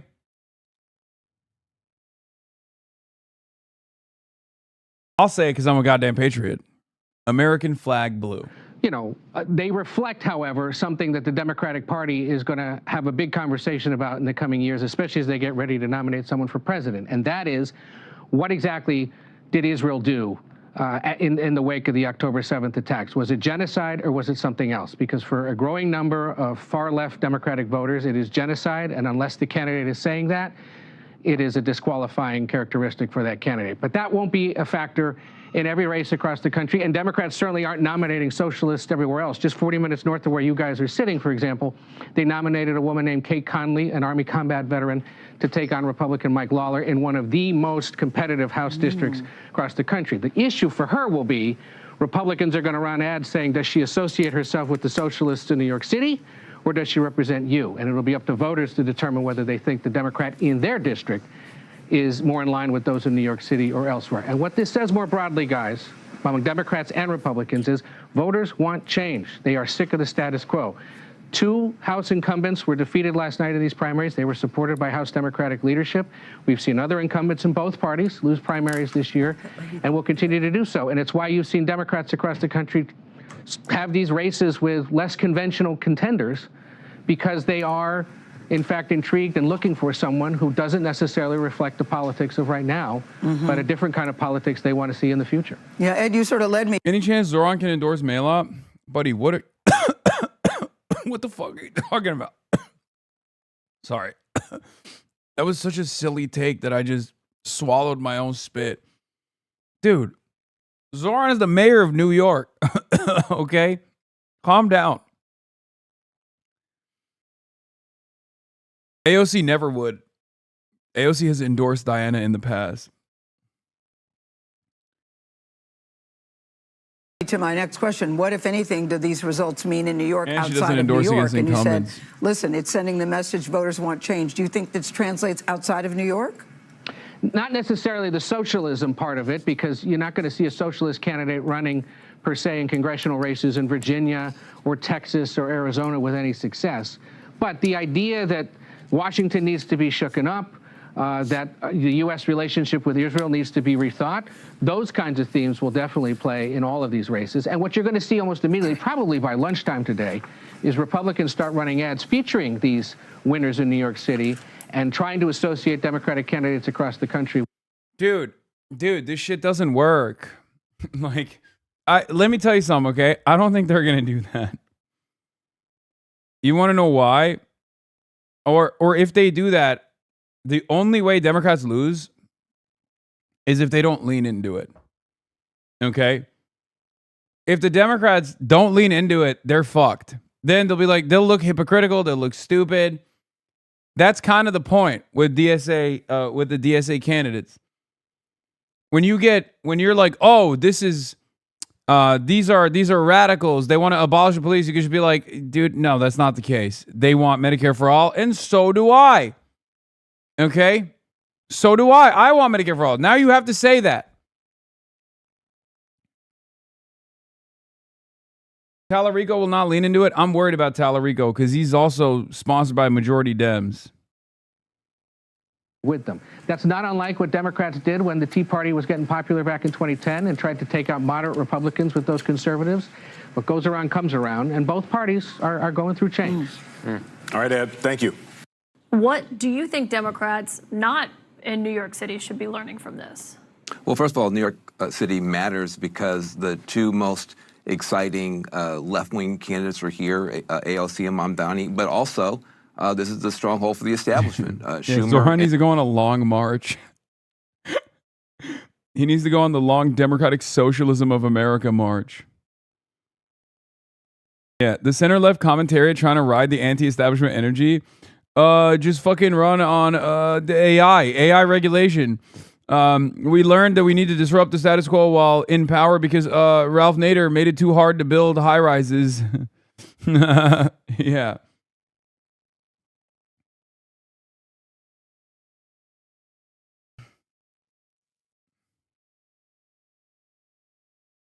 Yeah, big time W's for the better things are not possible crowd. And Hakeem Jeffries. This is a battle between the establishment and this insurgency, and the roof is collapsing on the Democratic Party establishment tonight.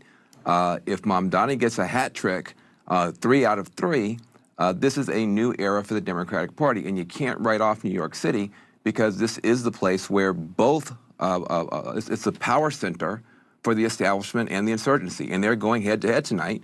And right now, this is no longer a movement. This is a movement and a machine at the same time. There's just no way to sugarcoat this. If Mamdani pulls off a hat trick, it is a new era in Democratic Party politics. Well, and if you're a moderate Democrat who's on the election, who's on the ballot this November, Van, I mean, they're all going to get asked about the positions that we're hearing from these other fellow Democrats. Well, look, I think, from our frontline Democrats will be able to make their case for themselves. I think they'll be able to do okay. We got a lot of national security Democrats in other parts of the country, but this is a big deal tonight. And I think that look, I don't know what you want me to say here. This is a straight up battle between the establishment and the insurgency, and the establishment is getting its butt kicked tonight in New York. What a sad night for Mr. APAC man. It's got to be a sad night. He could have just stayed a Maoist third worldist, and he would have a much more fun argument on the broadcast tonight. He could be like, listen, Caitlin, America is the devil, is the evil empire, and these demon rats, these fake revisionist socialists, are actually just sheepdogging the revolutionary potential of the masses. I'm here to build a mass line. They're here to make sure that the Zionist genocide Democrat Party wins more of the youth revolutionary energy. I feel like that would be a far more fun, interesting take from Van Jones than this like cookie cutter bullshit where he's just like kind of sad. He's like, oh yeah, my guys got fucking wiped last night. CNN has a projection. I'm going to go straight to John King over at the Maverick. And that projection, Abby, means that the mayor, Mamdani, does get a sweep of the three races in which he endorsed in Democratic primaries tonight. The Democratic Socialist candidate, Daria Avila Chevalier, beating a powerful Democratic, long-standing Democratic incumbent, Adriano Espaillat. Much more narrow race than the other two districts here, but this is, again, this is a mayor making a statement. This is a candidate making a statement. You're having the conversation with your panel about we want new, we want different, and yes, we want more liberal. In this particular case, Espaillat is certainly a Democrat and a progressive, but this is part of the generational divide. We've also seen the Democratic Party. We want new. Dude, you can't say Espaillat is a progressive. Like, that's crazy. Espaillat is not progressive, okay? It's just like, it's ridiculous. It's ridiculous. The only reason why you're saying that is because he had a lot of firsts, right? First Dominican congressperson, first undocumented immigrant that became a congressperson. Like, those are firsts. But his policy, his policies were not progressive at all. Like, the things that he advocated for were not progressive at all. It's kind of racist, as a matter of fact, to just automatically assume, like, right-wing Republicans do this all the time. No disrespect to John King. I love him. Okay, he's trying his best. But, like, it is unironically the argument that, like, Republicans always advance when talking about, like, Louis Farrakhan. They'll be like, oh, he's a progressive leader. And, you know, Farrakhan is a unique figure, certainly. Some of his opinions are not so progressive. But I don't think anyone would normally call him a progressive leader. The reason why they're saying that is because he's black. And this is a little bit of that, too. Like, where they're like, oh, Espaillat is progressive because he's Hispanic. He's the head of the Hispanic caucus. That's kind of what it is. We want younger, but there's one for the mayor. There's two for the mayor. And there's three tonight. So the conversation is going to be, Abby, number one. But I guess a lot of Americans also make that assumption. Like, they do also operate on that frequency where they're like, Kamala Harris, big time commie. Why? Because she's a black woman from fucking California. So that's like part of it. That's part of the reason why the electorate saw her as this like major radical when she was unbelievably moderate. How much power does Zohran Mamdani have in New York City politics? Number two, he's also making some enemies tonight, let's be honest. He's been mayor 6 months, and he's gone against two Democratic incumbents and the wishes of the retiring Democratic incumbent in the 3rd district there. But he's making a statement for the city, for the state, and he's also making a statement of where he thinks the Democratic Party should go nationally, both for the next 5 months and into 2028. So as you're discussing with your panel, can you export this? Can you sell what he wants to do in New York City, where his candidates clearly are winning tonight, where he won clearly, convincingly? Can you sell it? Well, he wants to be part of that debate, and tonight he's proving he gets a big role in it. You know, this is a really important conversation because Zohran Mamdani, thank you, John King, Zohran Mamdani he took a big swing, right, as we were just discussing. And you don't take those kinds of swings unless you think you can win, and he did. And this last race that we just called, just 1 second, because I think this is super important. Daria Avila Chevalier is one of the more controversial candidates. CNN earlier in the year reported that she had deleted previous Twitter posts expressing views for abolishing police, prisons, borders, seizing private property, nationalizing major industries, calling into question Israel's right to exist. She spoke to a friend of the show, Esther Herndon, in a recent interview, said that all deportations are immoral. So all of that being said, there she is defeating a Democratic incumbent, a powerful member of the Hispanic caucus, who's been there. The chairman. He's been there for a really long time. I mean, you could say that all of this is just controversial. She's a bad candidate, but she's likely to just be the congressperson. And does it not suggest, though, that the voters looked at that and they were like, we don't really care about that. We care about all these other things? I think that's the problem for the greater Democratic Party in this district, or in these 3 districts. You have the ones who are the furthest to the left, who under no uncertain terms support open borders, do not support any deportation. And even in that podcast interview, I mean, she was given a follow-up of, even if it's a murderer, even if it's a rapist, no, they shouldn't be deported. Republicans are very obviously going to take advantage of this, and it's going to hurt the Democrats nationwide. You could win in New York, you can win in Seattle, you can win in Portland and Los Angeles, but that's where you're going to win. And if we're able to define the Democrats who have tried to run away from this label of being socialist, being open borders, being, you know, pro-crime or anti-Israel, if that's the goal of the Democratic Party to run from that, you're not going to be able to do that But you forget anymore. one important thing. People are broke. That's the other part you forget, is that the affordability crisis in this country, I think, is a major win for a lot of Democrats. It's like, again, all those little scary terms y'all like to use to try to throw people off and say... She's open borders, right? And I'm not saying that I agree with that. Yes, but there's extreme MAGA candidates, too, that run on way worse things than this. Yeah. Okay. First of all, there is no moral equivalence between people who want to have a more just and more moral pathway towards documenting people that are coming over the border and people who want to send them to concentration camps. Okay? There is no equivocation. There is no moral equivalence. It is an unbelievably ridiculous point to make. Okay? That's number one. Number two, when you hit like the radical crazy takes, like you can say that about tweets, right? You could be like, oh, Daria Valdez was cracking jokes on Twitter. Okay. Donald Trump is the president and he still says seriously insane things without even trying to make a joke. So even then, like the closest equivocation you can make still falls short because one's the fucking president and the other was like a 23-year-old on Twitter making jokes. Donald Trump tweeted today on numerous occasions unhinged things, and he will tweet again tomorrow. He's the president. These comparisons are fucking psychotic. As of tonight, Daria Valdez has become a congressperson. If she still tweets in the same way, I mean, I'll probably still defend it. Let's be real, because I don't give a shit. But, but like, neither do you. You're a Republican. So if you're a Republican, you clearly don't care. How many times have Republicans said, "Oh, those are just tweets. Those are just mean words. Why are you taking them seriously?"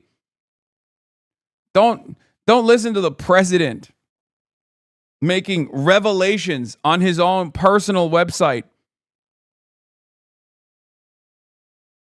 It's just so silly. Like, you defend that shit, but then you also simultaneously lose your mind over Daria Valdez's like former tweets. Yeah, I wouldn't have voted for her if my life depended on it. Democrats would be wise to distance themselves from this loony early and often. Oh, wow. Richard Hanania and Ethan Wolf. Two of my weirdest ops. Hate Daria Valdez. Richard Hanania, if I were you, and thank God I'm not, because oh my God, I don't want to say what I would do if I were you.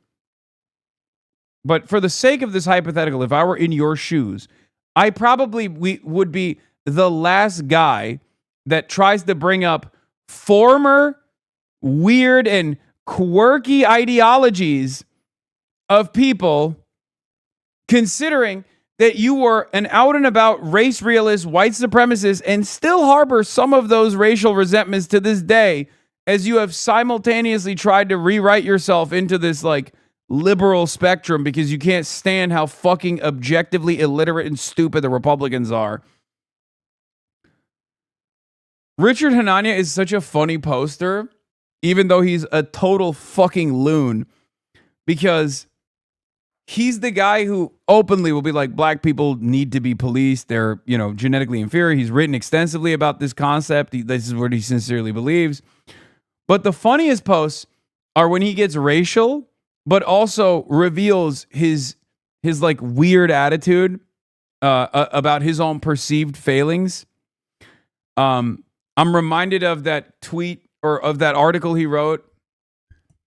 Or no, I think it was a tweet where he was talking about like how a little Chinese girl beat him in soccer. He's like, what kind of sport What kind of sport is soccer? This 4-year-old Chinese girl was able to defeat me, even though I have significantly stronger upper body strength. Oh, also, who could forget he's a contributor to Project 2025? That's right. This is now the sweetheart of the abundists.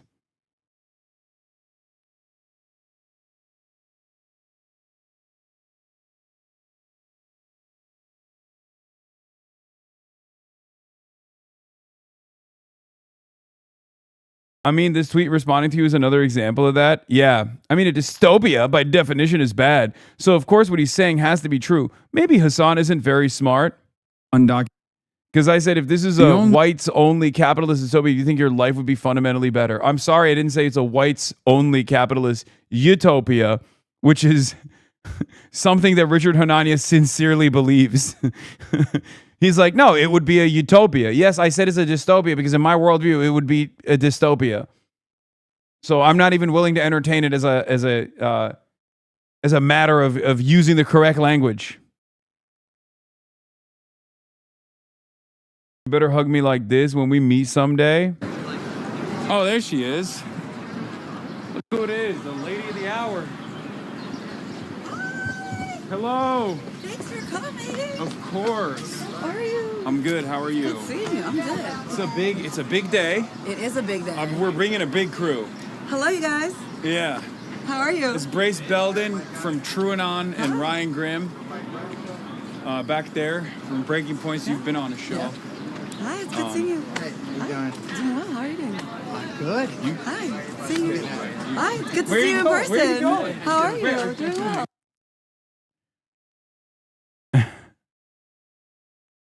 I nailed that social interaction. I did. Is the Daria interview still happening today? Yes. But given the barrage of media attention that she has to respond to, we pushed it back a little bit because I told her I wanted to do it later in the day because they wanted to do it earlier. And I was like, no, I'd rather push it back.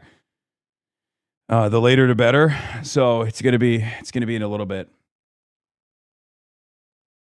Is that renowned racist Brace Belden? Stop.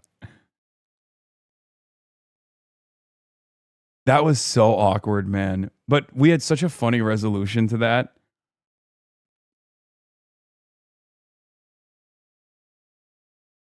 We got 5 of my friends to pull up to the polls after we did pull-ups together, come through another time to our unionized climbing gym up the block. It's a socialist hotspot. Beat them in a pull-up competition. Right. No. Can you still do pull-ups, crazy?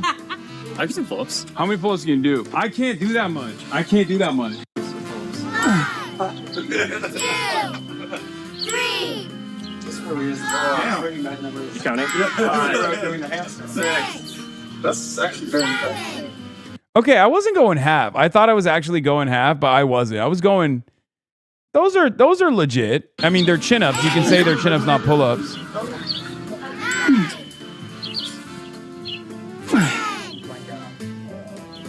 That's all I got. Oh, 10. Oh fuck! I said 10. I beat his ass. I did 11. What is that form, brother? He didn't even get all the way down and kick his ass, no question. I would destroy Austin, I'm pretty sure, in a pull-up competition. Even though he's OP in a pull-up competition because his legs are literally the size of toothpicks. He has no lower body strength and he has no lower body weight. I worked out this morning. That's why. That's why. 10.5. Oh, he's locking in. Oh, it's over. It's over.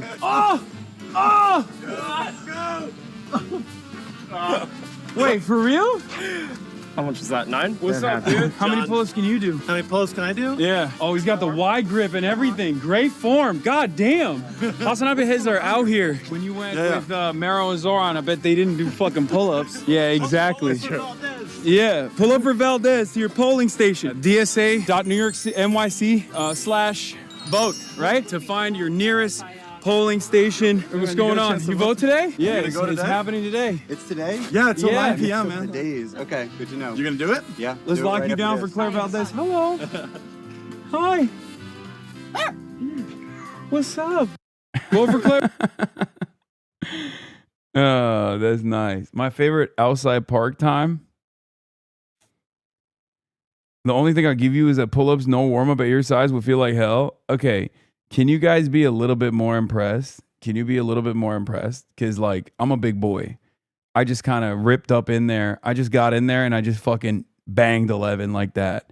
Bang, bang, bang, bang, bang. Okay? Let's be real. That's impressive and you fucking know it. You weren't expecting it. You're like, wow. This hate meme goes hard.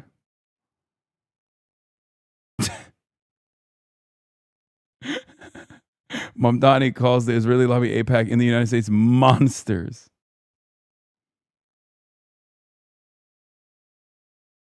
Monk still got it.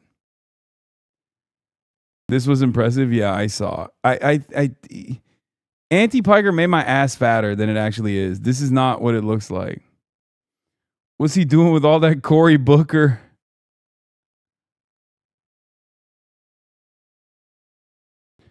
POV, you're walking behind Hasan.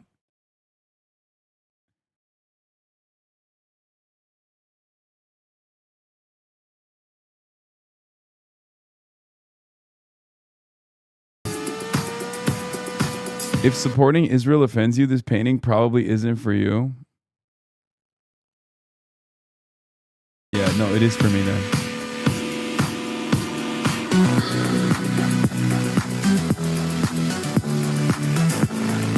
Wow.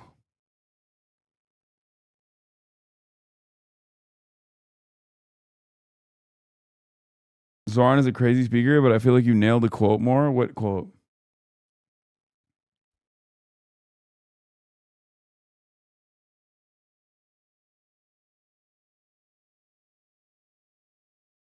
I am from Israel and this is my art. Yeah, Cecilia D'Anastasio wrote about me. New Twitch streamer Hasan Piker helped usher in last night's socialist wave in New York City. Here's what he had to say about the landmark wins and the role he played and didn't.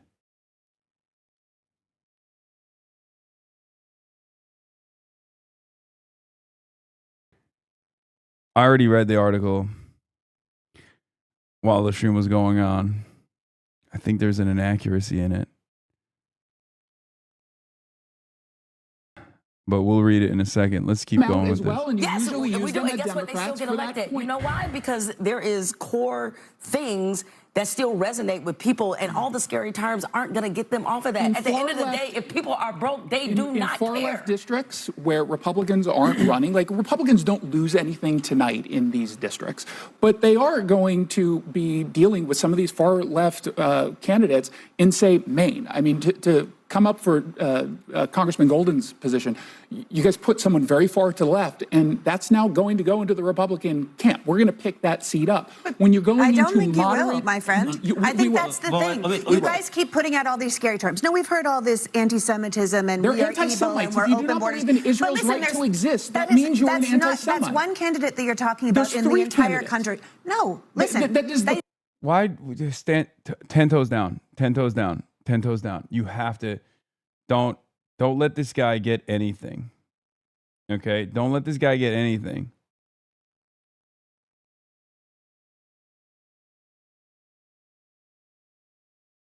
Don't let this guy get anything. No, you got to defend Daria Valdez, okay? She's a part of the coalition. That's it. It's a hype train incoming, by the way. Let's see if we can carry the flame twice today. Yeah. If DSA were right-wing, Fox News and Wall Street Journal editorial page would immediately be signing up everyone associated with them to be commentators and editorialists to keep up with where the party was going, which is precisely the reason why they should be signing me up. That's right. They should be signing me up as the propaganda mouthpiece, as the organ of propaganda for the Democratic Socialists of America, the propaganda press secretary.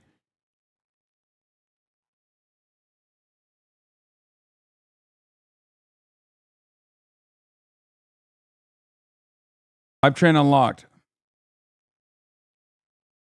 you part cannot of the make it about a Democratic scary terms. Socialist There Party. It's are not a people scary struggling term. in this country, and we need representatives that don't just represent the Could you donors find and the one? lobby groups and the Sure. billionaires. Mamdani is showing us that you can deliver. It is possible you to find run any and who keep your don't promises. I would hold love to talk anti-Semitic without views? you talking over me the entire time. Yeah. That's how Yes, and he's also out there saying that he's going to align himself with the folks that do not believe in Israel's right to exist. Redlander, That is a I problem. just But if you want to throw that, answering your question in terms if you want to throw that.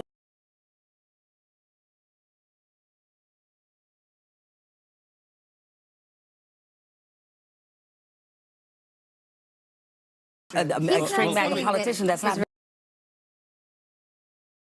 But what? I would say the same thing. What about what Jamel is saying? I mean, isn't the story of the last 10 years of politics, especially in this Trump era, that there are, even in the Republican tent, plenty of people to the far right that have been welcomed into the tent. And maybe they're toxic, maybe they're controversial, but they still elected in their ruby red districts. It just seems like a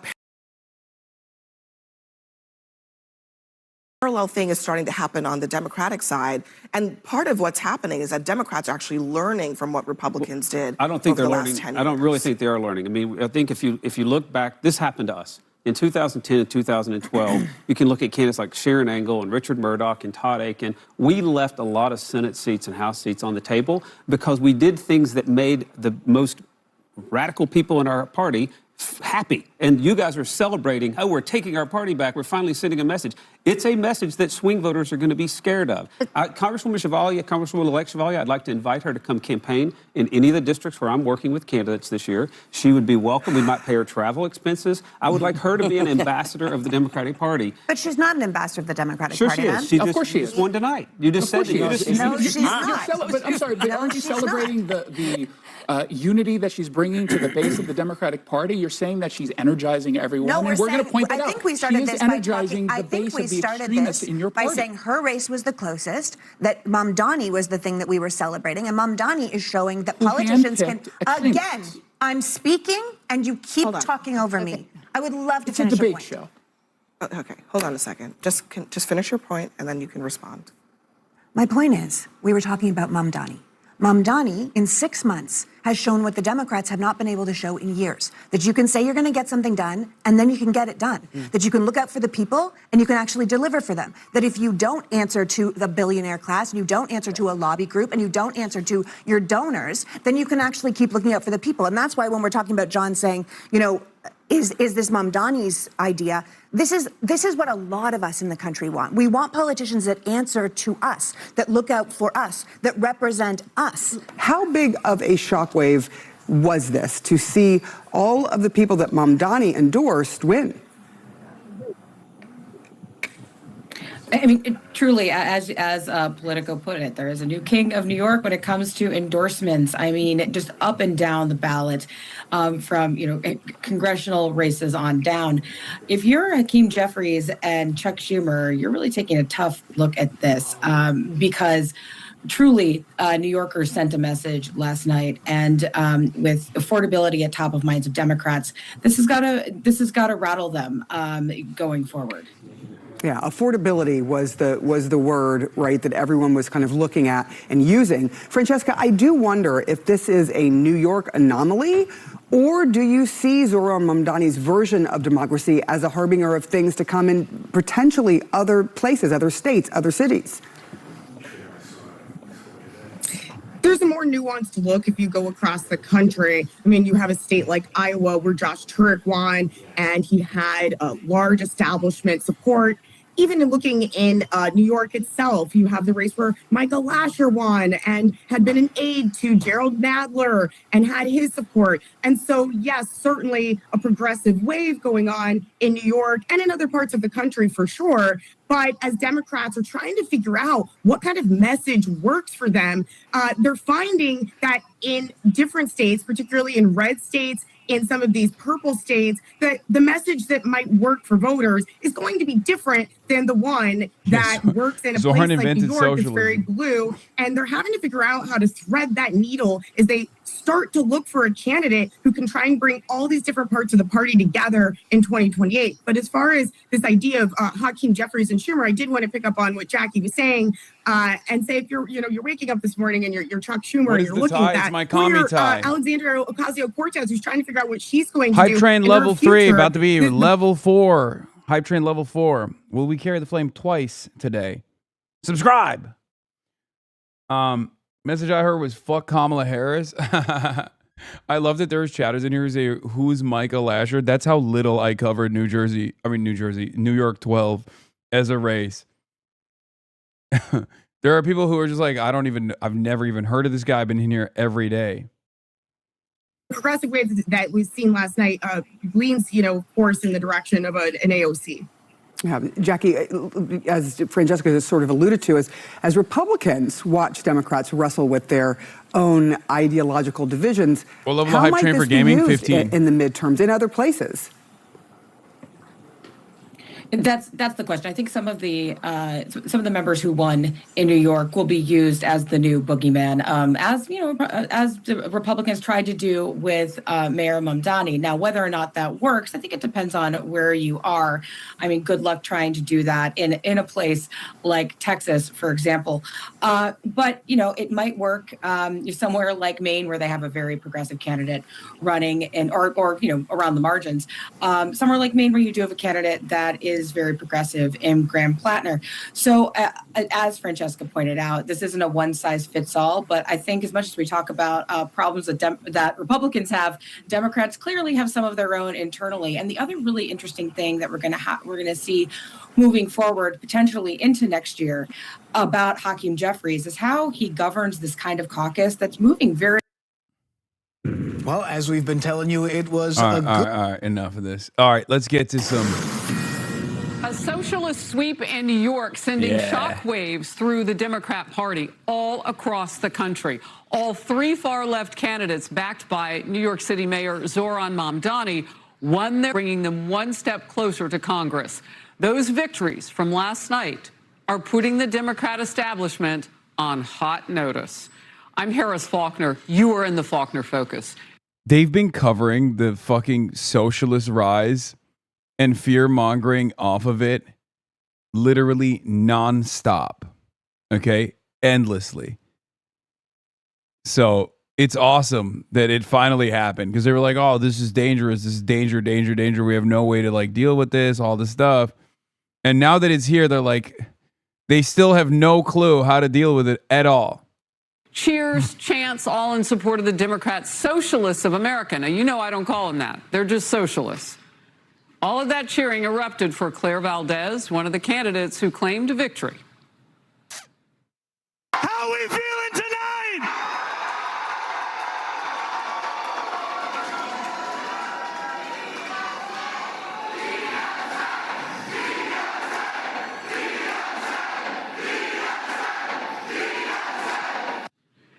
Democrats, Socialists of America. DSA, as they were chanting. Former member Brad Lander forced out incumbent establishment-backed Congressman Dan Goldman. And Daria Avila Chevalier did the same thing, unseating a veteran congressman and the Hispanic caucus chairman. Chevalier won despite a slew of past problematic posts that she's made. She pushed for the abolishment of ICE, Immigration, Customs, and Enforcement. And she questioned Israel's right to exist. That sounds like a terrorist. She attacked President Trump and used a cuss word to address former Vice President Kamala Harris. But Chevalier does not want to answer for. There's something so funny about them getting upset about her saying fuck Kamala Harris when 99.9% of their viewership have said way worse things about Kamala Harris. Oh, you mean to tell me she said something that's kind in comparison to what the average Fox News watcher says about Kamala Harris? That's crazy. Any of that. She stormed out of an interview when pressed about those posts. It is in Spanish, but her actions say it all in every language. administración que siempre va a luchar por ustedes, que nunca va a aguantar ninguna indignidad contra ustedes. Cuídense. Bueno, gracias. Ahí escucharon. Here's the cover of today's New York Post. The headline, The Hateful Slate. All three candidates supporting policies like ending the military aid to Israel. Again, abolishing ICE, housing and Medicare for all, for free, all of it. Well, who pays? They're going to hike the taxes on people. I'm sorry. This literally doesn't read like a hit piece. You have to literally be delusional to keep running this, not realizing that this is, you're going to accidentally convert Fox News watchers to democratic socialism.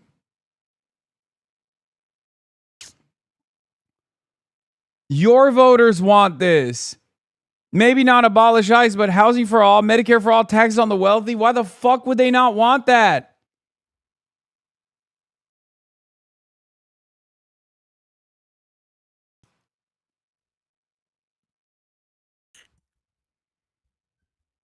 Like, this is amazing. It's so funny that they like accidentally end up giving free advertising with the working knowledge that it would be really bad if they somehow found out.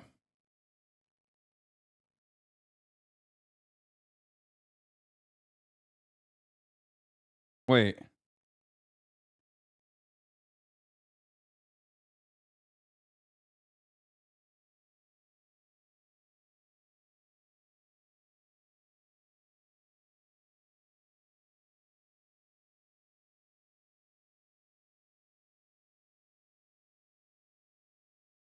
Hold on.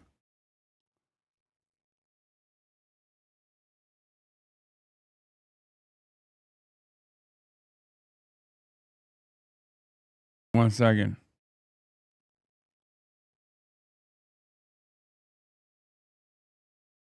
One second. No, not yet. Daria's not in the house yet. I might have to move some stuff around.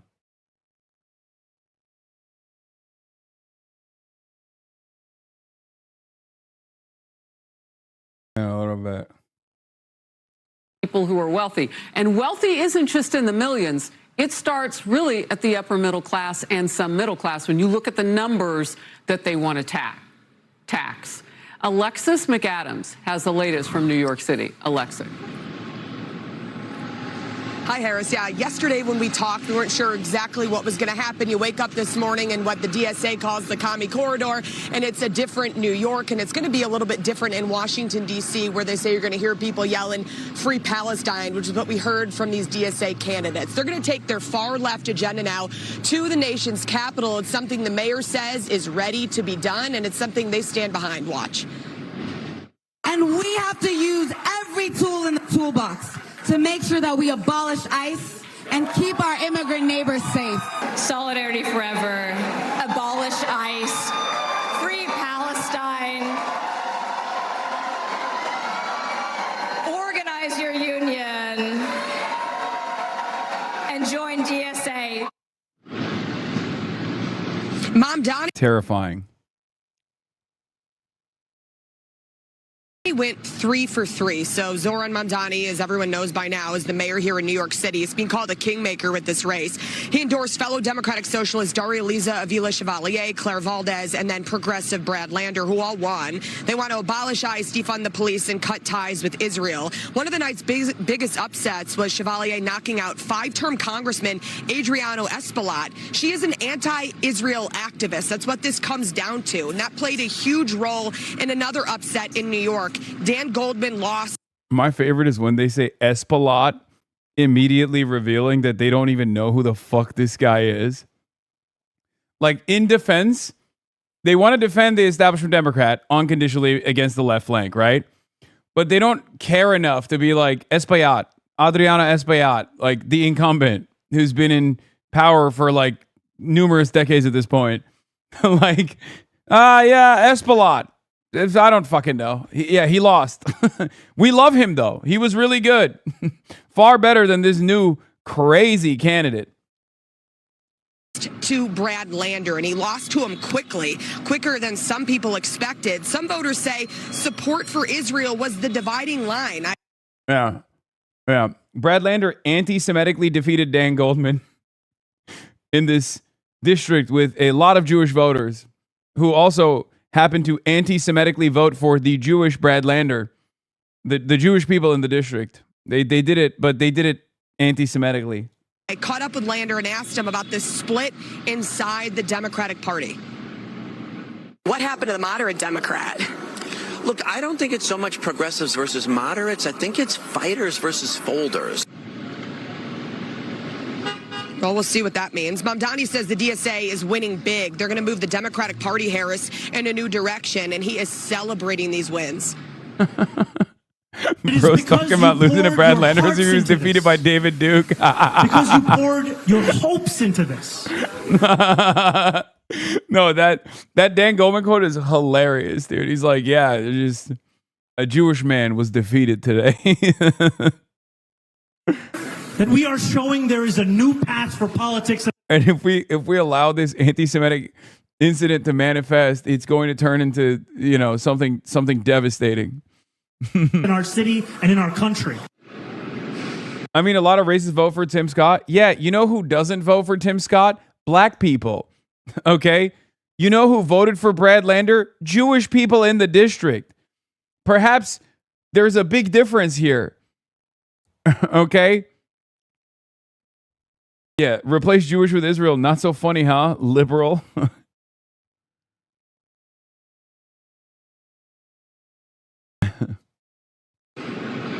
So President Trump posted on Truth Social just moments ago that Mamdani helped elect 3 solid communists, saying, hey, congrats, Mr. Mayor. I went 16-0 last night, helping to elect wonderful American patriots. Back out. Yeah, Israel is so mad. Brad Lander's win in New York primary is being framed as an Israeli media. Being framed in Israeli media as Mamdani's guy, which is noteworthy because Lander is a nice Jewish guy, but you wouldn't know that from the news in Hebrew because when inconvenient, Jewish identity is not mentioned.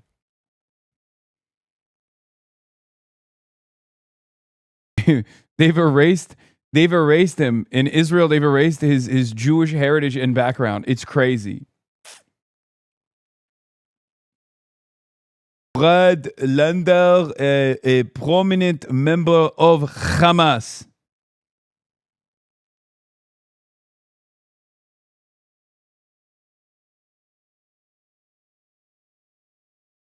Daily Wire, I think we should expand welfare programs in the 1990s. 2026, I hate America and 9/11 was good and Allahu Akbar. It's like Daily Wire. You can't on the one hand constantly complain about, people becoming too racist and then do stuff like this. You can't Groyper post if you are literally constantly demanding that there is DEI for Jewish people, okay? You can't do that. This is a Groyper post. It doesn't work that way. And then you sit around and wonder why so much of your audience went into that direction, went into that movement, and stopped watching you and now hate you.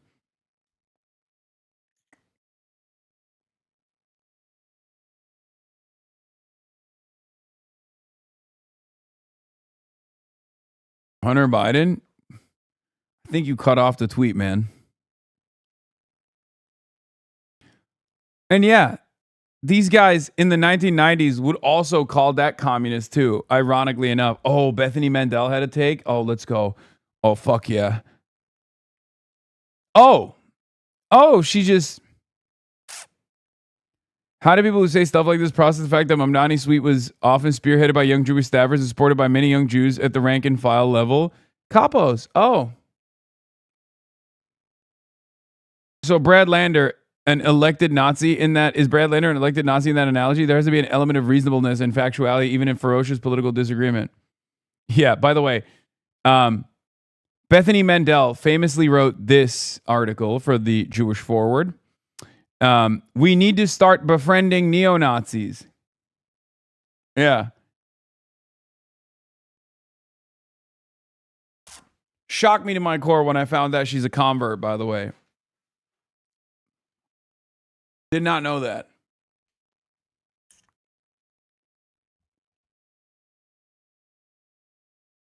But yeah, no, she's an all-around fascist. Here's the Hunter Biden tweet. He's with us. Okay, we'll look at this fucking ChatGPT shit. I kind of am a little bit of a Hunter Biden hipster. I'm a little bit of a Hunter Biden hipster. As you guys know, I've been his probably biggest advocate when it mattered the most, when no one would have his side. No one would actually support him. And now that like everybody likes him, I kind of don't like him as much. And I don't know if it's because I'm a fucking shitty hipster about this whole ordeal or what it is, or the fact that I feel like his media run is a little bit empty.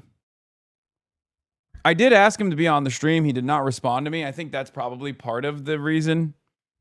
Like, it's part of my motivation, at least, for not really liking him as much anymore, especially because I literally might have been one of the only people in America who saw the crack tape, his penis, and was like, no, this guy is my guy. I'm defending him unconditionally.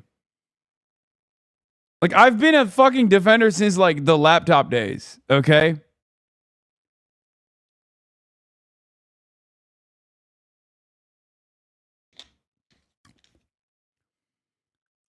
Anyway, this is what he said. I'm not running for office. Good. But if I were, these are some of the lessons I take away from what happened in New York yesterday. 1, authenticity is measurable. Voters can smell a focus group from a mile away. 2, endorsements from the current Democratic leadership now read like warnings. The establishment wing of the party is no longer a sword. It's a question mark. 3, oh God, ChatGPT, dude. Everything he writes, I can smell the AI on it. It fucking annoys me. 3, conviction beats caution. The candidates who said hard things about rent, about who pays for what, about Gaza, they won. The triangulators lost. 4,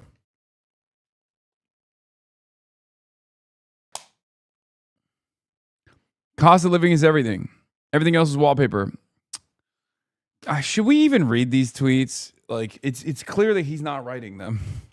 Like, I feel like it's a kind of a waste of time.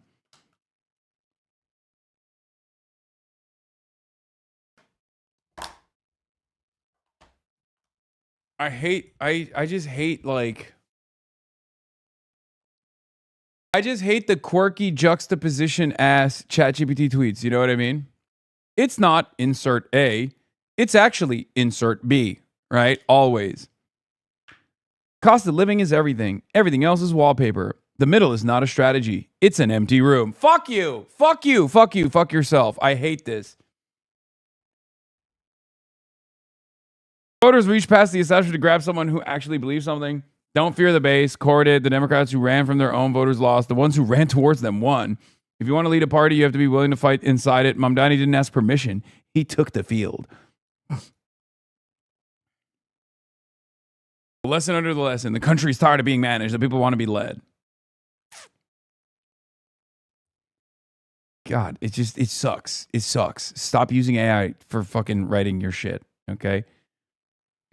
Anyway, here's the article from earlier today with Cecilia D'Anastasio. Twitch star Hasan Piker notches a win with New York City Socialist. If Tuesday's sweep by Democratic Socialists across New York validated Mayor Zohran Mamdani as the city's kingmaker, it also established controversial streamer Hasan Piker as an emerging power behind the throne. The Twitch star and political commentator spent election day crisscrossing the city, lending his influence or his audience of millions of candidates backed by the Democratic Socialists of America. Tuesday afternoon, he slid out of a black SUV and into a Brooklyn dive bar to rally volunteers who had assembled to support Daria Valdez, a union organizer and artist running to represent a swath of Brooklyn and Queens, dubbed the Commie Corridor for its left-wing political bent. His enthusiastic reception underscored the standing that Piker holds on the left, particularly with younger activists. Positioned as the left answer to influential podcasts like Joe Rogan and Ben Shapiro, the streaming star commands a sizable audience and the conservative broadcaster's penchant for no-holds-barred commentary. It's also created a quandary for Democrats eager to rebuild their relationship with Gen Z, but nervous about association with someone whose fiery indictments of Israel and U.S. foreign policy routinely earn bipartisan criticism.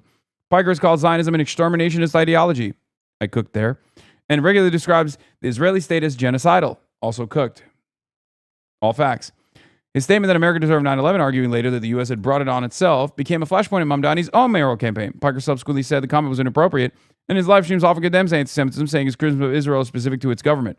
He's broadly dismissed the ongoing debate over the risks associated with him as overblown, based on mischaracterization of his views or the obsession of a legacy media and democratic establishment out of step with the way the left's next generation sees the world. For candidates vying in Mamdani's New York, those controversies were far from the focus. Hopefully, they're going to be seeing how red the commie corridor is all the way from space, Piker quipped at the bar. He trotted to a nearby park to hand out pamphlets and approached a man out walking his dog who did not know it was election day. Let's lock you down for Daria Valdez, Piker said. Thousands of viewers on his live stream from across the world cheered him on. You guys gotta mention in the article. Later that night, Valdez emerged from a crowded Democratic field to clinch the primary by more than 20 points, part of the way for DSA-backed candidates across the city. The night served as a capstone for Piker, who decided to spend the year traveling to interview and promote young socialist candidates across the country. He live streamed the results of his Twitch on his Twitch channel, where he counts 3 million followers. At breakfast the next morning at his New York City hotel, Piker argued he was bringing focus to primary races that are not getting the media attention they deserve, and that he can reach voters who have a diverse media diet and aren't as predisposed to like mainstream outlets. Teens and young adults are increasingly turning to influencers like Piker for the news. 81% of teens receive at least some news from content creators, according to a poll from the Media Insight Project. More than half of all American teenagers and adults, 57%, say the same. On Tuesday, Piker argued he represented more than the views of young voters. There are a lot of older people who are also sick and tired of the do-nothing Democrats, and they want real change. They want real fighters, and we're seeing that impact right now, he said.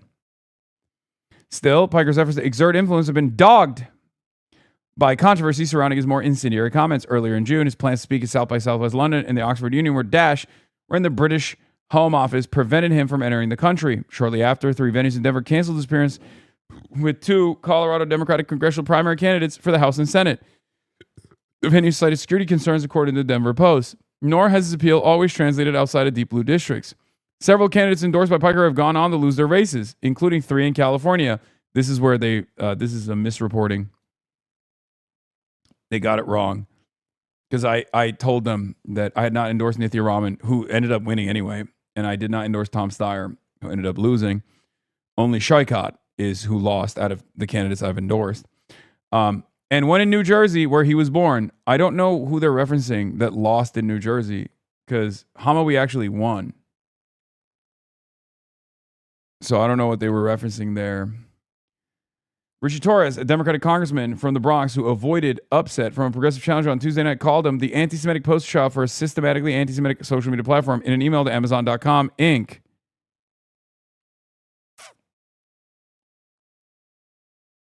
which owns Twitch, protesting his comments.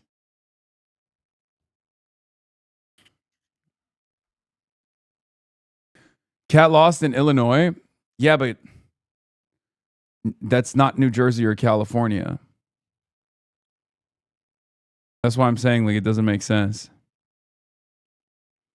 Unless they mean Nate Bluen in Utah and Effie. They're talking about Dr. Oz. Yeah. My man, Dr. Oz, my candidate. That about Musab, you didn't endorse or stream with him, but I can't think of another New Jersey race. Yeah, I don't know what they were. Did you actually endorse Kat? Yes, I did. Never rallied with her, but I did endorse her.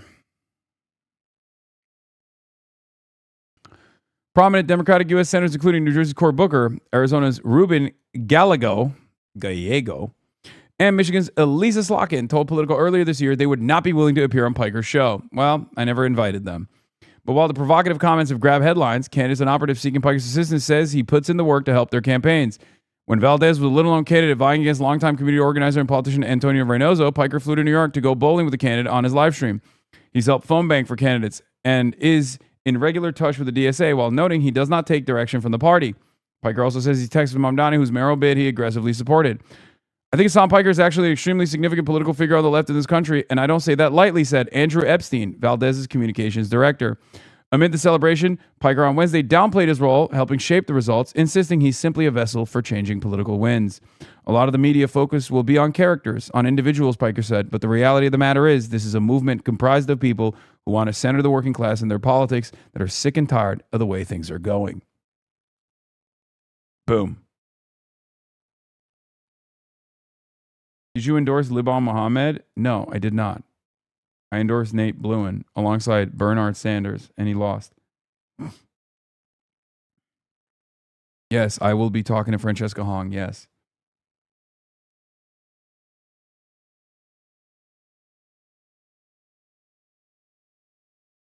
Why won't they talk about your endorsement of Toby Durden? Because it would shock the world.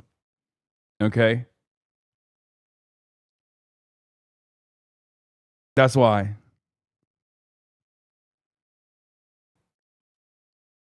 I think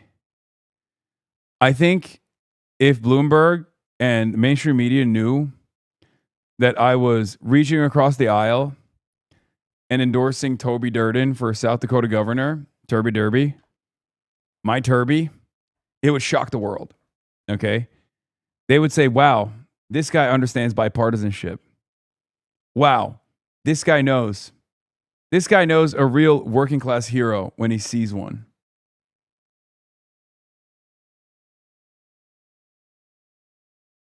Are you conscious about this sort of scorekeeping for wins and losses? Are you less likely to endorse a long shot because of this? No. What the fuck? Why would you? No, man. I don't give a shit. Dog, I'm not running for office. I'm not vying for political power. I just want fucking socialists to win elections. The only reason why I won't like spend a good deal of time on certain candidates is not because of their lack of viability or whatever, but it's also because there's a finite amount of resources and a finite amount of influencing that I could do because I'm only one person. This is just one community. So I try to coordinate to the best of my ability with specifically the Democratic Socialists of America without getting notes from them. We are not in constant coordination and contact with one another, okay? Contrary to what the speculation might be, I'm an independent media content creator, totally independent, okay? Totally independent. Just remember that.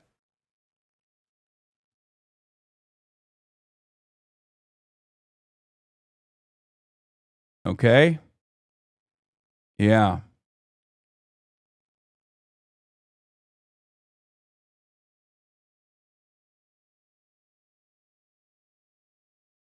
What? Great day with Bar Harbor Oyster, learning about aquaculture in Maine. What? The Maine Wire is so funny. It's an outlet entirely dedicated to shitting on Graham Plattner. Like, this is literally an entire outlet that came out of nowhere that is exclusively dedicated to Graham Plattner, anti-Graham Plattner coverage. Isn't that wild, by the way?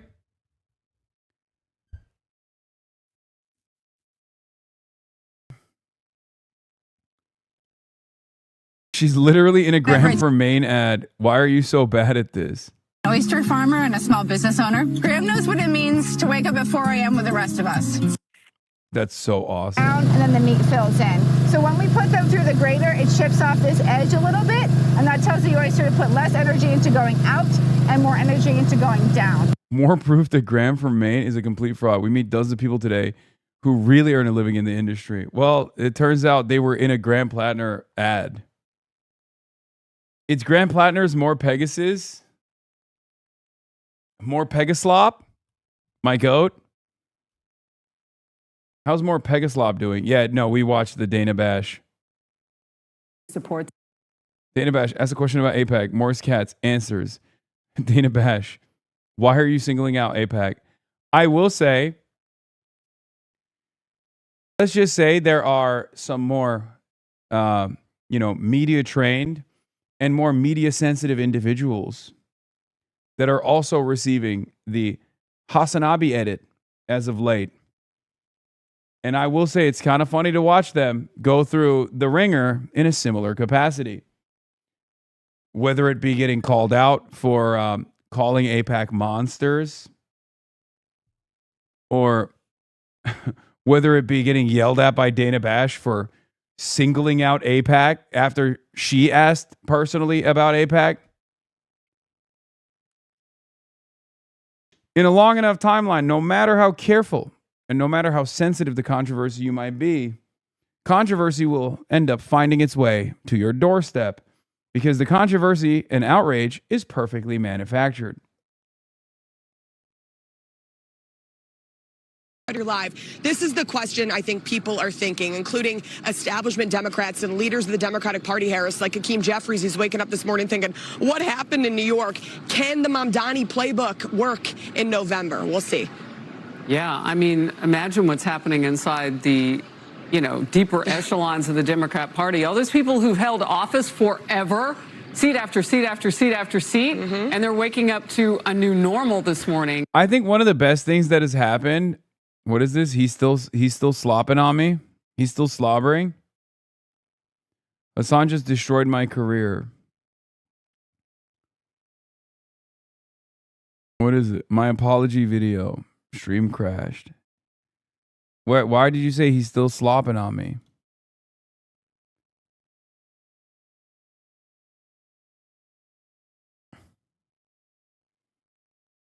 What?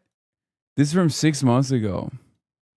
This has 13,000 likes. Bro, there are so many people on the internet that are just not going to make it. Before the Maine Wire had Graham, they posted 6 times a day about triad Chinese grows in Maine.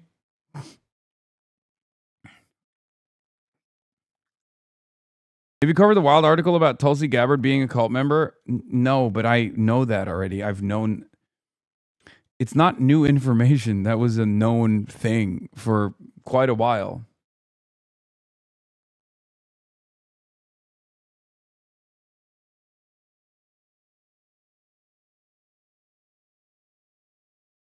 And some of them thought that they could just write it out into the sunset. We'll see about that. Alexis, thank you. Right. Countless headlines now echoing the massive effect on the political landscape. Here's a tiny sample. Do you feel very politically powerful at this moment? I would. Not trying to lionize you, but as an individual, you have a remarkable amount of power through your voice. I don't feel anything. Let's be real. There's so much more work to be done. Even last night, I was immediately like, all right, what's next? Maylot Quiros, Oliver Larkin, Abdul El Sayed. Mamdani emerges as kingmaker. Primary forecasts future for Democrats. And socialist earthquake leaves Democrats reeling. House Speaker Mike Johnson from moments ago describing socialists. Look at this. Brilliant. Morris Katz. Democrats have candidates winning primaries and rising through the ranks. Here's a few of them. Vang in California, one of the Democrats, she won't say the Pledge of Allegiance. Hamaway in New Jersey, Democrat candidate, socialist candidate, has ties to Al-Qaeda and other terrorists. Chevalier won last night in New York over Hakeem's counter endorsement. She says she wants to abolish the border. She doesn't want a border for the country. Mendoza in Arizona wants to decriminalize trans prostitution. Apparently that's the thing. James in Iowa wants to apologize for being white. Garriott in Iowa performed a Satanist wedding. And Bennett in New Jersey... what the fuck are these guys even? I don't even know who half these people are. And I also don't know what the fuck they're talking about.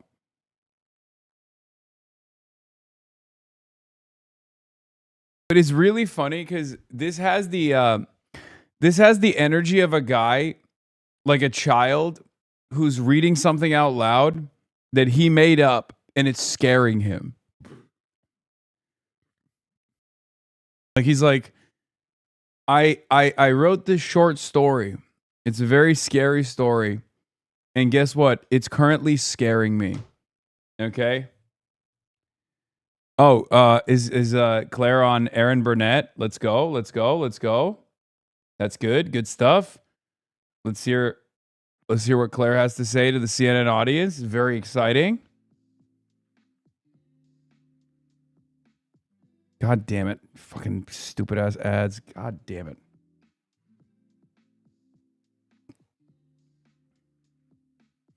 Remember when we warned everyone about the naked cyclists in Portland? I don't remember that. Knocked off incumbent House Democrats, and 2 ran as Democratic Socialists. One of them, Claire Valdez, is my next guest. She's a state assemblywoman who supports policies which include universal rent control, Medicare for all, shrinking the private sector, growing the public sector, abolishing ICE, and ending all arms sales to Israel and supporting Palestinian statehood. Out front now, state assemblywoman Claire Valdez, and this is her first national interview since her win. And obviously, it's a win that has sent shockwaves through the Democratic Party, through the Republican Party, you name it. Assemblywoman, what do you think, now you've had not even 24 hours here, what do you think your victory means? I think it means that the movement that elected Zohran Mamdani last year continues, and that the movement that has been fighting for working class New Yorkers for years before his election continues. We have a lot to win, and when we go to working people, when we say, this is our platform, we want to fight for you, we want to fight to abolish ICE and win Medicare for all, to make your lives more dignified and affordable, to empower workers, that resonates with people, and we win. And so I'm very proud of the campaign. It's interesting in the context when you talk about housing and affordability, how central that is. And obviously in Washington, that bipartisan bill was torpedoed today by the president because he wants his voting bill. He is seizing, though, as are other Republicans, on your victory and other victories by Democratic Socialists here in New York as a negative. Let me just play some of what they've said. Well, they're going radical left. They're going really, you talk about the Democrat Socialists, it's really communist. These are the times that Reagan was warning about. He was warning about communism overseas. Now it is on our own shores. Call it the Bolshevik Revolution of 2026, but the Mamdani takeover of the Democrat Party is official now. Yes, we are the Bolsheviks. I hope. Okay, now Inshallah. I'm just going through here, and Trump using the word communist, Mike Johnson using the word communism. Is that a badge of honor to hear them talk like that? I'm a proud Democratic Socialist, and for what that means for me is that my union taught me that when we organize together, we can take on bad bosses, we can win good wages, we can win dignified working conditions. And it's funny that they would invoke Reagan, who famously decimated the labor movement, attacked after Patco, really set the tone for what the federal government has done to the labor movement over the last decades. My goal in running for office is always, how do we get as many people as possible into unions? How do we pass the PRO Act? How do we stand on the side of working people so that they have the power to fight for themselves and their coworkers and their neighbors? And that's the movement that I come out of, and I'm very proud to be a part of it. Okay, so that is what they're saying, all right? And you're talking about unions. But here's the thing. It's in the Democratic Party, too, right? There are a lot of people who are freaking out and are not happy about your victory and other victories. So, and there's a couple reasons for that. Israel's one of them, Palestinian statehood. So Josh Gottheimer, Democratic congressman, he told CNN, obviously the socialists had a big win last night. The question is, are we going to let them take over the party, or are we going to stand up and fight back? Many of us believe, as I do, that if you're a socialist, you're not a Democrat. And two other prominent Democrats, one a senator, one a prominent strategist that you've probably known of your whole life, have also come out for other reasons criticizing. Here they are. The dirtbag left is having their moment. And understand, these people do not like Democrats. Not only are they not Democrats, they wish Democrats poorly. Okay, there's a lot in there. Let's just start with James Carville. Do you wish, not only are you not a Democrat, you wish Democrats poorly, is what he's saying. Is that true? What I wish is for working class people to have the dignity, the wages, the protections that they deserve. And if the Democratic Party is willing to stand for Medicare for all, is willing to fight for abolishing ICE and bringing them, the billions, trillions of dollars we spend on forever wars back into our communities, then that's the Democratic Party I want to be part of. That's what we're fighting for in these races. And I think we saw over the last, several weeks, months, as progressives around the country are winning, and last night, that this is what the working class and the James Carville's so funny because he goes back and forth with these campaigns. And you have a point there. Then when you listen to Senator Fetterman, the dirtbag left is having their moment. Obviously, when it comes to an issue like Israel, right, he is diametrically opposed to where you stand. But, can you recognize that the two of you are even in the same party? It's a big party. It's a big tent party. I think what's important for me right now is saying that we won with a mandate in this race. We won across the entire district, and that the message that we had at the doors resonated. People want affordability. They want politicians who will stand up against ICE, who will stand up against forever wars, and who want to see the resources that we pour into agencies that do not make us safer back into our neighborhoods, in hospitals, and in healthcare, in education, the things that actually make lives dignified and beautiful here in New York 7. So, and there's affordability. There's also the issue of Israel, and I want to follow on that just because obviously Congressman Gottheimer's talked about that a lot as well. Is the party big militant enough that you can be in the same party where you support Palestinian statehood and are talking about genocide with people who support arms sales to Israel and Israel's actions in this war and in Lebanon? Is the tent big enough to include a John Fetterman and a you on that issue? What I'd say is that the people who do not agree with me, that we should not be aiding and abetting a genocide and occupation, that the Democratic electorate does not reflect that position by far and large. The Democratic electorate wants to see us pull resources away from that and again, put them back into our communities. They don't want to see our tax dollars going to fund a genocide, apartheid, occupation. They're tired of that. And we heard this over and over again at the doors. But this is an opinion that is reflected across the entire country. It's not just in New York City. And I think that Democrats would be well advised to listen to the people who put them in their offices when they say that. All right, Assemblywoman Valdez, I appreciate your time and thank you for taking the time to talk to us. Thank you so much for having me. And next, live pictures from Trump's Great American State Fair. He says it's to celebrate America's 250th anniversary, but has it simply become a full-on MAGA rally? Plus one of HGTV.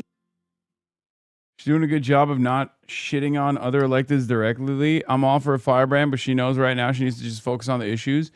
Well, I think reframing everything back to first principles and like what it means to be a democratic socialist is the appropriate way to message in this situation.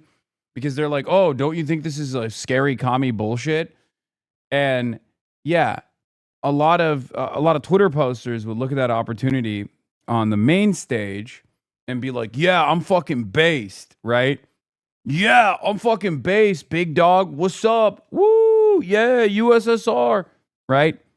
But like, lucky for us, a lot of these champions that have been elected into these positions of power understand what the average person's perspective is, even if they live in the commie corridor like Claire does, right? And recognize that this is a great opportunity to put your best foot forward. You don't have to shy away from your values in any way, shape, or form. You don't have to compromise on them at all. You can simply be honest. And being honest in that situation is like, I'm a democratic socialist because what that means to me is giving workers back the power in their labor. Because labor is what generates the value. And without labor, without workers, there is no value whatsoever, right? That's it. It's super simple. You don't always have to be as fucking abnormal as possible. Generally, since when has what anyone progressive physically said mattered to media portrayal? What do you mean? It matters quite a bit.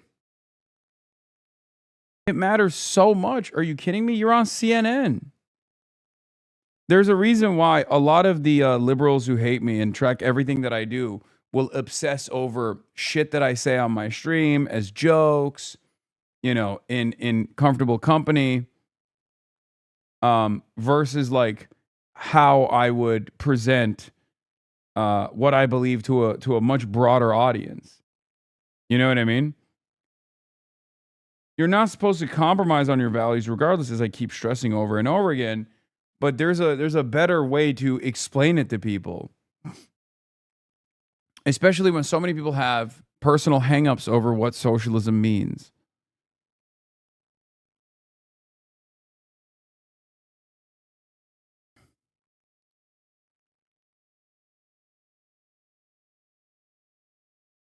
So many people have been completely radicalized against what they perceive as socialism. Yes, Letitia James had a bad take as well. That's a little bit expected. A good example. I wouldn't go on CNN and suddenly bring up Turby Derby, except you're wrong. That would imply cowardice. I would go on CNN and I'd say, Turby Derby. What do you expect me to say? I would like Dusty Johnson? Hell no. And no Larry Roden either. I'd tell him what's what. Turby Derby is going to save South Dakota. That's what I would tell him.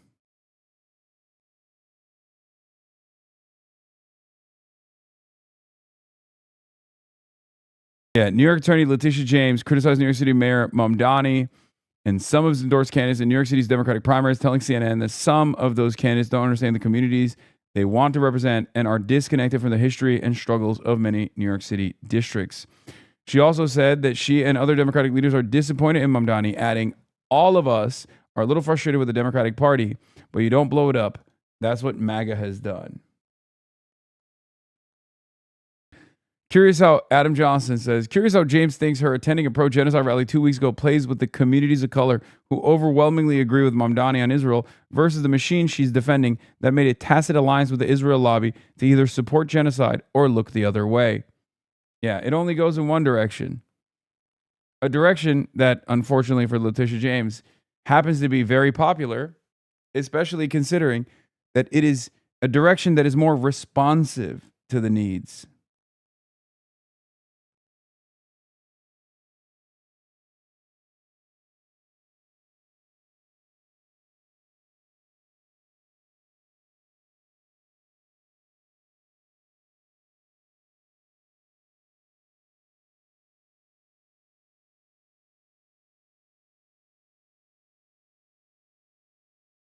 What are 5 books you'd recommend every young socialist to read to get a better worldview? Oh my God. We got a reading list on the Discord.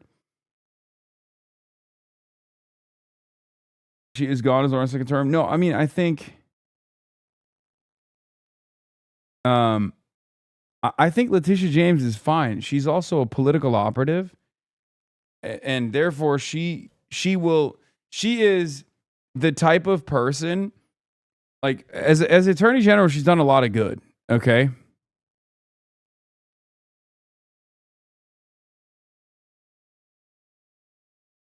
You can't access your Discord. Good. So Letitia James is a political operative, and she's actually pretty decent as an attorney general. And she knows which way the winds are blowing. And I think she'll eventually come around on a lot of this stuff. Sometimes she has good instincts. Other times she's bad. A bit of a mixed bag. Yeah. Overall, though, she's a pretty fucking solid attorney general. Like, there are far worse. There are far worse attorney generals around the country. All right, let me ask this. Why the deep hatred for Israel? Why? Yeah, because I mean, if you have such contempt for Israel, I mean, of course, you're also anti-American and you're anti-Western civilization, and you're anti-capitalism and the American way of life. I mean, now they're all socialists, of course, and now there's communists and now Marxists, and now they're proud of this. And now, of course, we have P. Hustle in Maine. That's another one. He's a self-avowed, communist too. Wow, fucking got him, dude. P. Hustle in Maine. God, he's so nasty. He's such a nasty little pervert. Now that's not even looked down on in a significant part of the Democratic Party right now. All right, let me ask this. Why the deep hatred for Israel? Why? Yeah, because I mean, if you have such contempt for Israel, I mean, of course, you're also anti-American and you're anti-Western civil.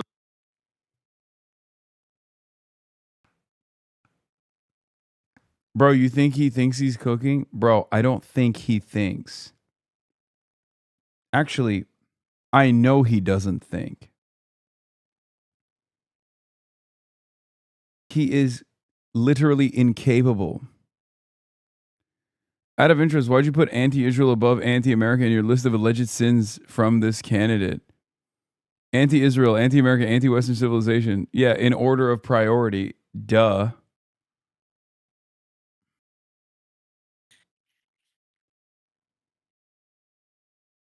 I think it's really funny that there is an objectively brain-dead senator in what is supposed to be the greatest deliberative body on the planet, and we just all sit around and act like this is a normal thing. And I guess because of the gerontocracy, it's not that far off from like half of the other senators who are shitting in their diapers anyway. Like, the Senate and the House of Representatives is majority people who can't control their bowel movements And therefore, we just look at a guy who is like medically brain dead, medically stupid, and we're just like, yep, that's another one. What are you going to do? This is just the Congress in the most powerful country on the planet.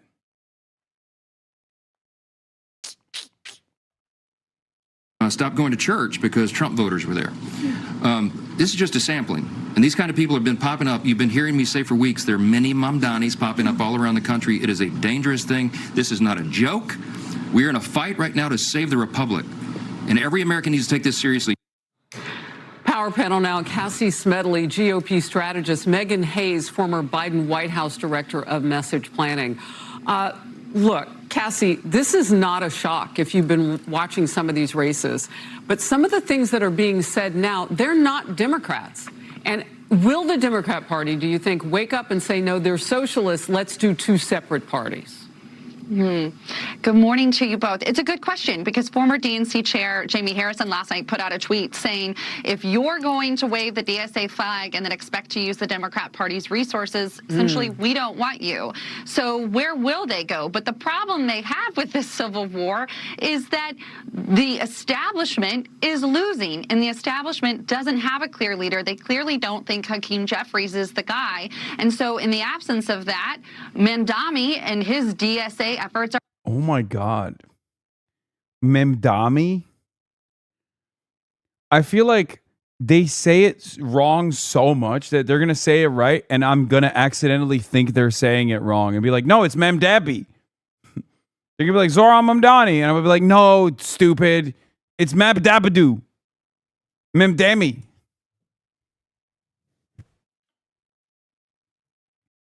Yeah, Schumer is so not a part. Schumer is so not a part of the conversation, they don't even bring his ass up.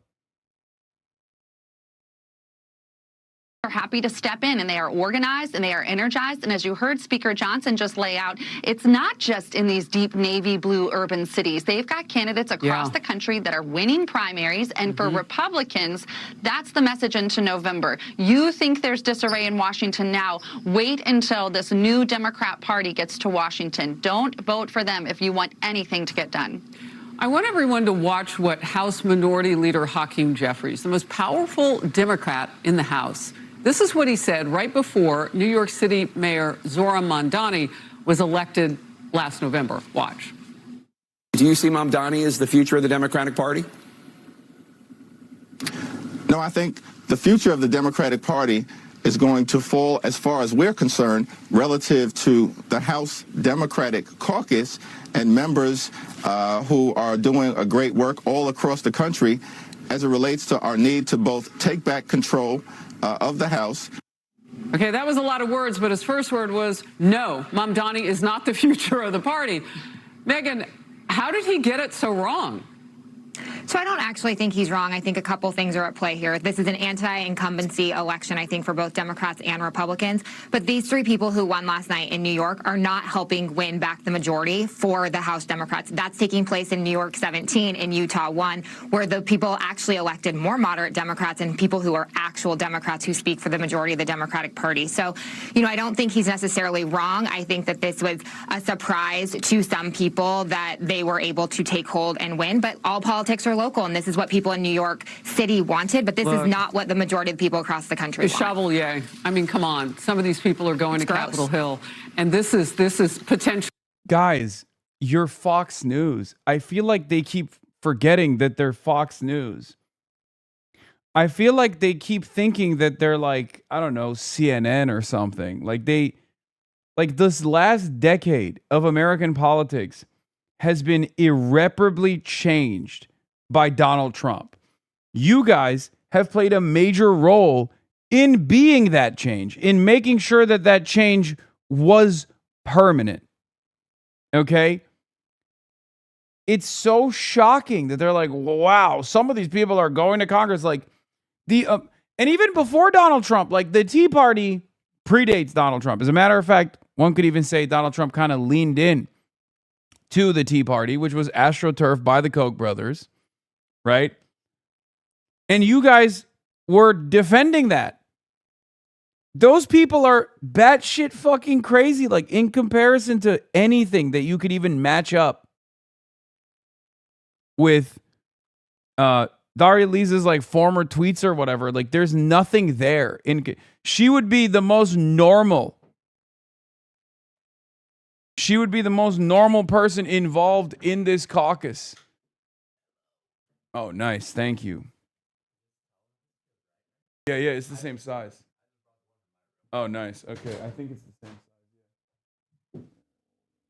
Some of this stuff around. At least they think they can. This is sidelining anything that you think you stand for on the left, because they are, and I've had so many establishment Democrats say it, they're just louder than you guys are. The Faulkner Focus went out on the streets of New York, spoke directly with Americans, because we have people from all over the country here right now with a whole lot of sporting events and everything. So it's a great opportunity to talk with Americans about the surge of socialism right here. Watch. Countries and leaders that have embraced socialism has had such a tragic end to it, and the people are the ones that end up suffering the most. Social Security is a socialist program. Medicare is a socialist program. SNAP benefits. Cook, my goat.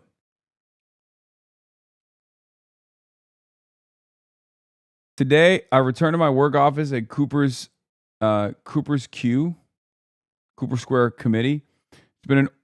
It's been an honor to organize hundreds of tenants on the Lower East Side these past several years, and many of these folks remember me when they went to their polling site to go vote yesterday.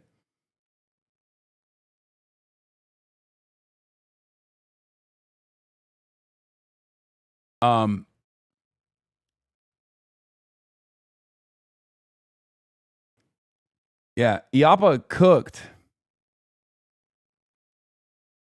I mean, it's extra funny because it's dime square.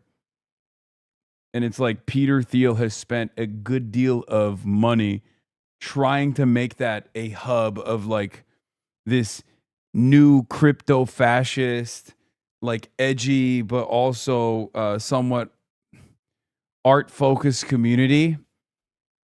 And now it's being run by a democratic socialist. Legacy of Cooper Square runs deep. Original organizers like legendary Francis Golden defeated Robert Moses from building an expressway through Lower Manhattan. I'm proud to be a housing organizer rooted in this community, and I will always fight for Lower Manhattan.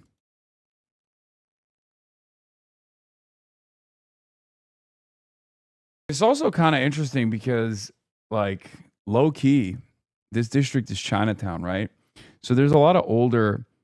There's a lot of older Chinese Americans in this district that actually are somewhat more right wing overall when it comes to crime and stuff like that. And if you remember, Iapa was talking about how like his major opponent was like representing a totally different set of values in the Chinese campaign materials as opposed to the English campaign materials. So, you know, these guys, they pulled a lot of shit. They pulled a lot of weird shit. Wasn't he running? Yeah, he won. Chatter. Yes, you do remember him from the couch.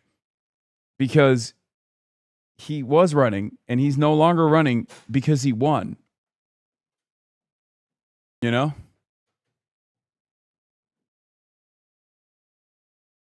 Gotta bring this banger back so people learn how to fucking say it. What? The name is Mamdani. Okay, dude. Jesus. I saw signs on stores that were Iapa and the Shen Yun Lamau. Yeah, of course. Have you followed the Danish election at all? No, brother. Y'all are on your own. I'm sorry.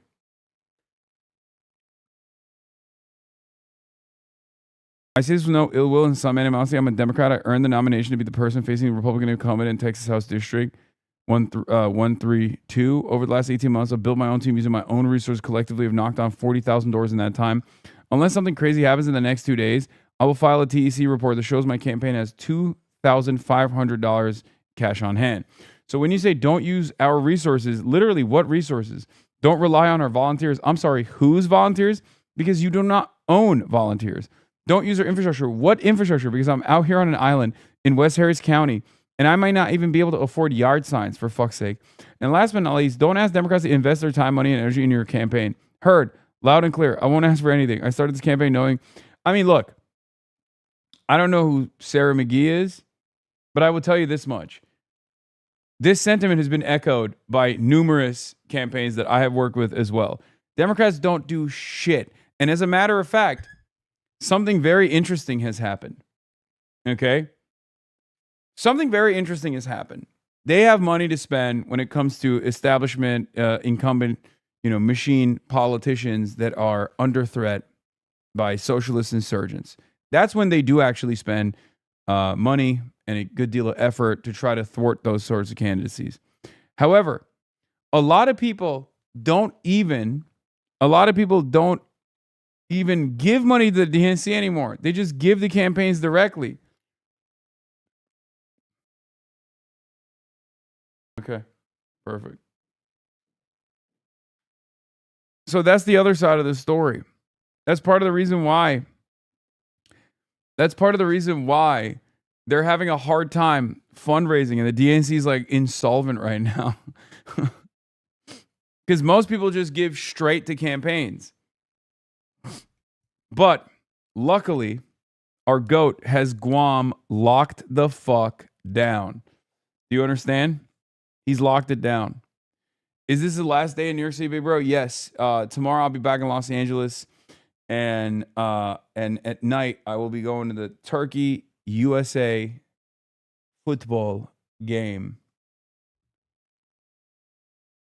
Guam gang. So it really depends on how you define socialism. I think people try to exploit it as to what it's being described as today. I don't know. Desperation, lack of knowledge. I don't think they know the impact it could have. I don't know, ignorance. Anything goes as long as it's not a Republican, is the way people feel, I think. How are they going to do all the stuff that was promised for you people when they voted for him? How is he going to do all that? Isn't that what we fought in Vietnam? Communism, which is kind of like the brother of the cousin or other of communism and socialism? She reminds us, on Wednesdays we wear pink. She's right about that, Cassie. Gross. Yeah, it's interesting when you hear the perspective from the broader country. Again, the Democrats have, their voters really haven't participated in a proper primary election at the. We have fought communism just like the Democratic Party did last night. And we, in the American tradition, lost against communism in Vietnam. And the Democrats lost against communism last night. So we're carrying the fucking flame.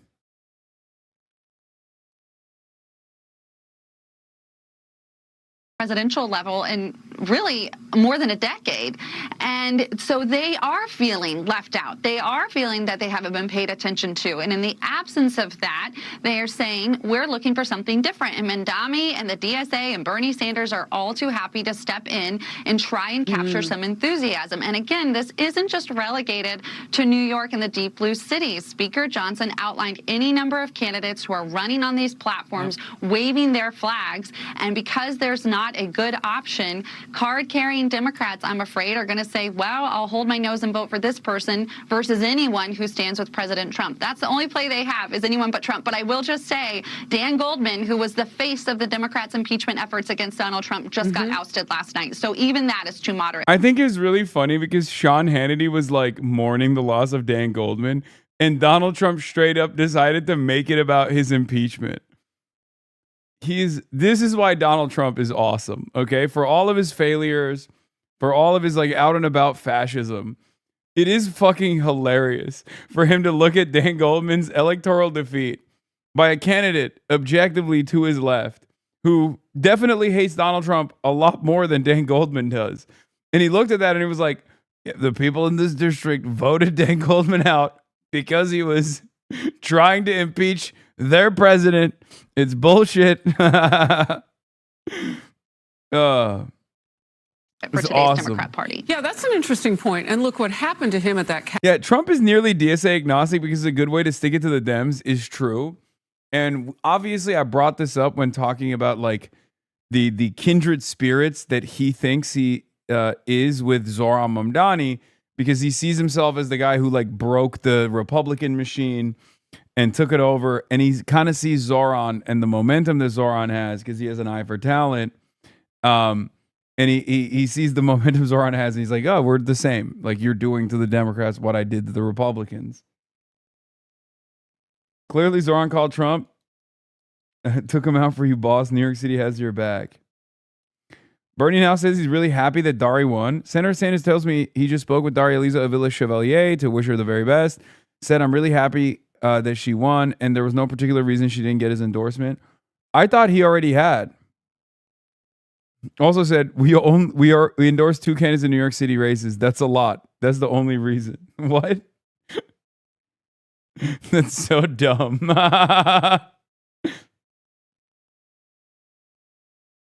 They mentioned you on The View podcast? Wait, The View has a podcast?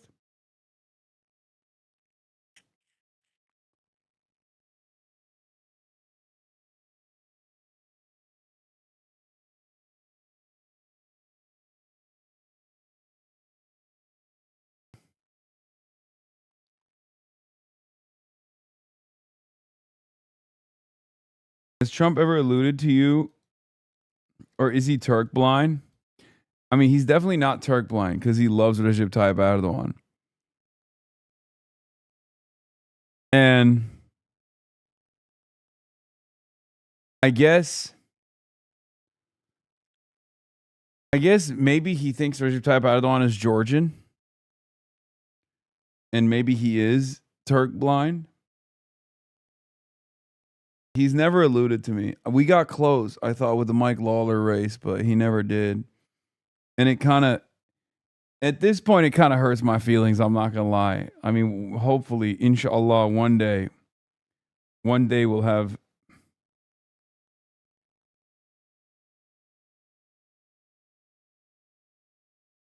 the Trump noti. Abi gücü zaten resimiz. Gürcü zaten reisimiz. Ha işte tamam, Gürcü, evet.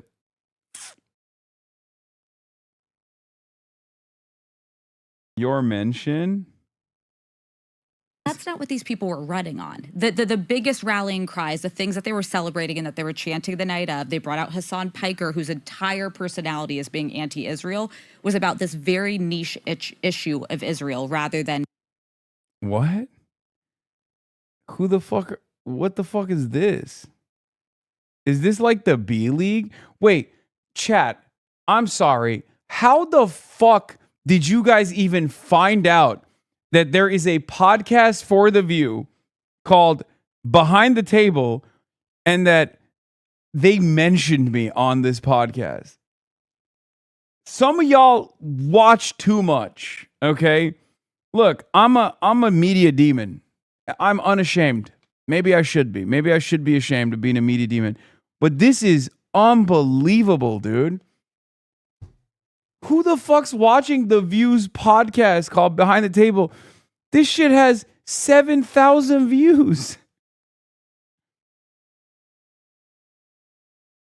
I only found this because the chatter mentioned it. I know, but like, how did that chatter... There's a chatter out there who is such a fan of The View that he doesn't just watch The View. It's not enough. He's like, oh, I haven't gotten my daily dose of The View. I have to watch the Behind the Table, The View podcast. I mean, it's awesome. Thank you. Yeah, this is for the diehard View heads who can't get enough. I simply can't get enough of The View. I need more. You best not attack the View ladies. No, these are not the regular View ladies. The View ladies, I think, would like me. This is the guest. Alyssa Farrah Griffin and Sarah Haynes. I don't even think Sarah Haynes is like a regular on The View, right? She was the one who's fucking chirping earlier too on the regular show. Affordability within, the 5 boroughs. So arguably, they're putting Israel in front of America. Yeah, oddly, yeah. So what do you attribute the success in this election for these candidates to? Do you contribute? Yeah, good question. I guess everybody fucking hates I guess everybody fucking hates Israel then, huh?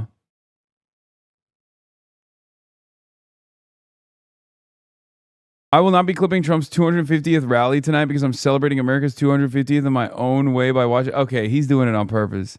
He's doing it on purpose. He's doing it on purpose. He is doing it on purpose. When Aaron Rupar comes out and now tells us he's not going to clip a Trump rally, it's because Trump is going to get clipped somehow, and that's the reason why. I there's no way.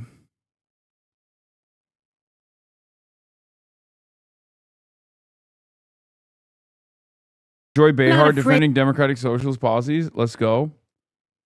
I mean, get these ladies talking about Israel and they fucking lose their minds, but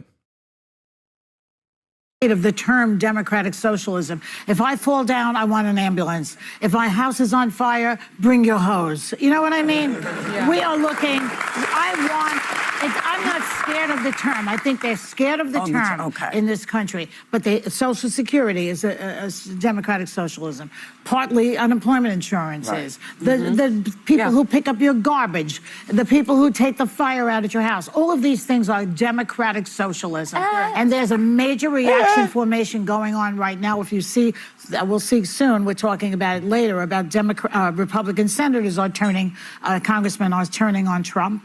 And people have had it with this right-wing, nasty politics that we've had to subject ourselves since this guy got into office. Right. And they're not afraid of the term democratic socialism. If I fall down, I want an ambulance. If my house is on fire, bring your hose. You know what I mean? Yeah. We are looking, they're the regulars and then the guy's the producer. Jen Welch is going viral. My partner sent me this clip and isn't familiar with her. New York last night. Are the citizens standing up against corporations, against fascism, against MAGA, against corporate Democrats, against establishment Democrats? And this is hopefully going to sweep the entire country. And people go, oh my God, they're so radical. They're really not. Not wanting to kill kids, not wanting to fund a country that intentionally targets children is not radical in the least. It is radical, homicidal, and genocidal to kill kids. And then to call the people who oppose that anti-Semitic assholes. This is the biggest bunch of gaslighting, quackery, fuckery on the planet. And good on Zohran for standing up and believing in something and calling these corporate PACs out for being the monsters that they are. And shame on every Democratic politician that takes money from the same fascists that are funding the dismantling of the United States of America and who willfully smile and fund the intentional targeting of kids. True. You were mentioning I-24 at the 8-hour mark. University encampments that terrorized Jewish individuals and anyone with moral clarity. Even worse, Hasan Piker. Pictures with Hasan Piker, who basically has talked about 9/11 as if it's no big deal. I always proudly walked around with my yarmulke on as a proud Jew, till recently that I started feeling... Wait, the glasses are throwing me off. He's wearing democratic socialism glasses.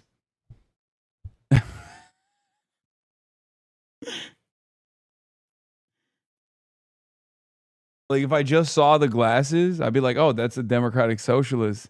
That's probably someone running for Congress on a DSA ticket. But then I look down at the blazer. I'm like, oh, God. Oh, no, never mind. Oh, my God. You look at the blazer, and that's what ultras think is the DSA. Ultras with the hammer and sickle emoji on their accounts on Twitter who do nothing but post think this is the average Democratic Socialist of America guy. This is who they think is the average DSA candidate.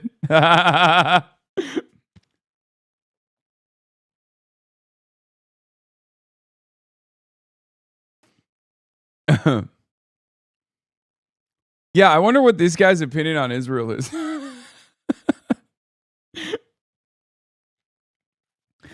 Yeah, I can't really tell. It seems his position on Israel is ambiguous.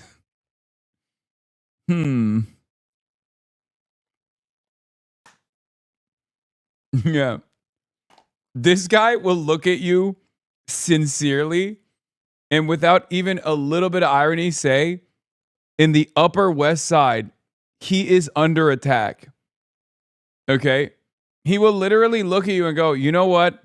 You know how dangerous it is to be Jewish in the Upper East Side, in the Upper West Side especially? Do you know how dangerous it is?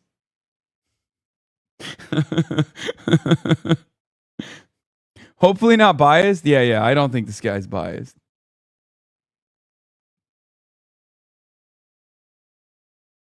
Yeah. You know where I'd be a lot safer? In Tel Aviv, where bombs are flying overhead. Of course, I would never live there. What are you, crazy? I just like to think about it existing sometimes. That's why I think like saying my emotional support apartheid state is the perfect way to describe like so many people's attitude towards Israel, because it's like they're not living there. They will never live there. They think it's kind of gross. I've heard from people say it's like Israel defenders say it's like kind of like it's kind of Arab coded, you know what I mean? Because they're like, you know, still anti-Arab in an American way, you know, where they'll be like, no, it's not for me. The culture is not for me. The vibes are not for me. I just like to think about it.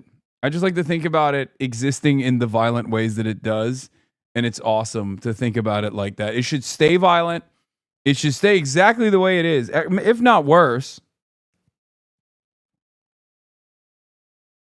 Yeah. Ethan Klein said it smells like shit and shit was everywhere. Yeah. You're laughing, but you don't see the other Israeli clothing he took to leave the house. What could he have worn? He's like, yeah, before. Yeah. Shit you not. Before this, I used to wear the tie and the shirt with the Israeli flag draped all over it. And now I just wear the blazer, you know?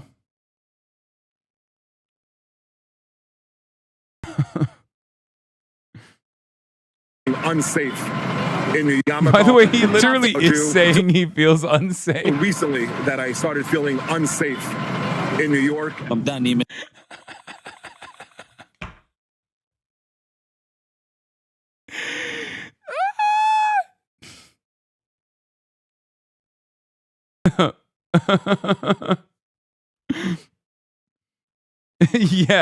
yeah, bro. It was the yarmulke in New York. That's what made people go, wait a minute, this guy might be Jewish, and then wanted to be anti-Semitic to you. Certainly, yeah, yeah, definitely. Guy who's never seen someone wearing a kippah in New York. Totally unique sight.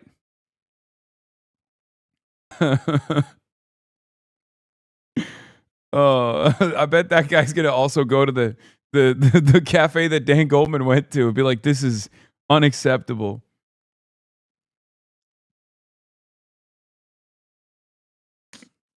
Wait, this is the second chatter who just said Jen Welch officially going viral. My normie partner sent me her clip.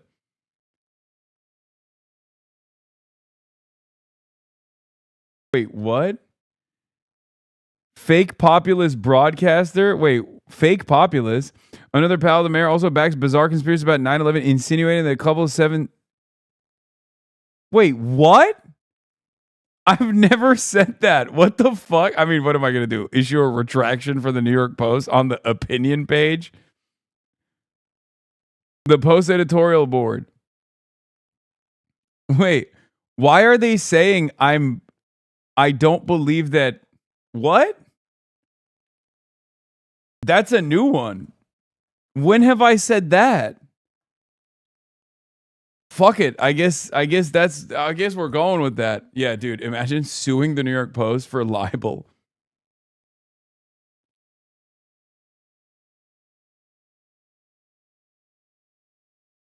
Lizzie Soetsky going full freak at Jewish New Yorkers voting for DSA. You know, I'm honestly, in a weird way. Dude, I love this shit. I love when they start Sephiroth posting.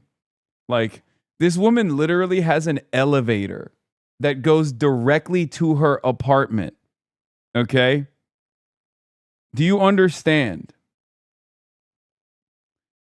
Like, a lady that lives in New York with her family that has an elevator that goes directly to her floor is over here fucking being like, you know, life is really tough. And better yet, it's good that it's tough. Because when the going gets tough, the tough get going. And let me tell you, we will take back this city. It's like, no, you won't do anything. You're fucking hysterical. You're a hysterical loser. They're calling this the most normal looking selfie video of all time. They're giving her awards for best makeup of all time. Yeah, she's always relieved. She's always, you know, she's always doing the damn thing. By these election results from last night. Let me tell you what I mean. You know, for so long, I think people have thought we could just continue to pander, to placate our way to victory, that everything would just be fine, be nice. Now we... Dude.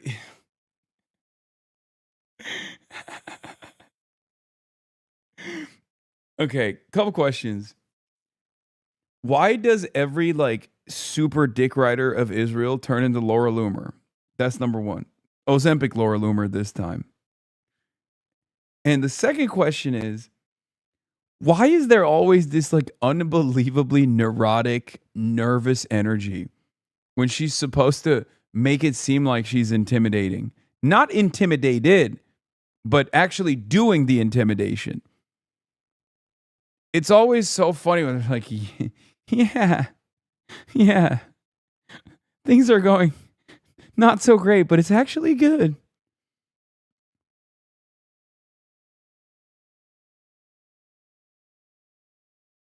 What?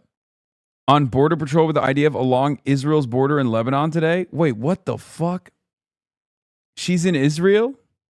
She's back in Israel? See that this whole time, the wheels have been spinning their way right into a pro-jihad, socialist, Jew-hating society.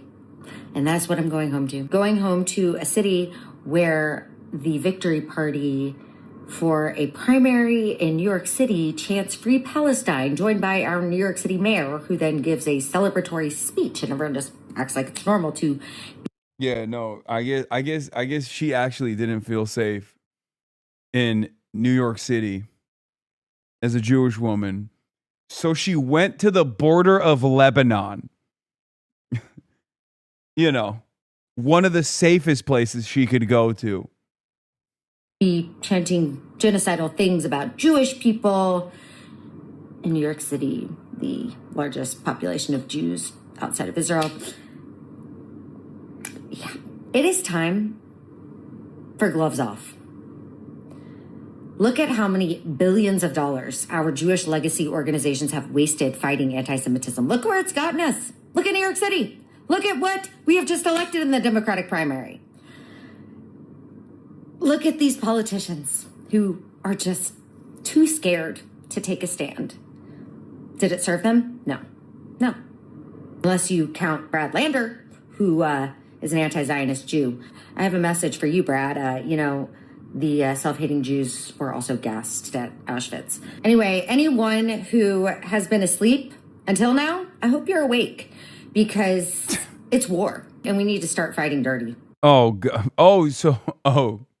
Famously, the Zionist lobby never fought dirty before.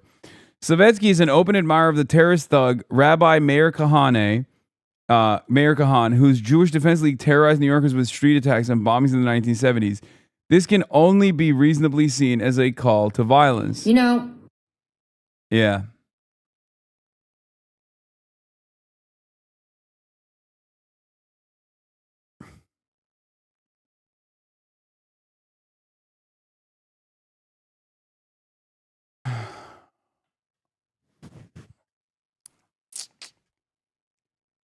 I just don't know. I mean, I feel like she's got too much to lose. You know what I mean? So I don't think she'll be doing shit. I hope.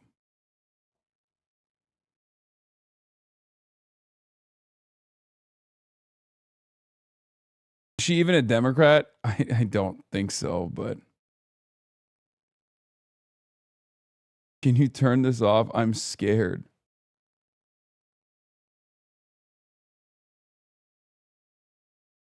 My 83-year-old mom just started following you on Instagram. Pog. Don't worry, I'll bring up I'll post more of the meat pics. Same pig, by the way.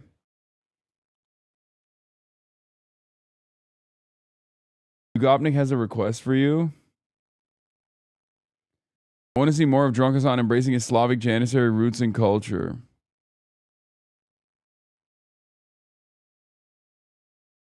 He's so cool when he gets drunk. Usually he's like a nerdy uncle, and then the old Ottoman roots break through as the whiskey enters his system.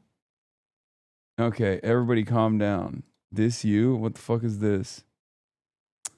Yes, dude, it's me. You're probably wondering how I got here.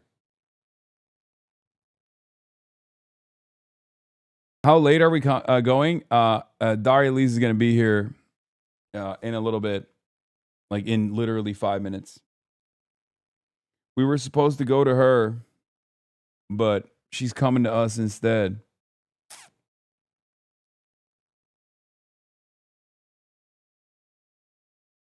Your carefully constructed political machine has been dismantled by a bunch of theater kids and canvassers battling social anxiety.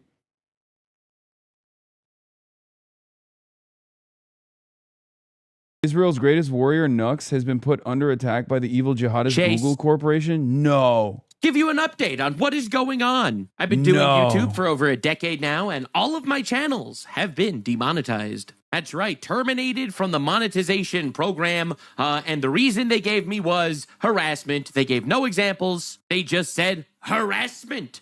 So just letting you know, this is a mistake. Obviously, I do not harass people on the channel. Yeah, I make fun of ideas a lot, but I do not tend to go after immutable characteristics and stuff like that.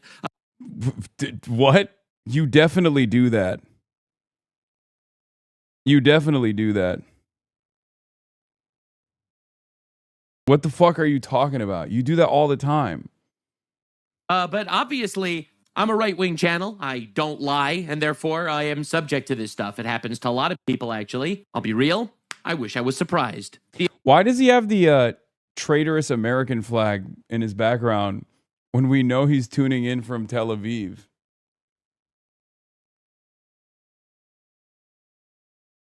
Is he trying to farm? Is he trying to farm like the American MAGA crowd again?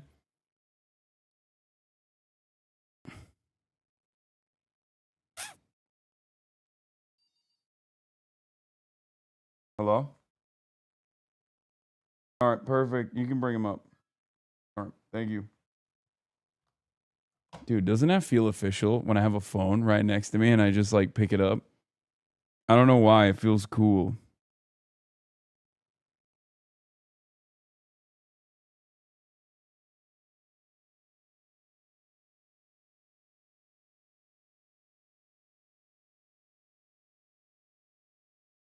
Okay.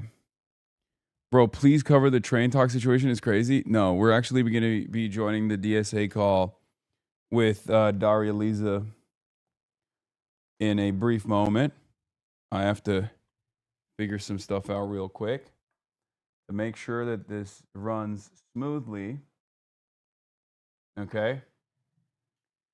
Hold on.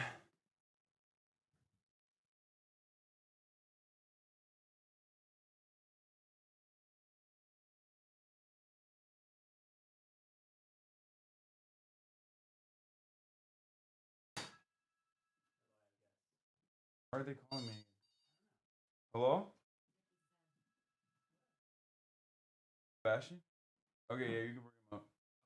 All right.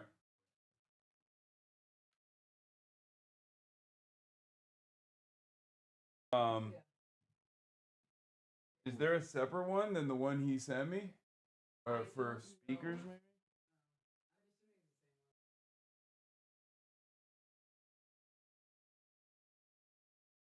Yeah. All right. Well, I'll free you. Yeah. You wanna come in? Yeah. And then I am. Let me. Okay, we got the mics on. All right. Oh, thank you. Can I give you this? Get this out of the way. Oh, don't have it on the screen. Oh, this sorry. is BDS. Yeah. What are you doing? Sorry. That's crazy. That's That's crazy. Congress changed you. Congress changed you. Congress changed you. Congress changed you. I'm calling you out. Sorry, they didn't have Palestine soda at Walgreens. The ultras are gonna go mad with that. Okay, yeah, I swapped audio already. But caught. No, it's fine. Okay, hold on. Are we live already? Yeah, of Oh, course. okay. We're always live. You know this. Okay.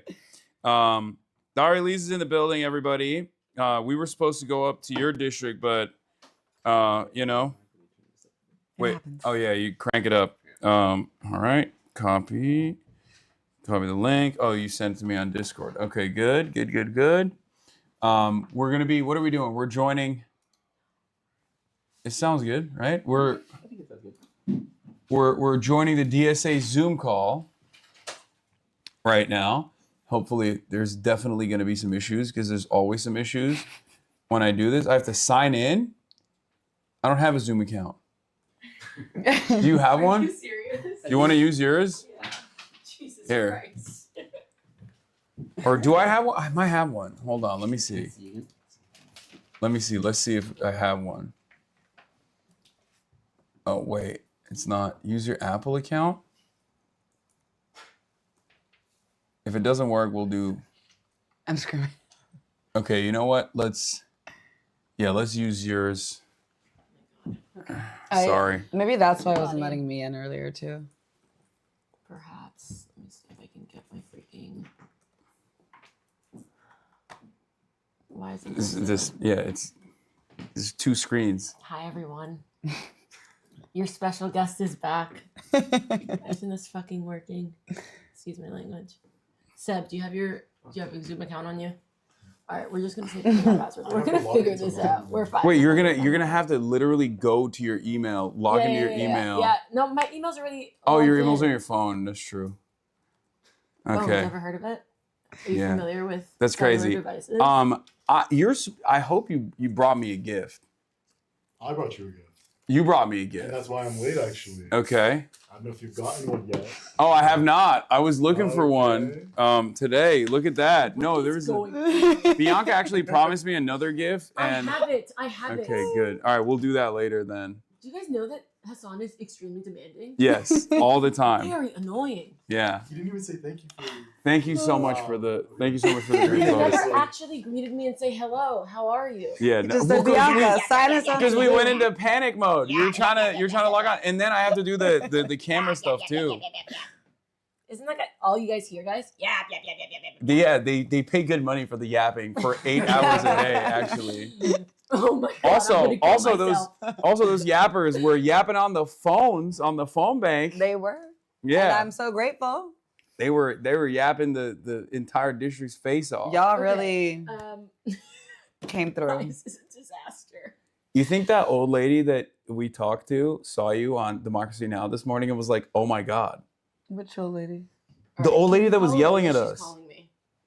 In the yellow dress. I've had a number of old ladies. Okay, there was an old lady that was yelling at us that was like, Israel's bombing hospitals. Oh, true. And then we had like a long conversation with her, and then I was able to like. Oh yeah. I was able to calm her down a little bit by being like, "Oh, I was on Democracy Now!" Because she I loved. remember it. Yeah, she was like, oh my gosh, I watched Democracy Now! And all these things. She probably watched it this morning. I hope that's she not did. how you. Get the. Oh, is it open? No, it's not. No, that's not the link. Here, we'll go back to the link. We'll do this again. Okay. That was so funny that was how she knew you. Yeah, and now Of we have all to of the things she sign was in saying, again. Democracy Now! Was not what I would have pinned her. We're gonna figure it out, guys. We're gonna figure Inshallah. it out, and it's gonna be great. Oh my God! Oh my God! Is it here? What? Oh my God! Look who is on the call. Okay, wait. Can I? Go back. Here, sorry. All I saw was a red screen. You know what's so interesting, Chad? Olivia Reingold's They on haven't moved over so that I could more comfortably put in my password. Sorry. Would you like to sit here? No, I don't need to sit. I just need. Do you want to move? Jesus Christ! We framed it. I don't want to ruin the frame. This is Mazan scene. I'll reframe it. Thank you. Olivia Reingold's in the call on the DSA call. Who dat? She follows me. You don't know who Olivia Reingold is? No, I live under a rock. Oh, she's gonna. Yeah, no thanks. Don't save the password unless you want me to log into your Zoom account from time to time and make calls and call your dad. You're like, what's up? What's good? Oh, the picture just came from last night. Nice. All right. Okay, you have worse ADHD than I do. That's crazy. Well, Do you need to get logged into mine? We're just waiting for. She's waiting for the one-time passcode. Do you guys like my outfit? It's great. You know, I actually have that same dress. Abercrombie. Yeah. It's great. I don't know if we're able to say that they're back, but they kind of are back. So, All right. I don't know if that's a well-kept secret, but I feel like people are shocked when I say that. You're still not getting it? No, hold on. The Wi-Fi is terrible in here. Here we go. Here we go. We're up. We're up. Not quite yet. All right.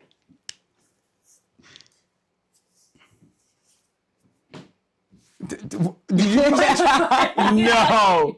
You tried to touch it! You tried to touch it!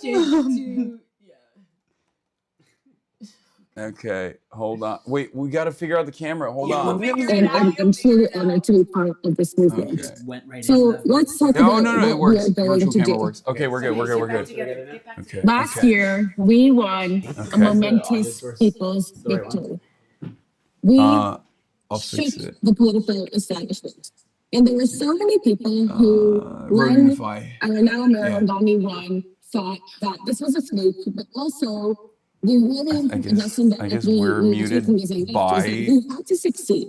Yeah, We we have gotta to listen to succeed that's our, in order for that's us our to really stick on it. prove that as a I left know. we can win That's races, awesome. but we can also Yeah, go do sit it on in that. such an extremely competent way. And by this year, with us winning these state races, what we are showing is that we are going to sustain that victory. And we're sustaining that victory by winning more and more races and appealing to more and more voters. And we're also going to sustain that victory in the left, in state governance, because the way that we are going to pass the policies that Zohran Mamdani promised to millions of New Yorkers is by getting the funding through the state legislature.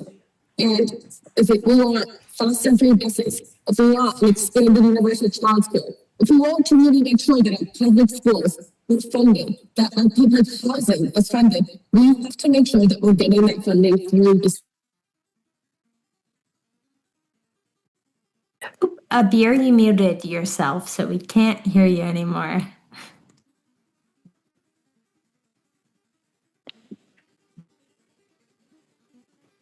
Okay, can you all hear me now? Yes, and actually you sound better, so great. Okay, great. Okay, apologies. I am in the beautiful Astoria Park celebrating this win with my family. But like I said, to sustain the people's victory, we have to get the revenue through the state legislature. So here are the very important things that we are going to do to win.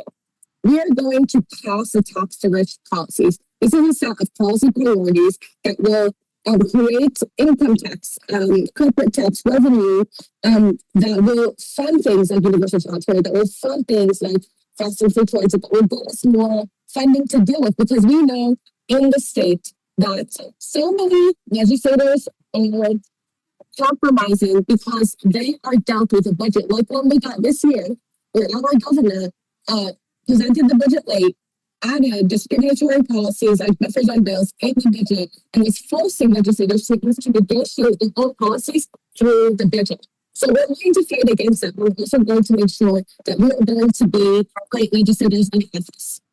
That is going to help us sustain the people's victory. And there's more for us to win. We need to win universal income. We need to win health care for all. The New York Health Act has been sitting in the state legislature for years, but it has not been passed. So I will say that when we have pitched ourselves to so many progressive endorsers, to union endorsers, they have asked, what differentiates you between any other progressives? Because in our race, and specifically in my race, we proved that in the progressive realm, that we are the right choice, and we are the choice that voters want. But many people did not give us endorsements, many people did not support us because they were skeptical of our ability to actually doing things in office.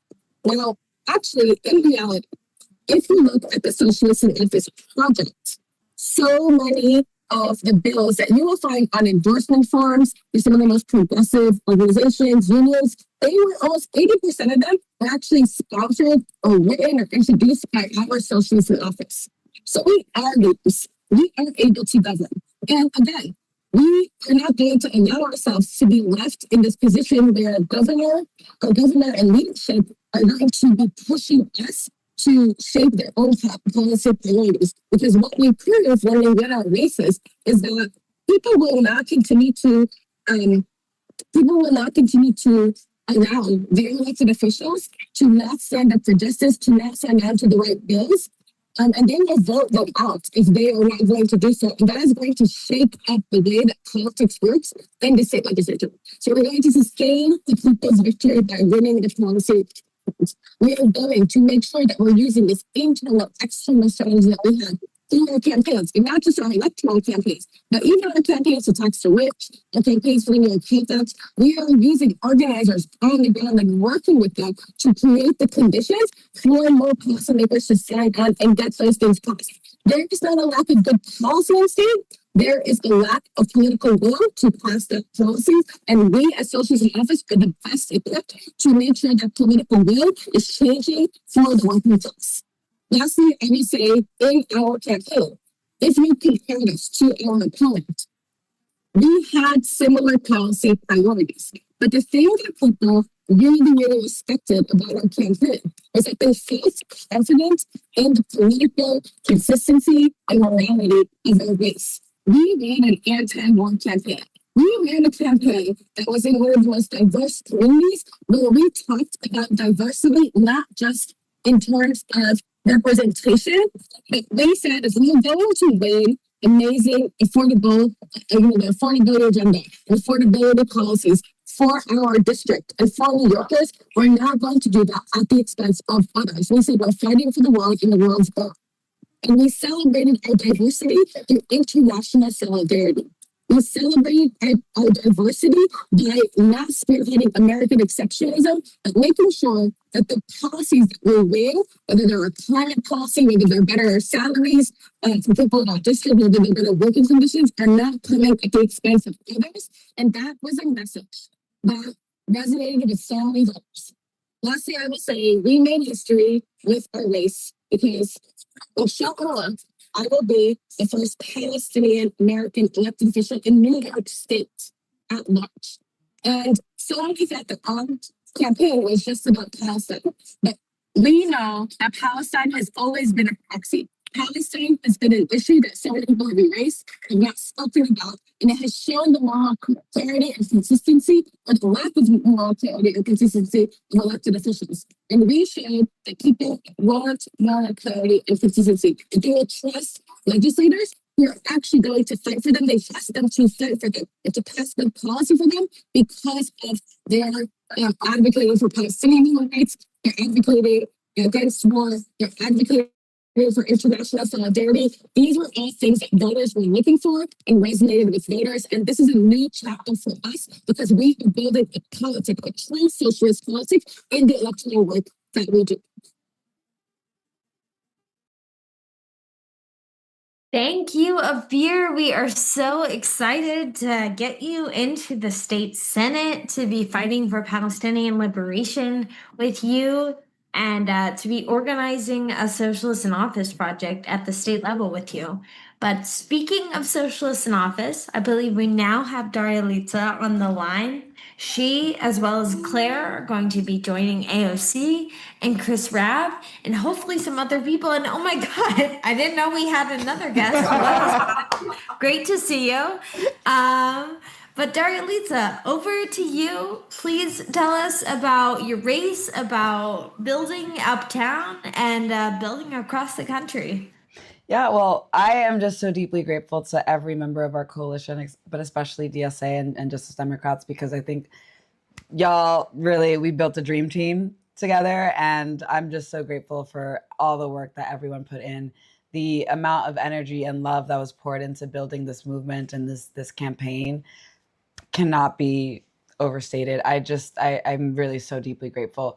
I came into this campaign with folks telling me that it was over before it even started, and that there was no way that we could take on a machine like Espaillat's, that there was no way that an organizer could build out a political electoral campaign.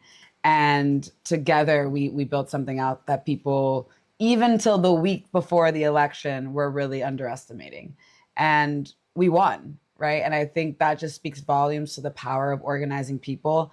There were $7 million that were spent against me to attack me and my personhood, and not any of the policies that we were actually fighting for, because we know that those were actually really popular policies. There was a spill over here. But, these were critiques not of the policies, because we know that these policies are ones that are popular, that people want, that New Yorkers want, and that the people of New York 13 were hungry for. This is a politic that was actually part of the politic that is rooted in the history of that district, where you have so many socialist movements from people of color, so many of our giants in the Black radical tradition, in the Latino organizing tradition, were coming out of New York 13. And so it was just such a deep privilege to be able to organize around these principles in a community that has not been able to reap the benefits of that type of organizing in decades. And I'm just so excited to be able to build that out on a national level, to scale it, to address the issues that we're facing right now. And so deeply, deeply grateful to every single person who was part of this campaign. I think really the fact that we were able to bring together a coalition of organizations that were able to help build out an infrastructure, build out an organizing system, and make sure that we got all of the resources and people power needed to win here was so crucial. And so I came into this knowing that I wanted it to be part of building movement work, knowing that I wanted people to join their political homes. So if you are here and you're not a DSA member, join DSA, because I really want us to be able to build this people power that will help us deliver in the long run. Because this isn't just about the seat. It's not even about this one moment in history. It is about making sure that people are brought into our politics and find homes and political homes that they'll stay in. I'm so grateful. I want us to just take the time to join DSA, be a card-carrying member. And we need more socialists, actually. We need more of them. We have actually another race coming up in Denver with Melat Kiros, who is facing an incumbent who is just as bad as Espaillat. So let's get that one out as well and get Melat in, because she's just an incredible human being and an incredible candidate. And I would be so honored to get to call her my colleague in Congress. So please make sure that you support her as well. Sign up to phone bank with her. Please support her. Also, donate to all of these races. We have a number of other races still coming up down the pipeline that we really, really need to support. And I think we need to do all the things that we did in my race, whether that is going out to canvass in person, phone banking, donating, because it's so deeply important. Again, I was up against $7 million and we still beat that. And we can do the same in all these other races. But next in the pipeline is Melat, so please support her. And thanks, y'all. Yeah, it's coming up on next Tuesday in Denver, Colorado. It's one of the youngest districts. I think it might literally be the youngest district in the country.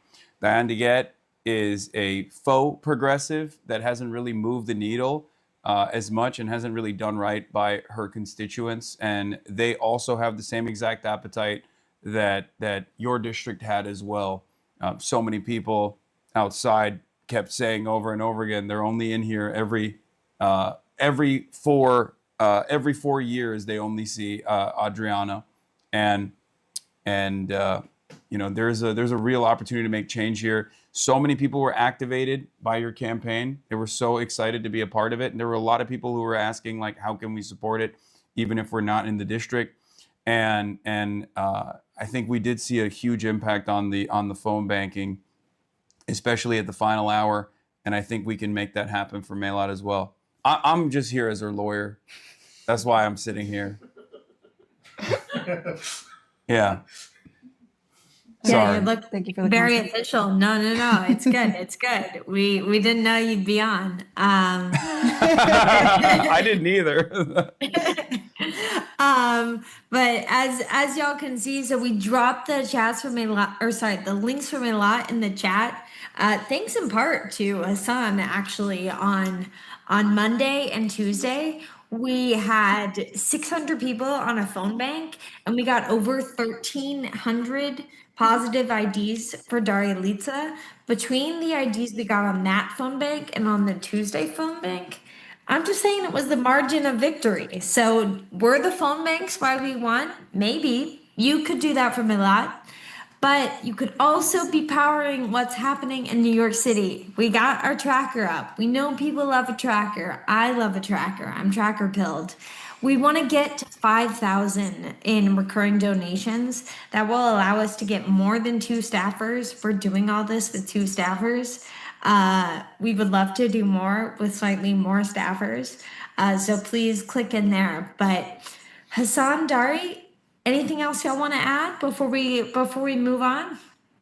You know, I'm grateful to every single one of you who knocked on doors, who did a phone bank. So grateful to you, Hasan. To I didn't do anything. You brought so many people out to that phone bank, so let's not undersell it. Nothing. And I'm so grateful to every single person, because we really showed that you can have a vision and you can have fight in you and actually deliver for people. And so to everyone who wants to continue to do that work, please join DSA. Please just keep organizing, because we can build a better world together. I will tell you this much.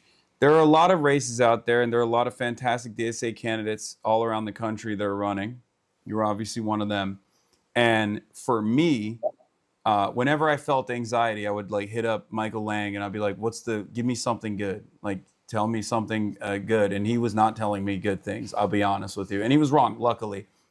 Fraud. Anyway, but whenever I felt in any way, shape, or form anxious, I think the phone bank stuff that we did the last night, it really helped me. And I think it can help you guys as well.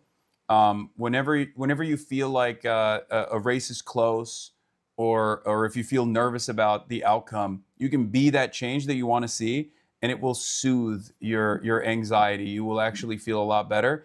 And then when we get over the hump, then you can take credit for it a little bit too. Amazing. Well, you heard it here, guys. Soothe your anxiety by joining DSA. So I'm going to bring on Alicia Singham Goodwin, who is one of our leaders, a steering committee member, and also a stalwart organizer uptown, a future constituent of Daria Litsa, to talk a little bit about what the chapter itself is doing, what we've been doing with electeds, what we're going to be doing for the next year, 2 years, 50 years of socialism. Alicia, come on over. Amazing. Thanks so much, Grace. Like Grace said, my name is Alicia. I'm a DSA member living in Harlem. I was so thrilled to be able to cast my ballot for Daria Litsa. 10 years ago, when I started organizing in my neighborhood, I could never have imagined that one day my congressperson and my mayor would be fellow DSA members, people that I've met, that I've canvassed with, who I trust and look up to, who are committed to the same project as I am.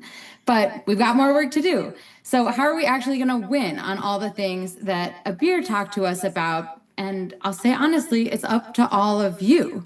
Nothing is a given right now. These electoral victories are truly exhilarating, but they're just one piece of building the power that we need to transform people's lives. So concretely, we're fighting to win the affordability agenda that we campaigned so hard for during Zohran's mayoral race. We are going to freeze the rent tomorrow. We've got a campaign for fast and free buses. We have to make the leap from the exciting Mayor's 2K pilot program to really universal childcare. And like Abir said, if we're going to do that, we need to have enough money by taxing the rich. And so next year in Albany, 2027 is going to be all about that. We'll have the same uphill battle that we've had every year we fought to tax the rich, but we're going in with double the number of our socialists in office and hopefully double the number of DSA members on the ground to really keep the pressure What up. are we doing here? And who knows, if we grow and we build enough between now and then, The next year, in 2028, we might be working on a campaign for a I'm Democratic muted. Socialist for president. I want to see You those heard numbers from go up. everyone. We If need we you hit to join 5K on DSA. the We need you goal, to pay local dues, if we but hit I'm 5K going to on the ask you to do goal, something a little I harder, which will. is to become an organizer. I will carry the It's all flame. about having Okay, conversations. but only after Daria Lisa leaves. If you, like me, were in the playground, in your elevator, chatting up to everyone you know, saying, have you voted for Daria Lisa yet? I hope you'll go back to those same people and really talk about what we're building. Ask them That to I vote play in. as a And I fundraising will goal. pass it back to And I Gustavo played to it a close us out. lot during the phone bank as well. I was like, if we get to 400. Oh my God. Right. I'm loving seeing the ticker go up. We've got 273 Look at new that, see? DSA I members told you. since our victory It moves last so fast, night. I can't actually read it. You know, No, I'm since saying, like, look, when we won the mayoral went up. race, When I we've yell got at like them, they're 1,000 new pay members. Oh, So interesting. let's keep those numbers I yell at them climbing. and then they And donate. I really want to highlight the donation goal. Monthly recurring donations in New York City DSA are how we fund our work. It's what makes everything possible.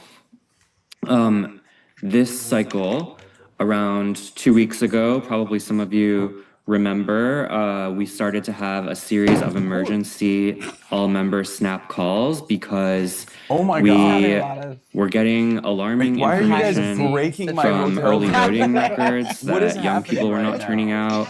We We are were delirious. also This is crazy. We are all the delirious. internal state of some of our campaigns were I'm really running on not where 2 we hours wanted them to sleep. be, and at the same time we were facing a media environment that was kind of creating a sense of complacency. Yeah, And we were able Get Up for to Democracy Now. She was quickly great. I love shift Emmy Goodman. gears. We She's the organized queen. a series of queen, large but I have to get rallies. up We there. had these huge phone banks with Hasan. We had the I've emergency had to do meetings it every from week. LA. Yeah. We did community so walks with Zohran, bar that crawls, we Or went not, clubbing. yeah, like they do the We tech check at like 4:30. importantly got 90 Link NYC terminals to put up GeoTV ads for DSA throughout the city. All of that costs money to keep running, especially the Link NYC ads. And if we want to keep running candidates, if we want to be able to move quickly, if we want to get new office space so we can embed in multiracial working class communities in New York City, we're going to need to keep fundraising for the chapter. What are you guys so, laughing about? I really encourage you all to take out your phones, scan these QR We are all codes, so delirious on this and We have not join our slept in a while. movement. Without all of you, Dark without woke growing, money. Yeah. none of this would have been possible. We knocked over 700,000 doors this year. we can't. ran We can't mute 10 this call campaigns, and the biggest talk slate to we've Daria ever Lisa. run. She has to be on the call. Let's keep it up. Let's hire more staff. I Let's think I can actually open new go. offices. We can leave? And I'm really allowed to. excited to see all of you. Well, we're actually almost there. at 5,000. Yeah, we'll wait so till we get to let's get to 5,000. 5,000 and then we can talk. And we're like $300 away or $200 away from our goal of 5,000. Can we? They won't We're let me one unmute. I was minute. gonna say we're carrying 1 the flame minute of from the 5,000. call being over, so I think we can get there. I feel like we can get to $5,000. Okay, I'll be carrying the and flame 300 after. DSA members. Okay, I might. In a I don't minute. want her to. I don't want her to believe get in us. another attack. Also, this is like a hit piece. these are So- monthly not donations, have to right? So To my counsel. Yeah. So I would that's like to- Yes. actually As like your lawyer, I'm advising $60,000 in against 1 this. year, which is almost the salary for a staffer, or about half. Oh God. Okay. There was 900 new I don't want to signups. end the I heard. call. Okay, 300 members. just- For DSA? how's yeah, our just, donation ticker doing? Probably even higher now. Members That's are like more after important. yesterday? We love Mhm. members. That's That's incredible. the first step. Oh, actually, the donation ticker is we exceeded. Oh, it already 5,000. went. Oh, wow. It's Yeah, already we're at 6,600. Listen, we're Okay, like cool. the We established. did it. We did it. Pause. Moving the Okay. Wow. goalposts. Okay, Gustavo. I see. I see what Amazing. you're doing. Awesome. Well, guess thank really you, not mine. everyone. We are so excited. We are carrying More the to flame come. later. More socialism to build in New York City and across the country. My counsel is yelling at me. We'll talk to you soon. Thank you, everyone. You know that meme that's like. Wait, it's over? Solidarity, I think it's that. comrades. Bye, everyone. Okay. Okay. That's oh shit. Almost leaked your email in front of 24,000 people. Thank God I did not do that. More ways you're trying to ruin my life. I know. I mean, it's only payback for what you've done. For what you've done to my hotel room. Anyway, no, this is, you don't know who this is. You don't know who Olivia Reingold is. She's my personal bird dogger, my personal free press stalker.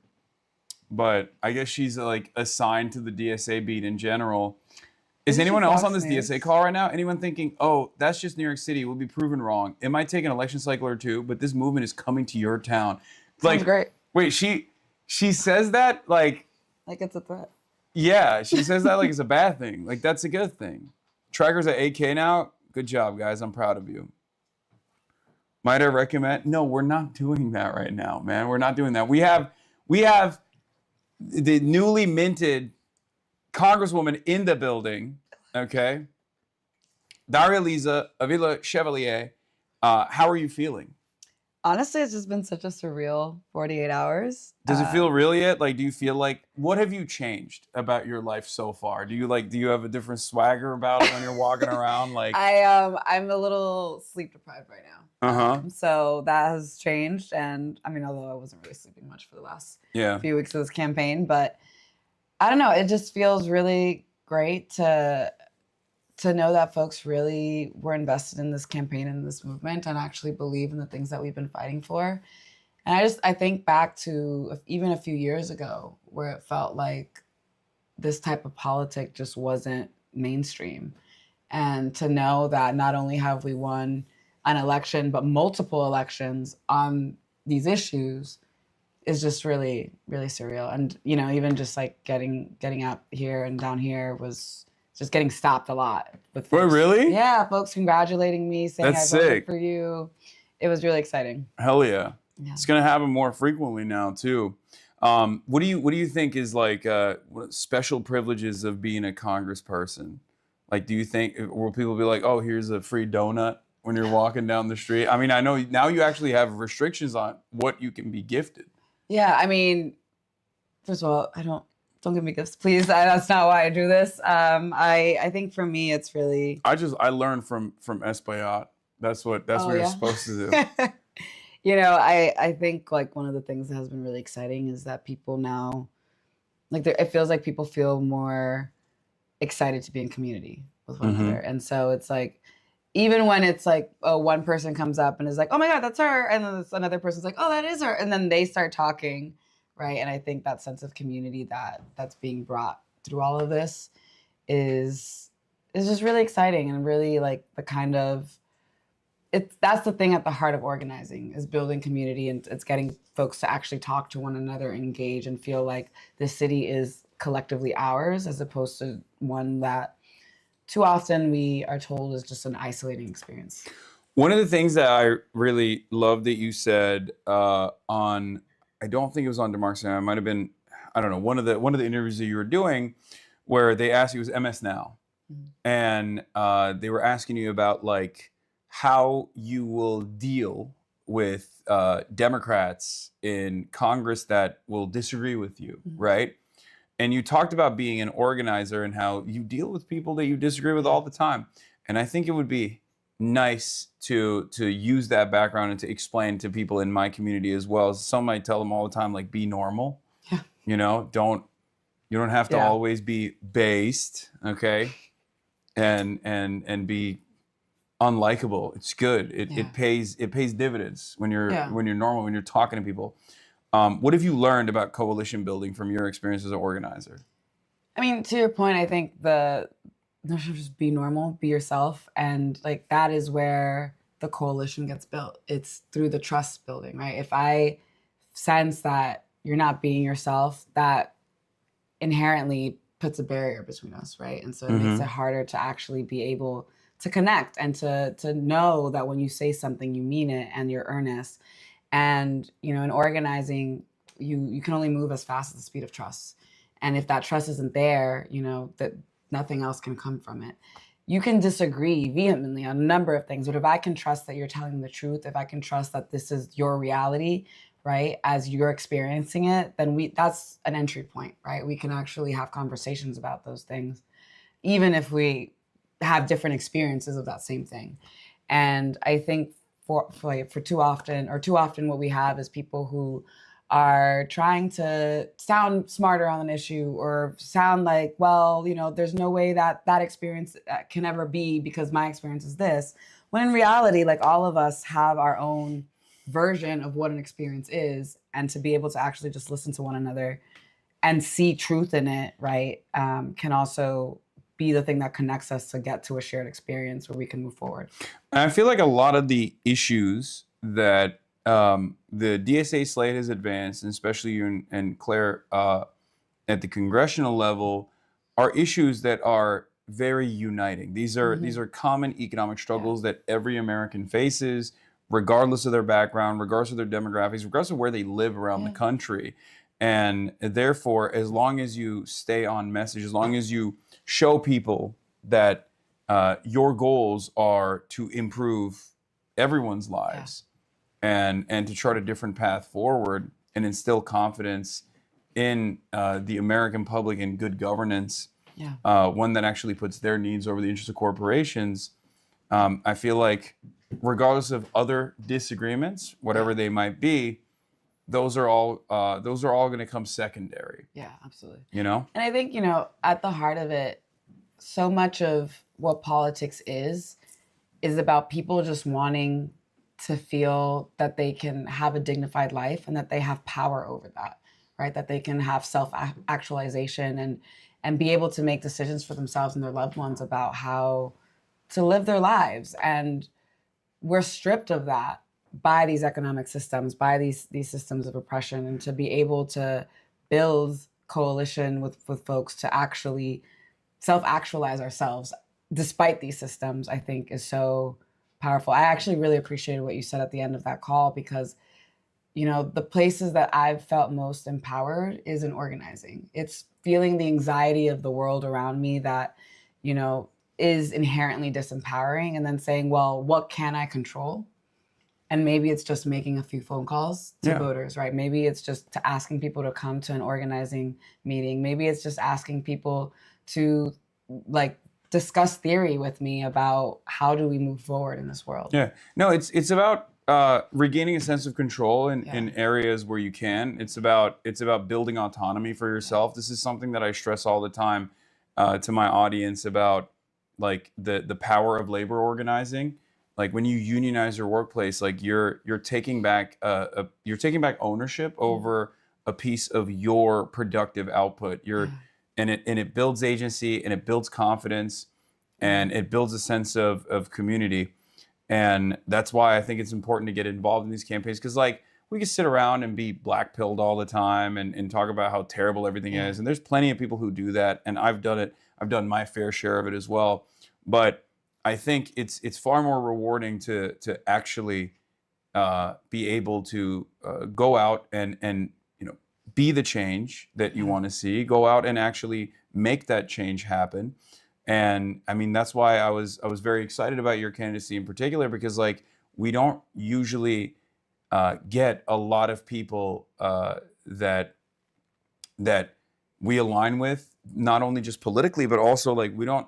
Like it's a unique experience to be able to vote for something. And it always makes me think, like, I wonder if these like centrist guys on Twitter, like, is Neera Tanden always like feeling ecstatic because she's like, oh, it's great, another centrist is getting elected? Like, is that what it is? Another same. Yeah, chalk it up. Another brave warrior for incremental gain that's not gonna go anywhere. Like, is that how they feel all the time? It must be electric to be a centrist. Well, probably not after last night.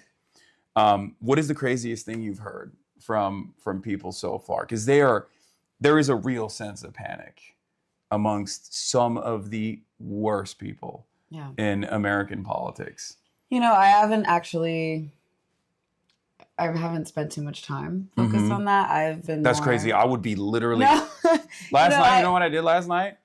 You went on a deep dive? I went on Twitter and started replying to 1,000 follower accounts being like, what's up? Or checking in on this race. They'd be like, Daria Lisa, I hope she doesn't win. I was like, checking in on this. Are you doing all right? How's everything going? You know, I was just making sure that they were all right, because it seemed like they were struggling. I appreciate You know, I wanted that. to lend a helping hand in their trying time. So that's what I did. That's how I'm a chud ass loser. Thank you for your service. And that's how I spent my time instead of celebrating. Like literally, they were like, "Oh, let's go to the after party." I was like, "No, I'm busy. I'm busy with very important things You know, that I have to do." I just like, I think we get so few wins on the left that Yeah. it felt really important to me to just Well, sit we're with it putting and, numbers like, on the board now. you know, and I think like it's exciting that we're in a point where we can start to get used to that feeling, right? And not used to it in the sense of like, let's get complacent, but used to it in the sense of like, great, we just won. What do we do now? And like, how quickly can we build towards something even more, right? And yeah, I'm just like really excited. And again, it's a little sleep deprived, so I'm really looking forward to a nap. And So for the people who might not be aware, I'm sure everyone in this community is aware, but like, what is this? I've been looking at this all day, okay? And they're talking about DSA candidates set to push a radical left agenda. So what's this radical left agenda that they're talking about in your own words? Like, what is so radical about the things that you are seeking to advance? you know, I think housing is a human right. And Disgusting. You know, I disavow. Guys, I didn't know that. I stand with the big landlords. these poor landlords that are losing Yeah, I their just right to just abuse their the tenants. small mom and pop landlords that only own like 1,000 units. It's not that big of a deal. Okay, they're Forcing people to live in squalor. yeah. That's I was already off on the Zohran train when he was doing the whole, you know who else was doing the landlord shaming? Mao. Mao Zedong. Heard of him? Yeah. That's right. Isn't it within reach? It's right there. Yeah. Oh yeah, it is by my bedside. It's a book that I haven't been able to finish yet. But once I get to that chapter, once I get to the cultural revolution side, it's going to be really scary. That's why I'm holding on to it. What if? Okay. Question. What if, when we raise the cost of rent, it makes people grind harder? Have you thought about that? I think people grind very hard as it is. Okay, but what if they were? What if this forced them to grind even harder? I think that might just make things worse. Alpha mindset. You know, I wonder how much grinding the landlords will have to do. Yeah. Like, would that change at all? Well, they're already grinding so hard. Have you ever By owning? Yeah. Do you know how difficult it is To own? to be a rentier? Do you know how tough it is? No one ever thinks about how difficult it is to, hire a guy off the street for $5 to just paint white mold. paint over everything, including mold. Yes. Yeah. Well, Trump is a big landlord. He's doing that at the reflecting pool right now. All right. So you got housing is a human right. That's one. What are some other radical agenda items that you have that you were seeking to push? Abolishing ICE. Okay, that's very scary. And making sure that we are using our tax dollars to invest in our babies here at home and not in bombs that are killing babies abroad. Want to make sure that we're actually addressing childhood poverty. So expanding the child tax credit. We know that during the pandemic, it brought childhood poverty rates to an all-time low, historic lows. And so we should continue expanding it, right? Making sure that we're funding education. Because actually New York City has the most segregated school system in the country. And I think a lot of folks don't actually know that. And when we start privatizing schools through charter schools and forcing people out of the public school system, we actually deepen that segregation. Yeah. Which takes away already exhausted funds away from public schools and redirects it to charter schools that are unaccountable. I mean, some of them might be all right in New York, but at the end of the day, the charter system is absolutely abysmal. Schools close in the middle of the school year. No accountability whatsoever. And also no accountability to the students themselves. Right? Yeah. Where a lot of students just get suspended and expelled left and right, and then sometimes it's because of questions of funding. Yeah. Yeah.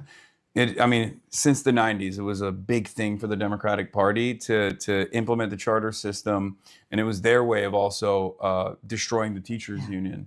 It's it was a deliberate attempt to do that. Okay, what else? Medicare for all. Okay, that's The too PRO much. Act. It's a bridge too far. Get people unionized. So but think Both about labor and tenant unions. Do you not think about the GDP? Like, I'm so confused. What about the GDP? You know, this is what happens when you put a politics of people over profit. It's messed up. Yeah, don't think about the GDP Yeah, as your okay. first concern. Okay, what about people who are executives at healthcare companies that are their yearly income is relying on making sure that they deny healthcare coverage that people already paid for to grandmothers, especially grandmothers that might have bad vibes. Yeah, I don't know. Do you really think grandmas have bad vibes? They could. Not my grandma. I was gonna say I don't. Well, But, someone's grandma has bad vibes. what if it was a racist grandmother? You know, that actually is a thing. Yeah, got him. That is That's a right. thing. Okay, we got him. All right. That doesn't mean that she doesn't deserve health care, though. Yeah, okay. Well, true. Fair. Okay. Well, you got this radical left agenda you're pushing.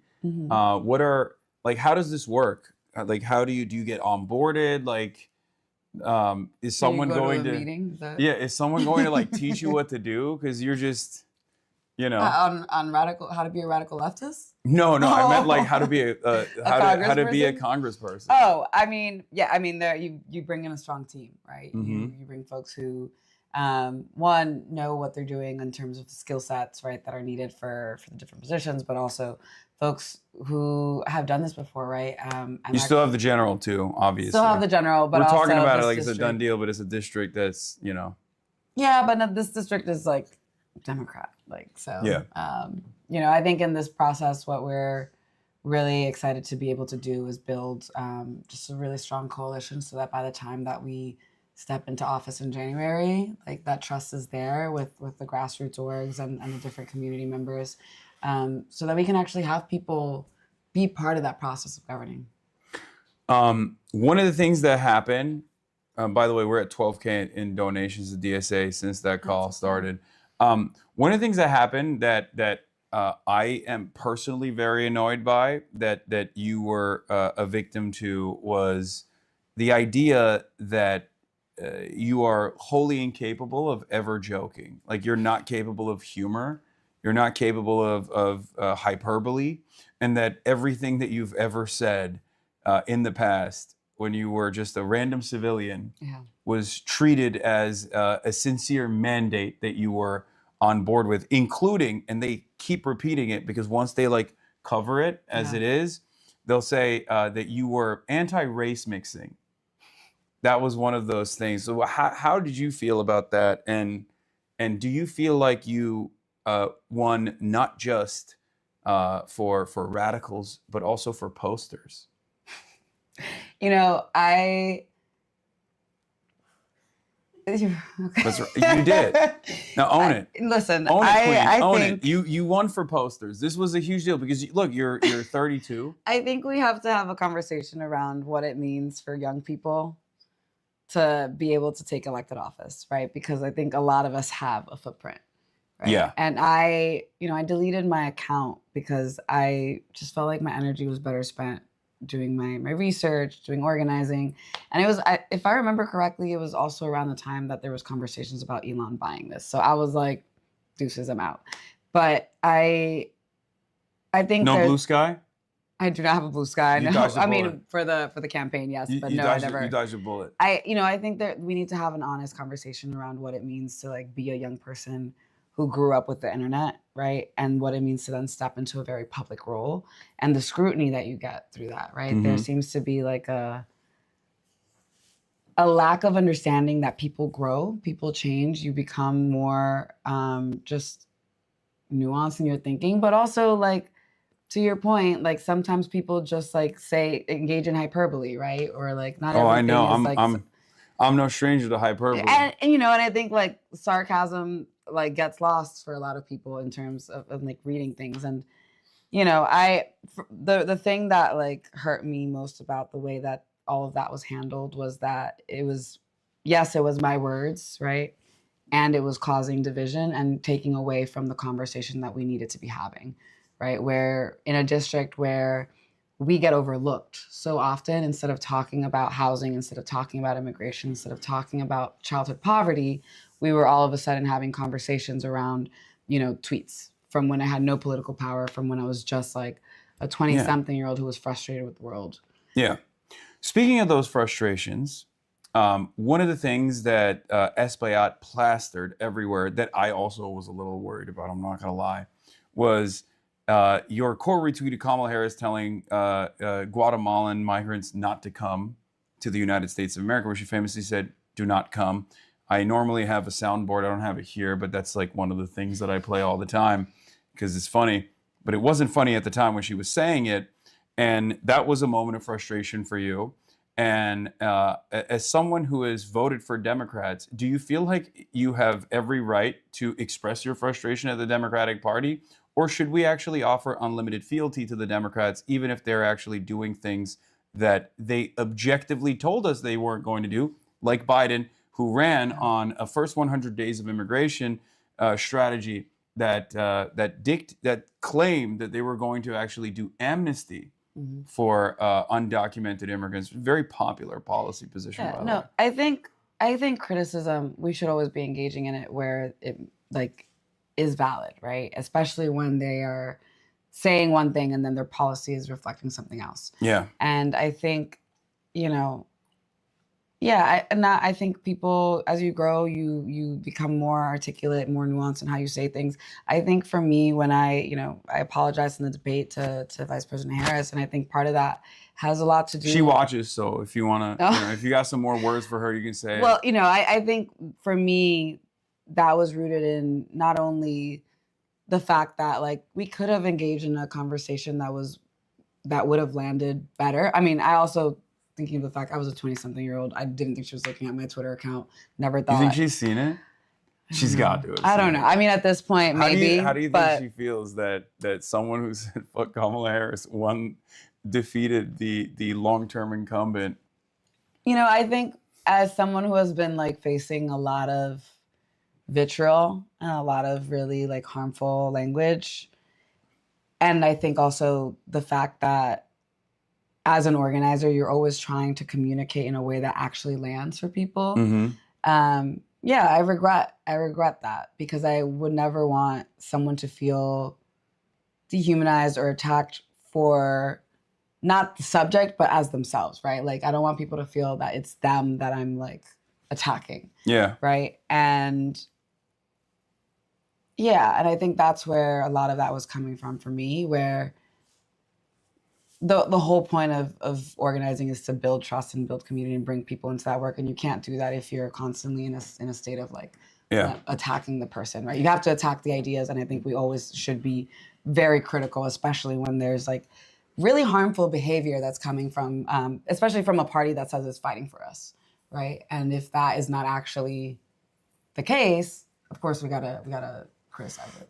So, do you feel like there is I was joking about the posters right thing, obviously, but do you feel like the environment has actually shifted a little bit? Because like these sorts of things would be considered like significant setbacks even like 5 years ago, I feel like. And nowadays I think people are so hungry for change that even a diverse district such as yourself with, you know, a lot of older voters in it as well, voters that normally would see that sort of thing and immediately go, I'm done with this, are willing to overlook that, even if they don't fully grasp like what you said, or maybe they didn't even hear that you apologized for it, but ultimately they were just like, I don't really care, I just want someone to be this, like to represent this change, to be a fighter. Do you feel like there's a real opportunity there? Because right now Melat Quiros is under attack by Diane DeGette.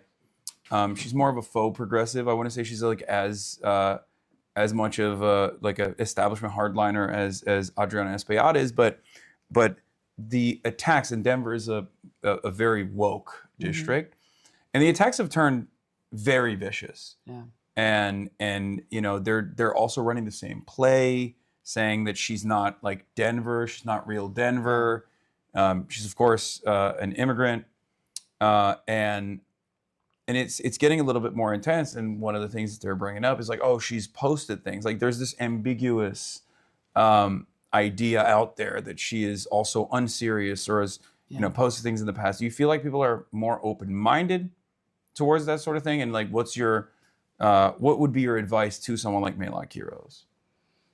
Well, I think Melot is great. I'll start there, and I think she's running an incredible campaign, and I'm just really excited to see her cross the finish line. Yeah. But I think, you know, the smears and these level of attacks, like most people I've spoken to see them for what they are, a desperate attempt to grab on to or hold on to power that they have and that they know they're about to lose, right? And I think the fact that they are so focused on attacking us, right, for who we are as people and not like the substance of anything. Because Melot and I didn't not have any political power, right? When I'm actually not even sure what the tweets are that they're referencing in her case. I don't either. No, it's like, it's this like weird ambiguous thing where the Denver Post said her tweets were obscene, and that's it. Like that's what the attack ad says, and they never show it.